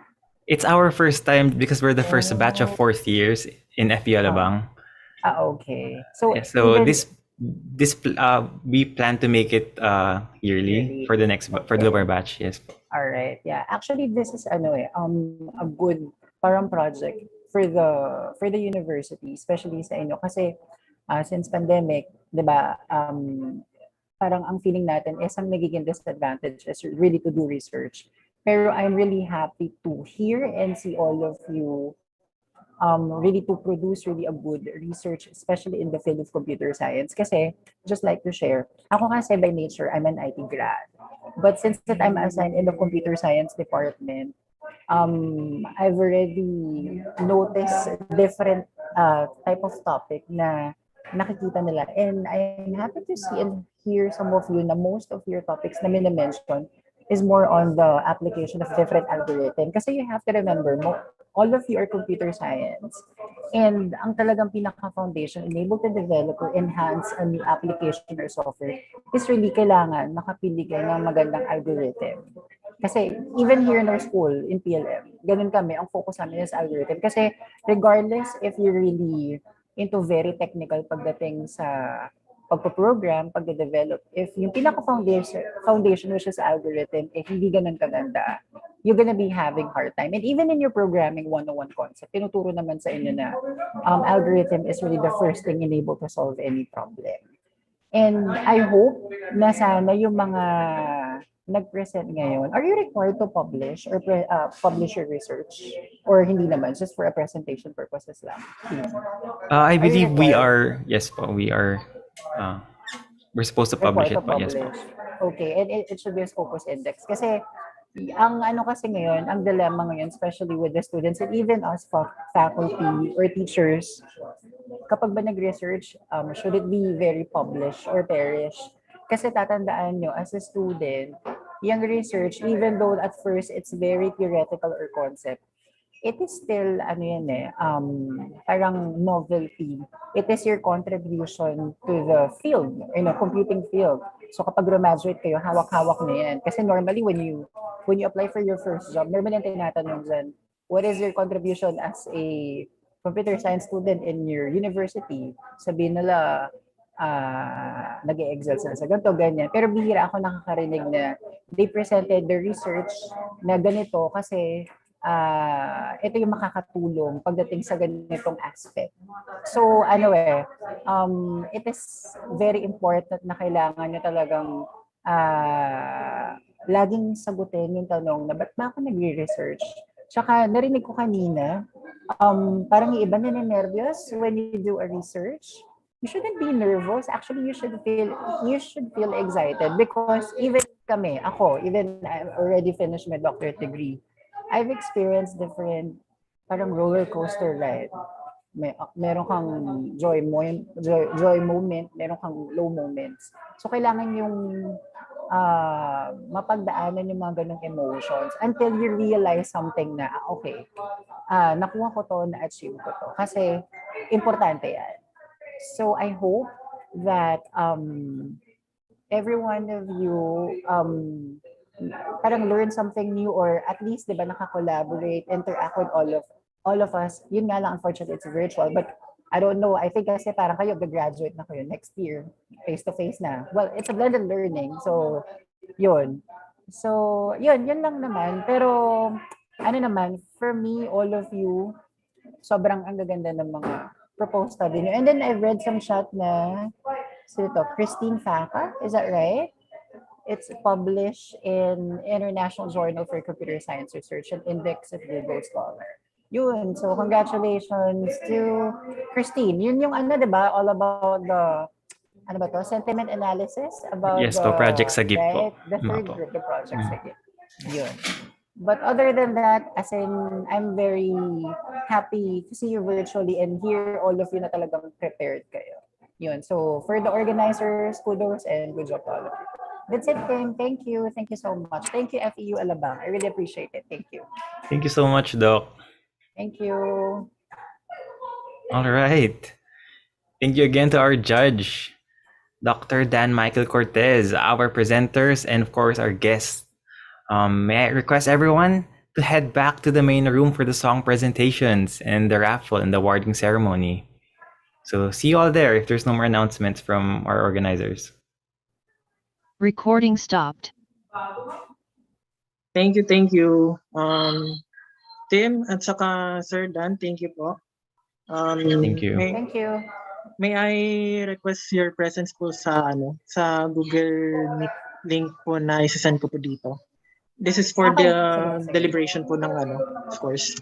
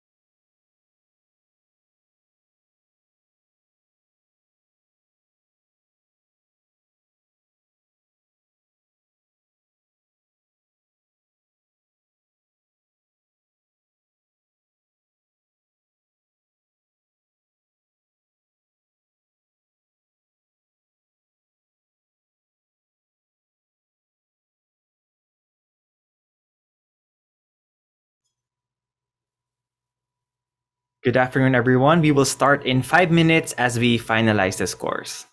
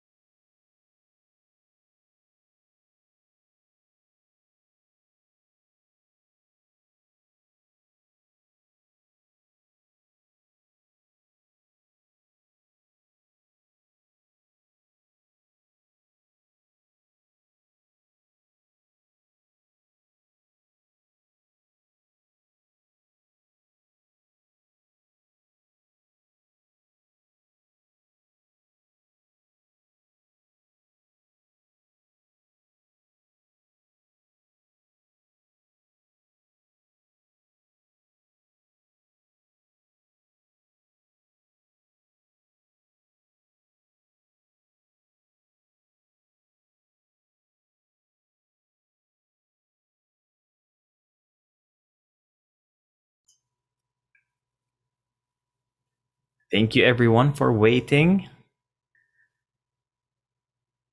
So hope everyone's settled now. So, for our next intermission number, we proudly present an intermission number by a fourth-year IT students to cover Pagsamo. Please welcome Michael John Pahe.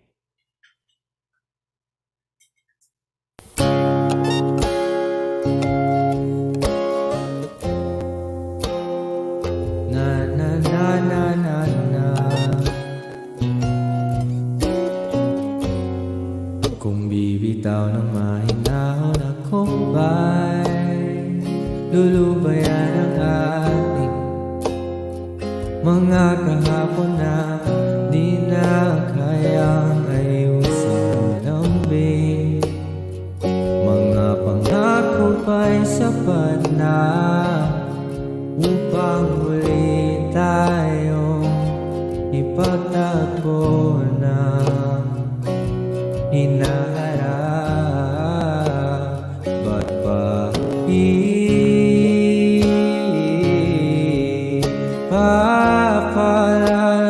di rin naman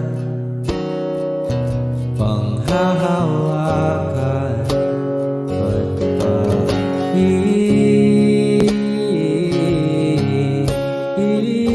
ipipilit kung di naman tayo ang para sa isa't isa? Di ba sinta tayo? Dalawa lang noon para sa isa't isa. Ba't di sumayon sa atin ang panahon?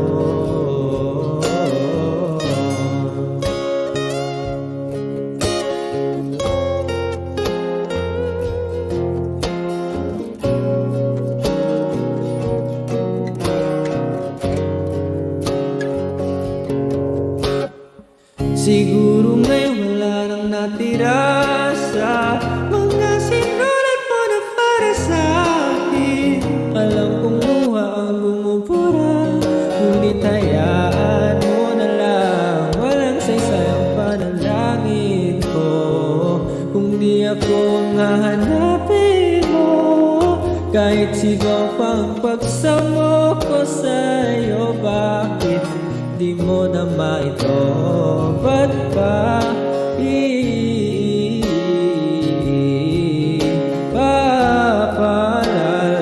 di rin naman panghahawakan? Ba't ba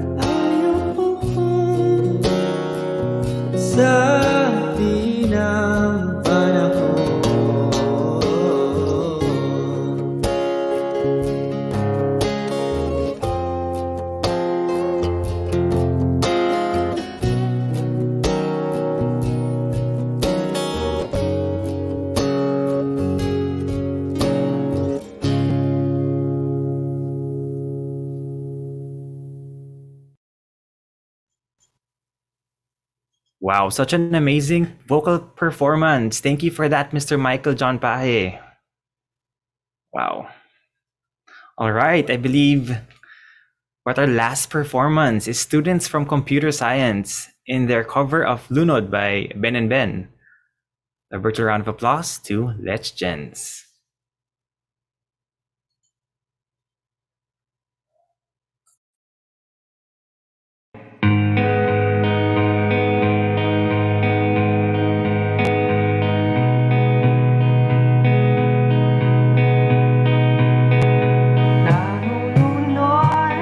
Sa pangangamba, una ang bagal, pasukan na.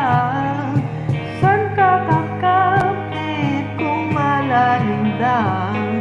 Ang sabi ay atin lang yan. Oh, nalulunod sa pangangamba. Di mo alam kung may pangtustos pa. Nagkaubusan na ng pangmedisina. Ang sabi, bahala na.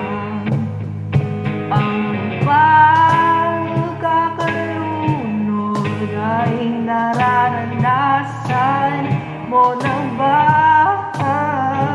Sana'y makaahon ka pagkat kailangan kanila. Nalulunod sa pangangamba, mga parusang di humupa. San ka kakapit kung malalim na? O ang sabi, mababaw lang yan. Ang pagkakalunod ay nararanasan ng iba. Sana'y makaahon ka pagkat kailangan kanila.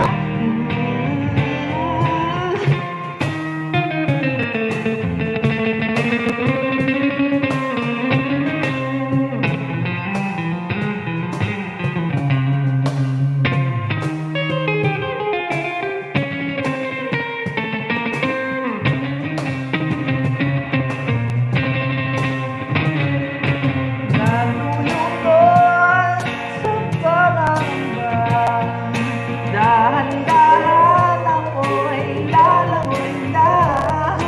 Sisisirin hanggang makarating ka sa ginhawang itinadhana.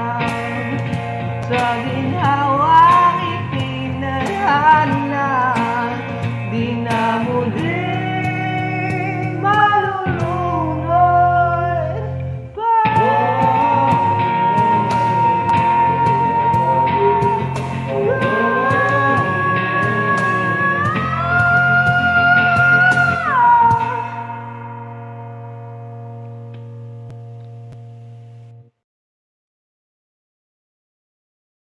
Wow, thank you so much for the wonderful and creative performances, guys.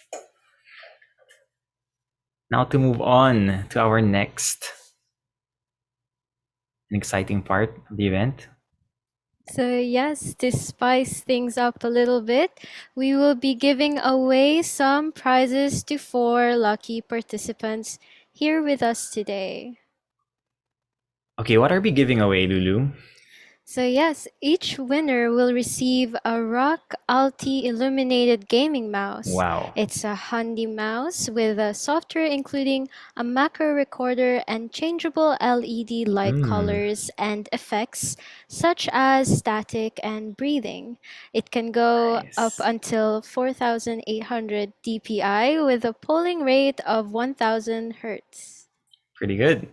That sounds Yes. awesome. So yes, it really is. So shall we start with the draw? Yes, we shall. Let's wait for the list to be presented.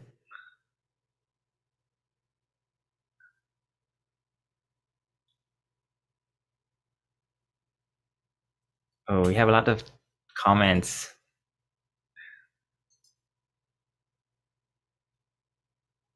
Okay, now we'll begin the draw. So again, this is the list of participants with a corresponding number. Can we show them the list?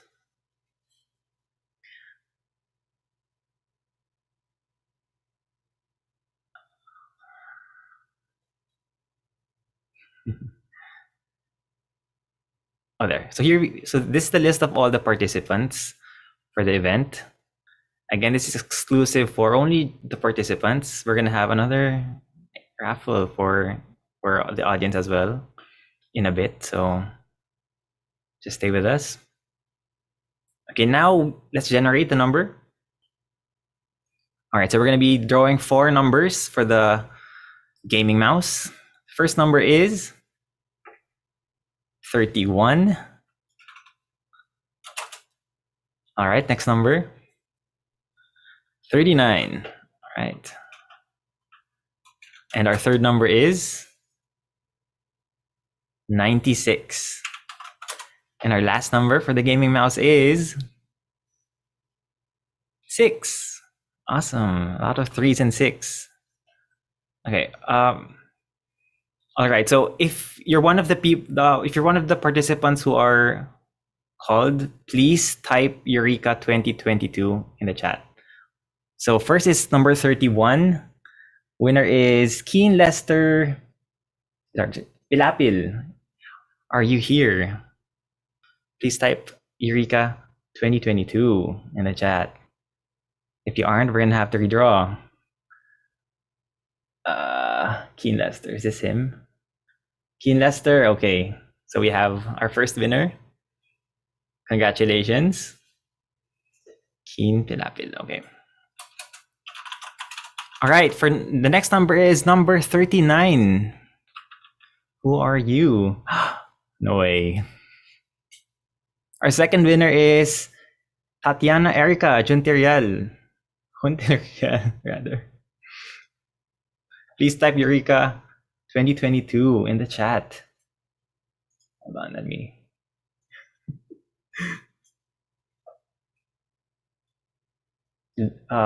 Lulu. All right, Yes. manifesting is real. All right. So Tatiana is here. So now we have our second winner. Congratulations, Tatiana. Let's move on to the third winner for the gaming mouse. So we have number 96. Who might you be? Ryan Whitefoot. My dear groupmate. Are you here, Ryan Whitefoot?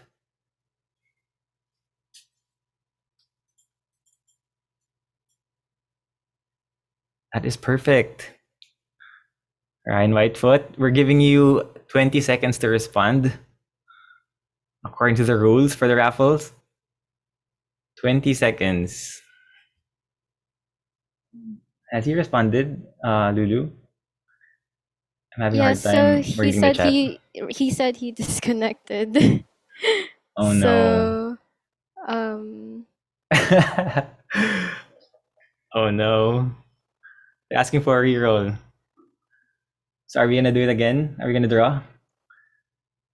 10 seconds. no. 10, 9, 8, 7, 6, 5, 4, 3, 2, and 1.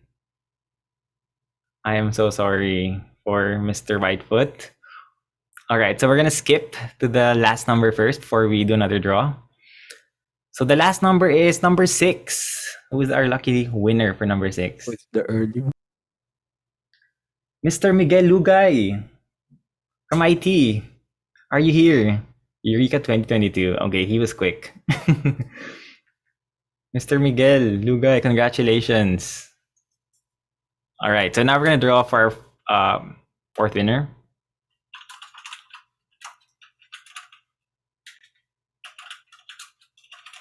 All right, let's begin. Generate. 35. Who are you, 35? All right, the winner for 35 is Mr. Maynard C. Quesada. Are you here? Wait, the chat is too fast. Did he respond? Let me scroll up. Okay, we have Eureka 2022 by Maynard Quesada. I'm so sorry for all the hopefuls. Congratulations, guys. So we have our 4 winners is Mr. Keen Pilapil, Mr. Miguel Lugay, Miss Tatiana Hunterial, and Mr. Maynard Quesada. So you're gonna be messaged by the event ushers regarding on how to claim your prize here in Zoom. So just wait for their message. Don't feel sad, guys. There's gonna be more, maybe, in a bit. Also, by the way, if you've already won, you won't anymore be part of the list for later. So take note of that. Keyboard. Okay. Thank you po sa keyboard. All right, I think that's it. Congratulations again to all the winners. Lulu? Yes, so congratulations. And now for the awarding of certificates. As a token of our appreciation for their time and effort, this certificate of recognition is awarded to the following individuals.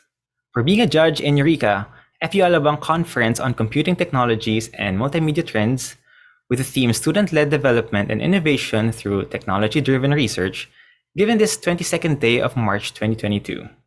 Signed by the CCSMA Director, Dr. Jefferson Bombasi, Eureka's Head Organizer, Mr. Ronel Armino, and the Senior Director for Higher Education, Engineer Reynaldo Muli. We present this to Dr. Dan Michael Cortez.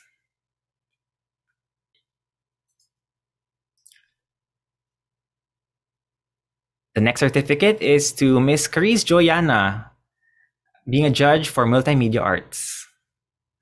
Thank you so much. Next certificate is to Dr. Aris Ignacio, the judge for Information Technology for SMBA and WMA. Thank you so much. Last but not the least, to Mr. Michael Rivero, a judge for Information Technology, AGD, and DA.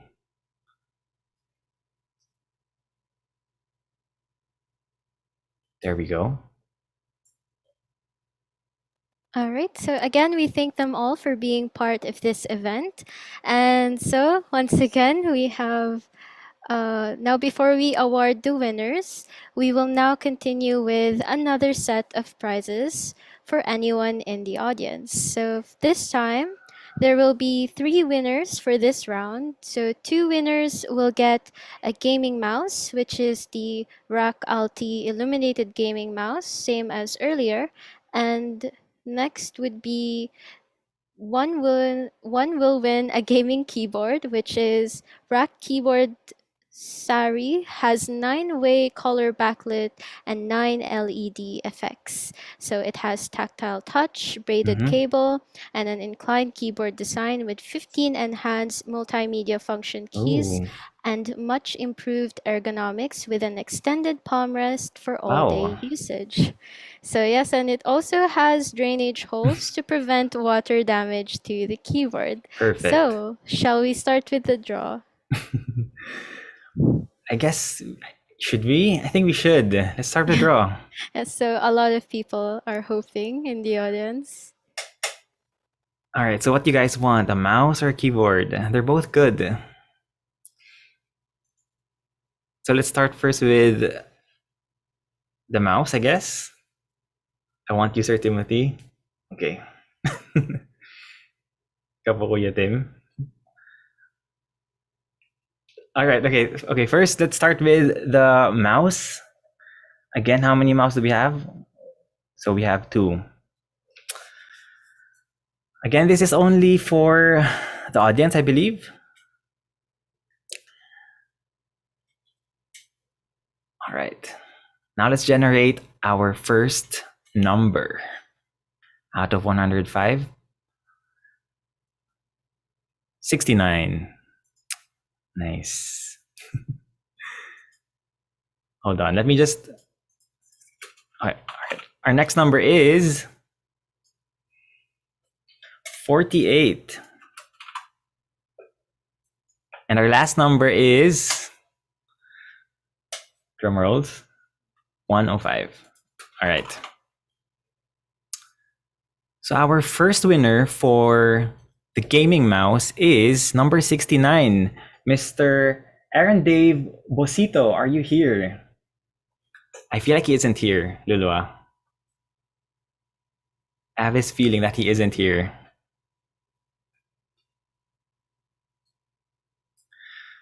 All right, you have So, 50. yes. Okay, go ahead. Please type Eureka 2022. 2022, if you are here, Mr. Bosito. If anyone knows Mr. Bosito, he has like 10 more seconds left. All right. Can you do the So- countdown? Yes, to 8. The chat is doing it. So 6, 5, 4, 3, 2, and 1. I am so sorry, Mr. Bosito. We're gonna have to skip to number 48. Who is our winner? Number 48. Alia Corbadura. Are So you yes, here? Please type in the chat box. All you have to do is type Eureka 2022 if you're here. We're gonna give you 20 seconds to respond. Di po naka-record yung event. Do we have to record this part, organizers? Naka-live pa rin tayo sa YouTube. All right, awesome. All right, 15 seconds. Miss Alia. So please type Eureka 2022. Oh, she isn't here. 10, 9, 8, 7, 6, 5, 4, 3, 2, and 1. You are out of the game. Sad. Let's jump to the last, or third number rather. Number 105. 105. Wow, the last on the list, Mr. Francisco. Wait, this is, oh no, it's not. It's Miss Samantha Maxine Francisco. Are you here? Please type Eureka 2022 in the chat. I feel like we should be moving to the other list because I don't think they're here anymore. They might have classes. Yes. So should we like just merge the list? I don't know. We have to ask the organizing committee. What's the plan, guys?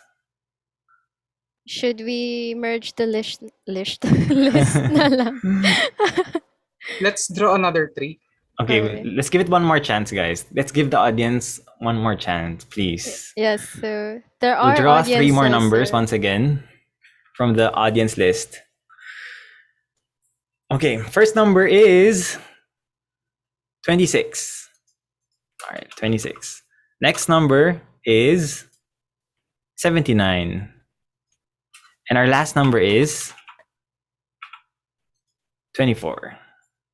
Interesting. All right, here we go, guys. Number 26. Who are you? Number 26 is Martin Joseph Kabotahe. Yes, please. Mr. Type- Kabotahe, are you here? Please. Please type Eureka. Please don't respond. Oh no. So He isn't how here. many? Ready to merge. Okay, we're gonna be merging the list soon, guys. All right, I guess, should we still give him a countdown? 5, 4, 4, 3, 2, 1. No more countdown according Alright. to Mr. Navarro. I am so Okay. sorry, Mr. Martin. So, moving on to the next number. What's our next number? Yes, good question. Number 79. All right, Miss Casey Beatrice.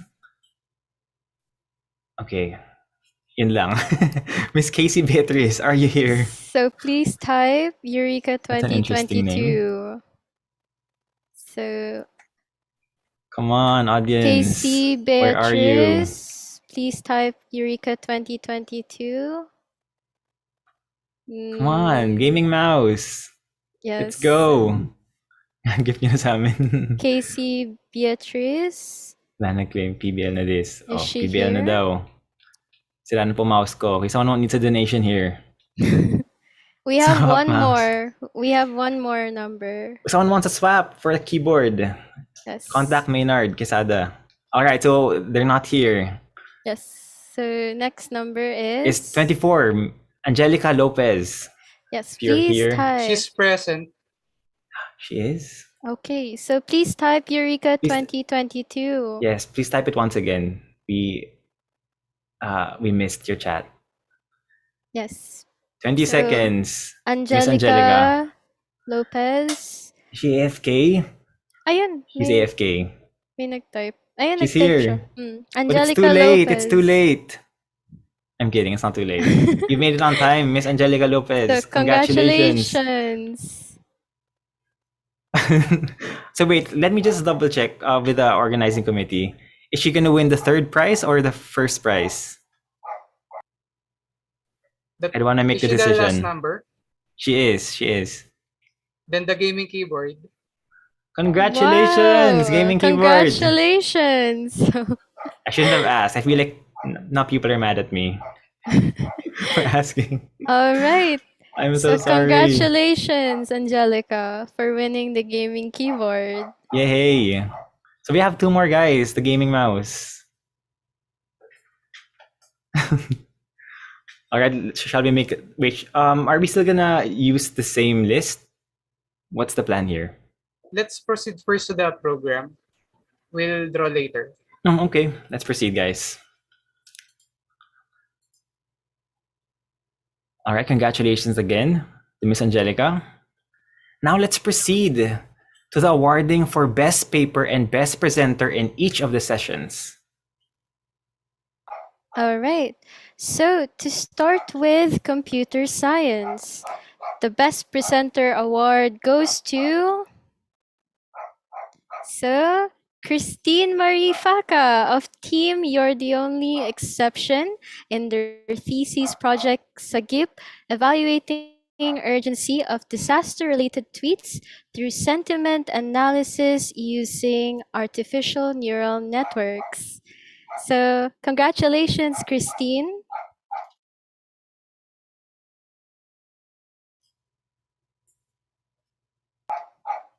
All right. And now in the computer science division once again, so the best research award goes to Team You're the Only Exception in their thesis project Sagip, evaluating urgency of disaster-related tweets through sentiment analysis using artificial neural networks. So yes, congratulations, Team You're the Only Exception. All right. Wow, that was amazing. 2 in a row. Congratulations, guys. So next is ITAG DNDA. The Best Presenter Award goes to Isabel Beatriz Espella of Team Bry in their thesis Telenovela, a 2D Filipiniana dress-up game and interactive storybook of Filipino fairy tales. Oh, it looks so pretty. Congratulations again, Isabella Beatriz. And here's your certificate of recognition. Next is for ITDA and AGD once again. For best research goes to Team Bry in their thesis Telenovela, a 2D Filipiniana dress-up game and interactive storybook of Filipino fairy tales. Wow, 2 in a row again. Congratulations, Team Bry.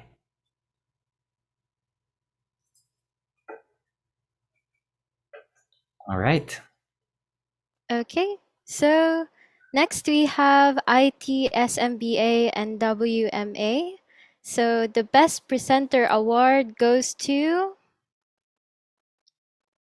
Camille Moniz of Team UpTech in their thesis CryptSim, a mobile application with advanced cryptocurrency trading simulation. So once again, congratulations, Camille.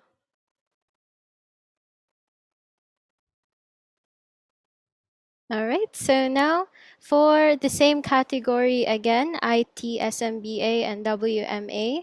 So the best research award goes to Team Uptech in their thesis, CryptSim, a mobile application with advanced cryptocurrency trading simulation. So congratulations, Team Uptech. Congratulations, guys. And here's your certificate of recognition. All right, now for Multimedia Arts, which is our last track. The Best Presenter Award goes to Cheryl Isabel Lim of Team Ineffable. In their thesis, In With a New, an exploration of mobile phone as filmmaking tool about creative art block. Wow, congratulations again. And here's your certificate of recognition. And now for Best Research for the Multimedia Arts track. The Best Research Award goes to Team Ineffable in their thesis again, In With the New and an exploration of mobile phone as filmmaking tool about creative art block. Wow, congratulations, guys. Amazing. Okay, so congratulations to all the winners. And yes, so again, we have another raffle, as you can see. So now before we proceed to the awarding of Best Research, we will be conducting our final raffle. Okay, so this time there will be 3 winners for this round. So Actually, we're having 5 winners now, right? Oh, so yes. So another 2 from the previous one. So yes, 5 winners for this raffle. And so 1 winner will get a gaming keyboard. So how many would get a gaming keyboard? So from previous raffle? I believe the previous raffle was 2 gaming mouse. So now we're going to be giving away 2 gaming mouse, and then this one is the 1 gaming keyboard, which again is a rack keyboard sari, which has 9-way color backlit and 9 LED effects. All right. And so this one includes a mechanical keyboard as well. Yes. So 2 of them. All right, we're going to giving away 2 of these mechanical keyboards. The model is Ractandus with 87 keys.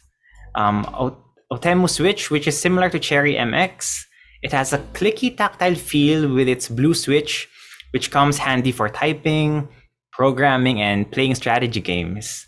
It also has full anti-ghosting and modular switch that are swappable. So yes. Perfect. Lots of prizes for this one. So shall we start with the draw? All right. So I believe event organizers, are we starting with the mouse?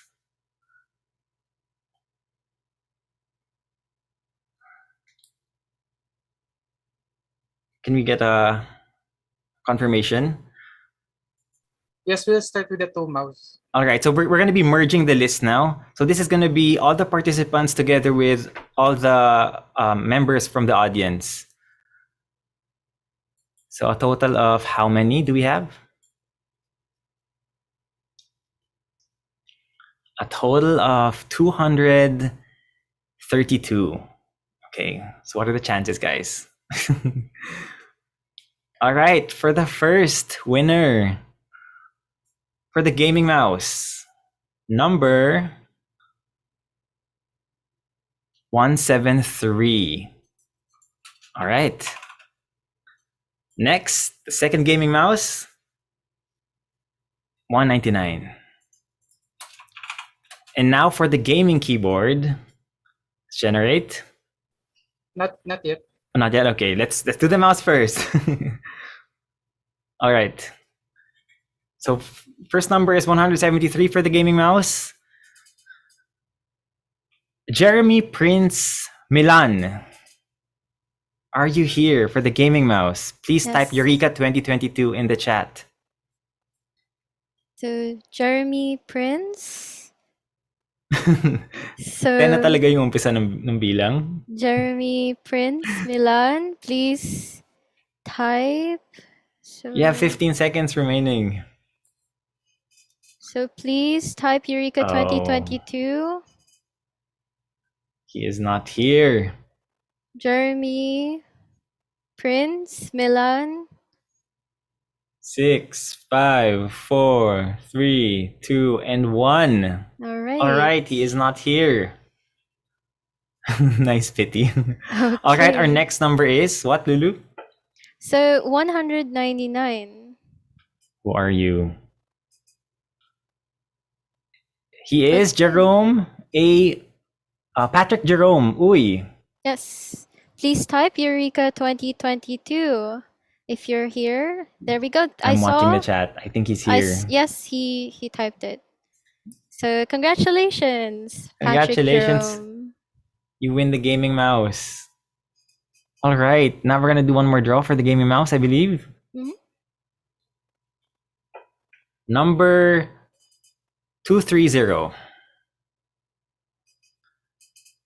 Our winner for the gaming mouse is Jarrell Isabel Lim. Sounds familiar. Hmm. So please type. Miss Lim, are you here? Oh, there we For go. your gaming mouse. He's here. Yes. He was able to type it. So Really? yes, at 3:48 p.m. All right. Congratulations. So congratulations. Should we move on to our next prize? Yes. So So for the gaming keyboard, let's make a draw for the game keyboard. 113. All right. Next, for the mechanical keyboard. We're jumping right straight to it. Number 43. And our last mechanical keyboard is number 30. All right, Lulua. all right. So first number 113. Who are you? 113. No way. Oh, okay. So please type. The winner is King Ramos. Are you here? Yes. He's not So- here, guys. So was he able to type it already? I don't think so. Ah, there we go. So he was able to. No. Okay. Yes. So congratulations, King. Congratulations. You win the gaming keyboard. Yes, So close though. So close for the mechanical one. that is true. But an award is better than nothing. Exactly. Shall we do the next one? Yes. So next one is 4343. Oh, so congratulations. Please type Eureka. All right. Fast one. He was able to. Mr. Benjamin Peñaranda. Yes. Wow. Congratulations. Congratulations for winning the mechanical keyboard with blue switches. Yes. You're finally gonna win games. All Just kidding. right. So for the next one, so it's 30. 30. 3-0. Oh, no way. Mr. Carlos Jose de Guzman. Or Guzman rather. Yes. Wrong number. Carlos Jose Guzman, are you here? The chat's too fast. I can't see. Is he here? I can see it. So yes, he was able to type it. So He's not here. congratulations. Yes. So I really yes, want the keyboard. don't worry, there's another one. There is? Isn't there like mechanical? I think this is the last mechanical keyboard. And I Oh. think he's here. Congratulations, Yes. Mr. Guzman. Yes, For so winning. congratulations. Nag-spam na. All right, I guess that's it.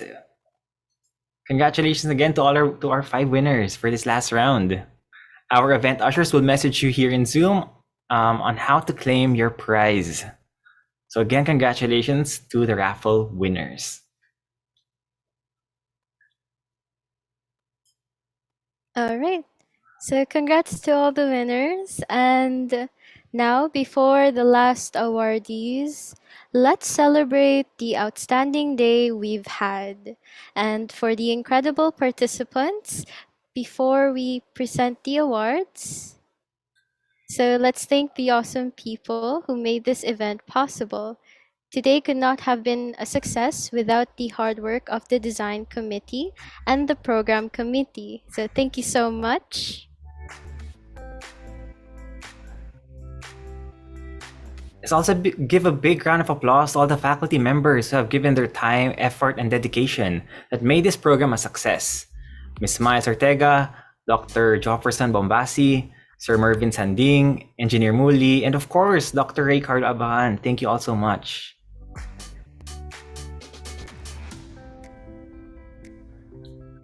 And another big round of applause to our guest speakers, Mr. Arnold Galve and Mr. Gabriel Lazaro, as well as our dear judges, Dr. Dan Michael Cortez, Ms. Caris Joyana, Dr. Aris Ignacio, and Mr. Michael Rivero. Thank you guys so much. Okay, so now to announce the awardees. So are you ready, Tim? No, not yet. I'm not. All right. So winning top 3 best presenters amongst all tracks. So in no particular order, congratulations to... Are they already here in the PowerPoint? They aren't. They aren't in the PowerPoint yet. We'll have to Yes. refresh. All right. Because the results came in quite late. Hope you guys don't mind waiting.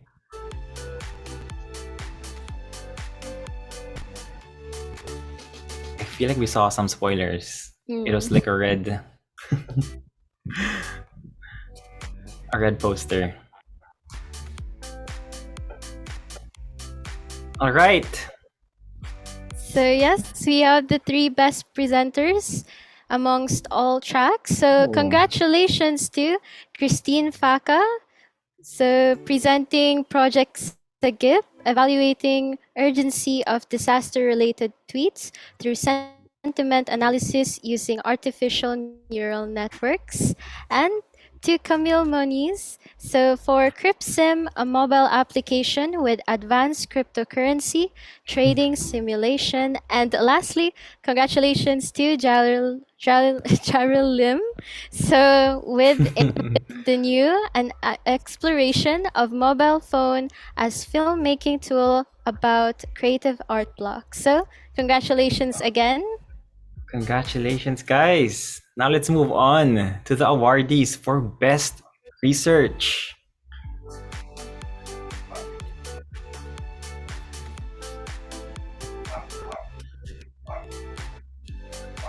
Yes, Tim. So before we announce the winner for overall best research, I would like to announce the 2 winners for honorable mention who were both so close to winning the best research award. So without further ado, congratulations to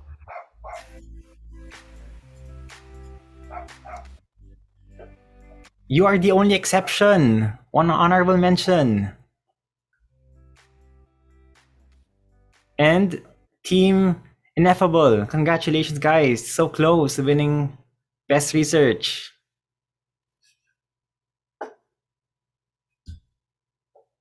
All right, now let's move on. And now to announce the team winning overall Best Research among all categories. Congratulations to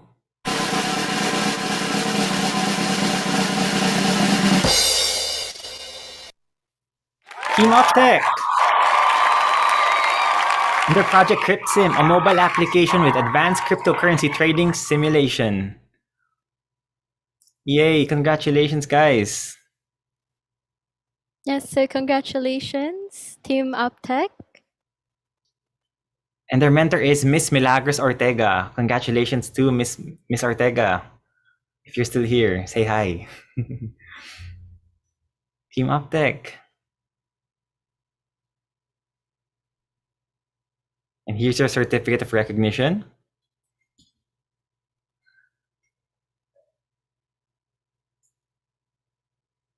All right. Okay, so congratulations again to all the winners, and we would like to take this opportunity for a photo op. So, Yeah, for the first batch, we would like to request all awardees and all judges to open their webcams for a photo op. So again, this is just for the awardees and the judges.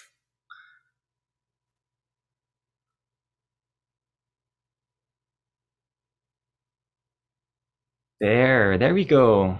Show us those business attires. All right. Does everyone have access to open their cams? I believe they have, right? Hold on. There we go. I'm seeing Miss Faka. So all the awardees, the entire team that won, the best presenters, the judges, who else? There we go.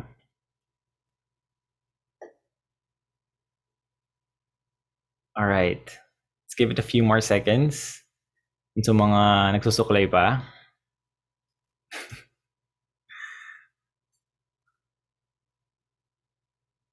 Oh, someone's asking kung pwede daw sila maligo. Yes, pwede na. All right, I believe this is it. We have our judges here and our awardees. Documentation committee, are you ready for the screenshots? All right. In 3, 2, 1, pose. All right, one more. 3, 2, and 1. All right, thank you so much, guys. But don't turn off your cameras yet because we're gonna have one last photo as a whole. so that's right. For the next batch, we would like to request everyone here to join us for our group photo. Yes, please. There we go.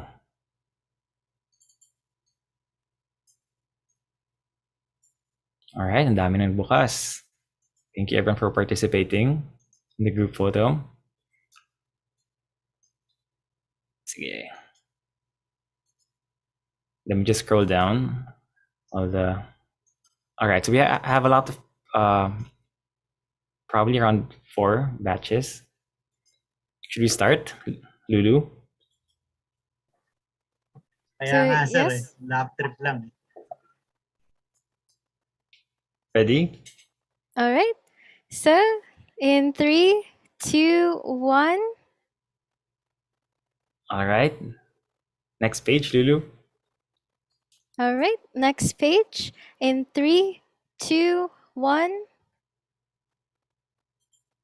All right, next. All right. Next page.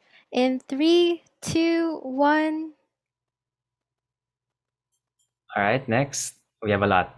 Okay. So, One last page. All right. Last page. In 3, 2, 1. All right, that is it. So, yes, that's right. And thank you so much, everyone. And so now for the closing remarks. So we would like to call on CCSMA Director of FEU Alabang, Dr. Jefferson Bombasi, for the closing remarks.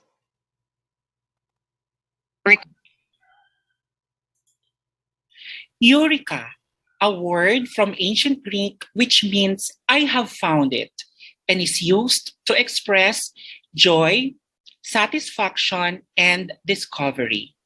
This word accurately describes the 33 projects presented today, which span the fields of computer science, information technology, and multimedia arts. This event will undoubtedly leave a positive impression on the history of PBL4, as this is the first batch of PBL projects. This will serve as an example for future batches of CS, IT, and MMA students. It has been a fantastic day.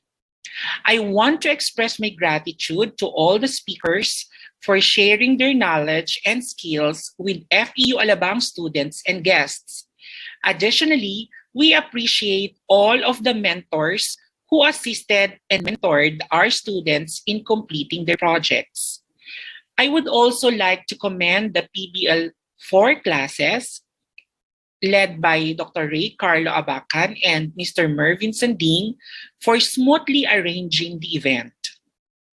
I hope that by participating in this event, number one, you have developed an appreciation for project-based learning or PBL.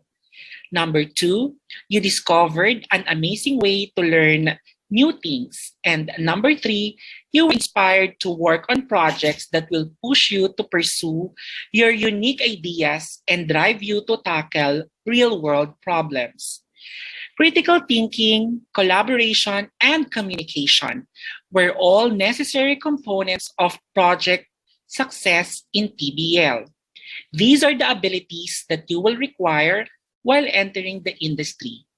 Therefore, congratulations to everyone who has made it this far. And once again, thank you for your involvement and congratulations to all the winners. I wish everyone an enjoyable evening.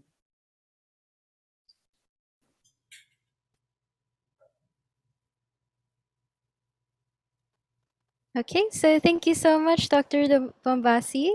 So now, dear participants, please be reminded to complete the evaluation form as it's required to obtain the certificate for this event. Links will also be posted in the chat box. Please take note that the forms will be closed in 30 minutes, so please answer them as soon as you can. Now, before we end, we would like to ask all our fellow Tamaraos to join us in singing the FEU hymn.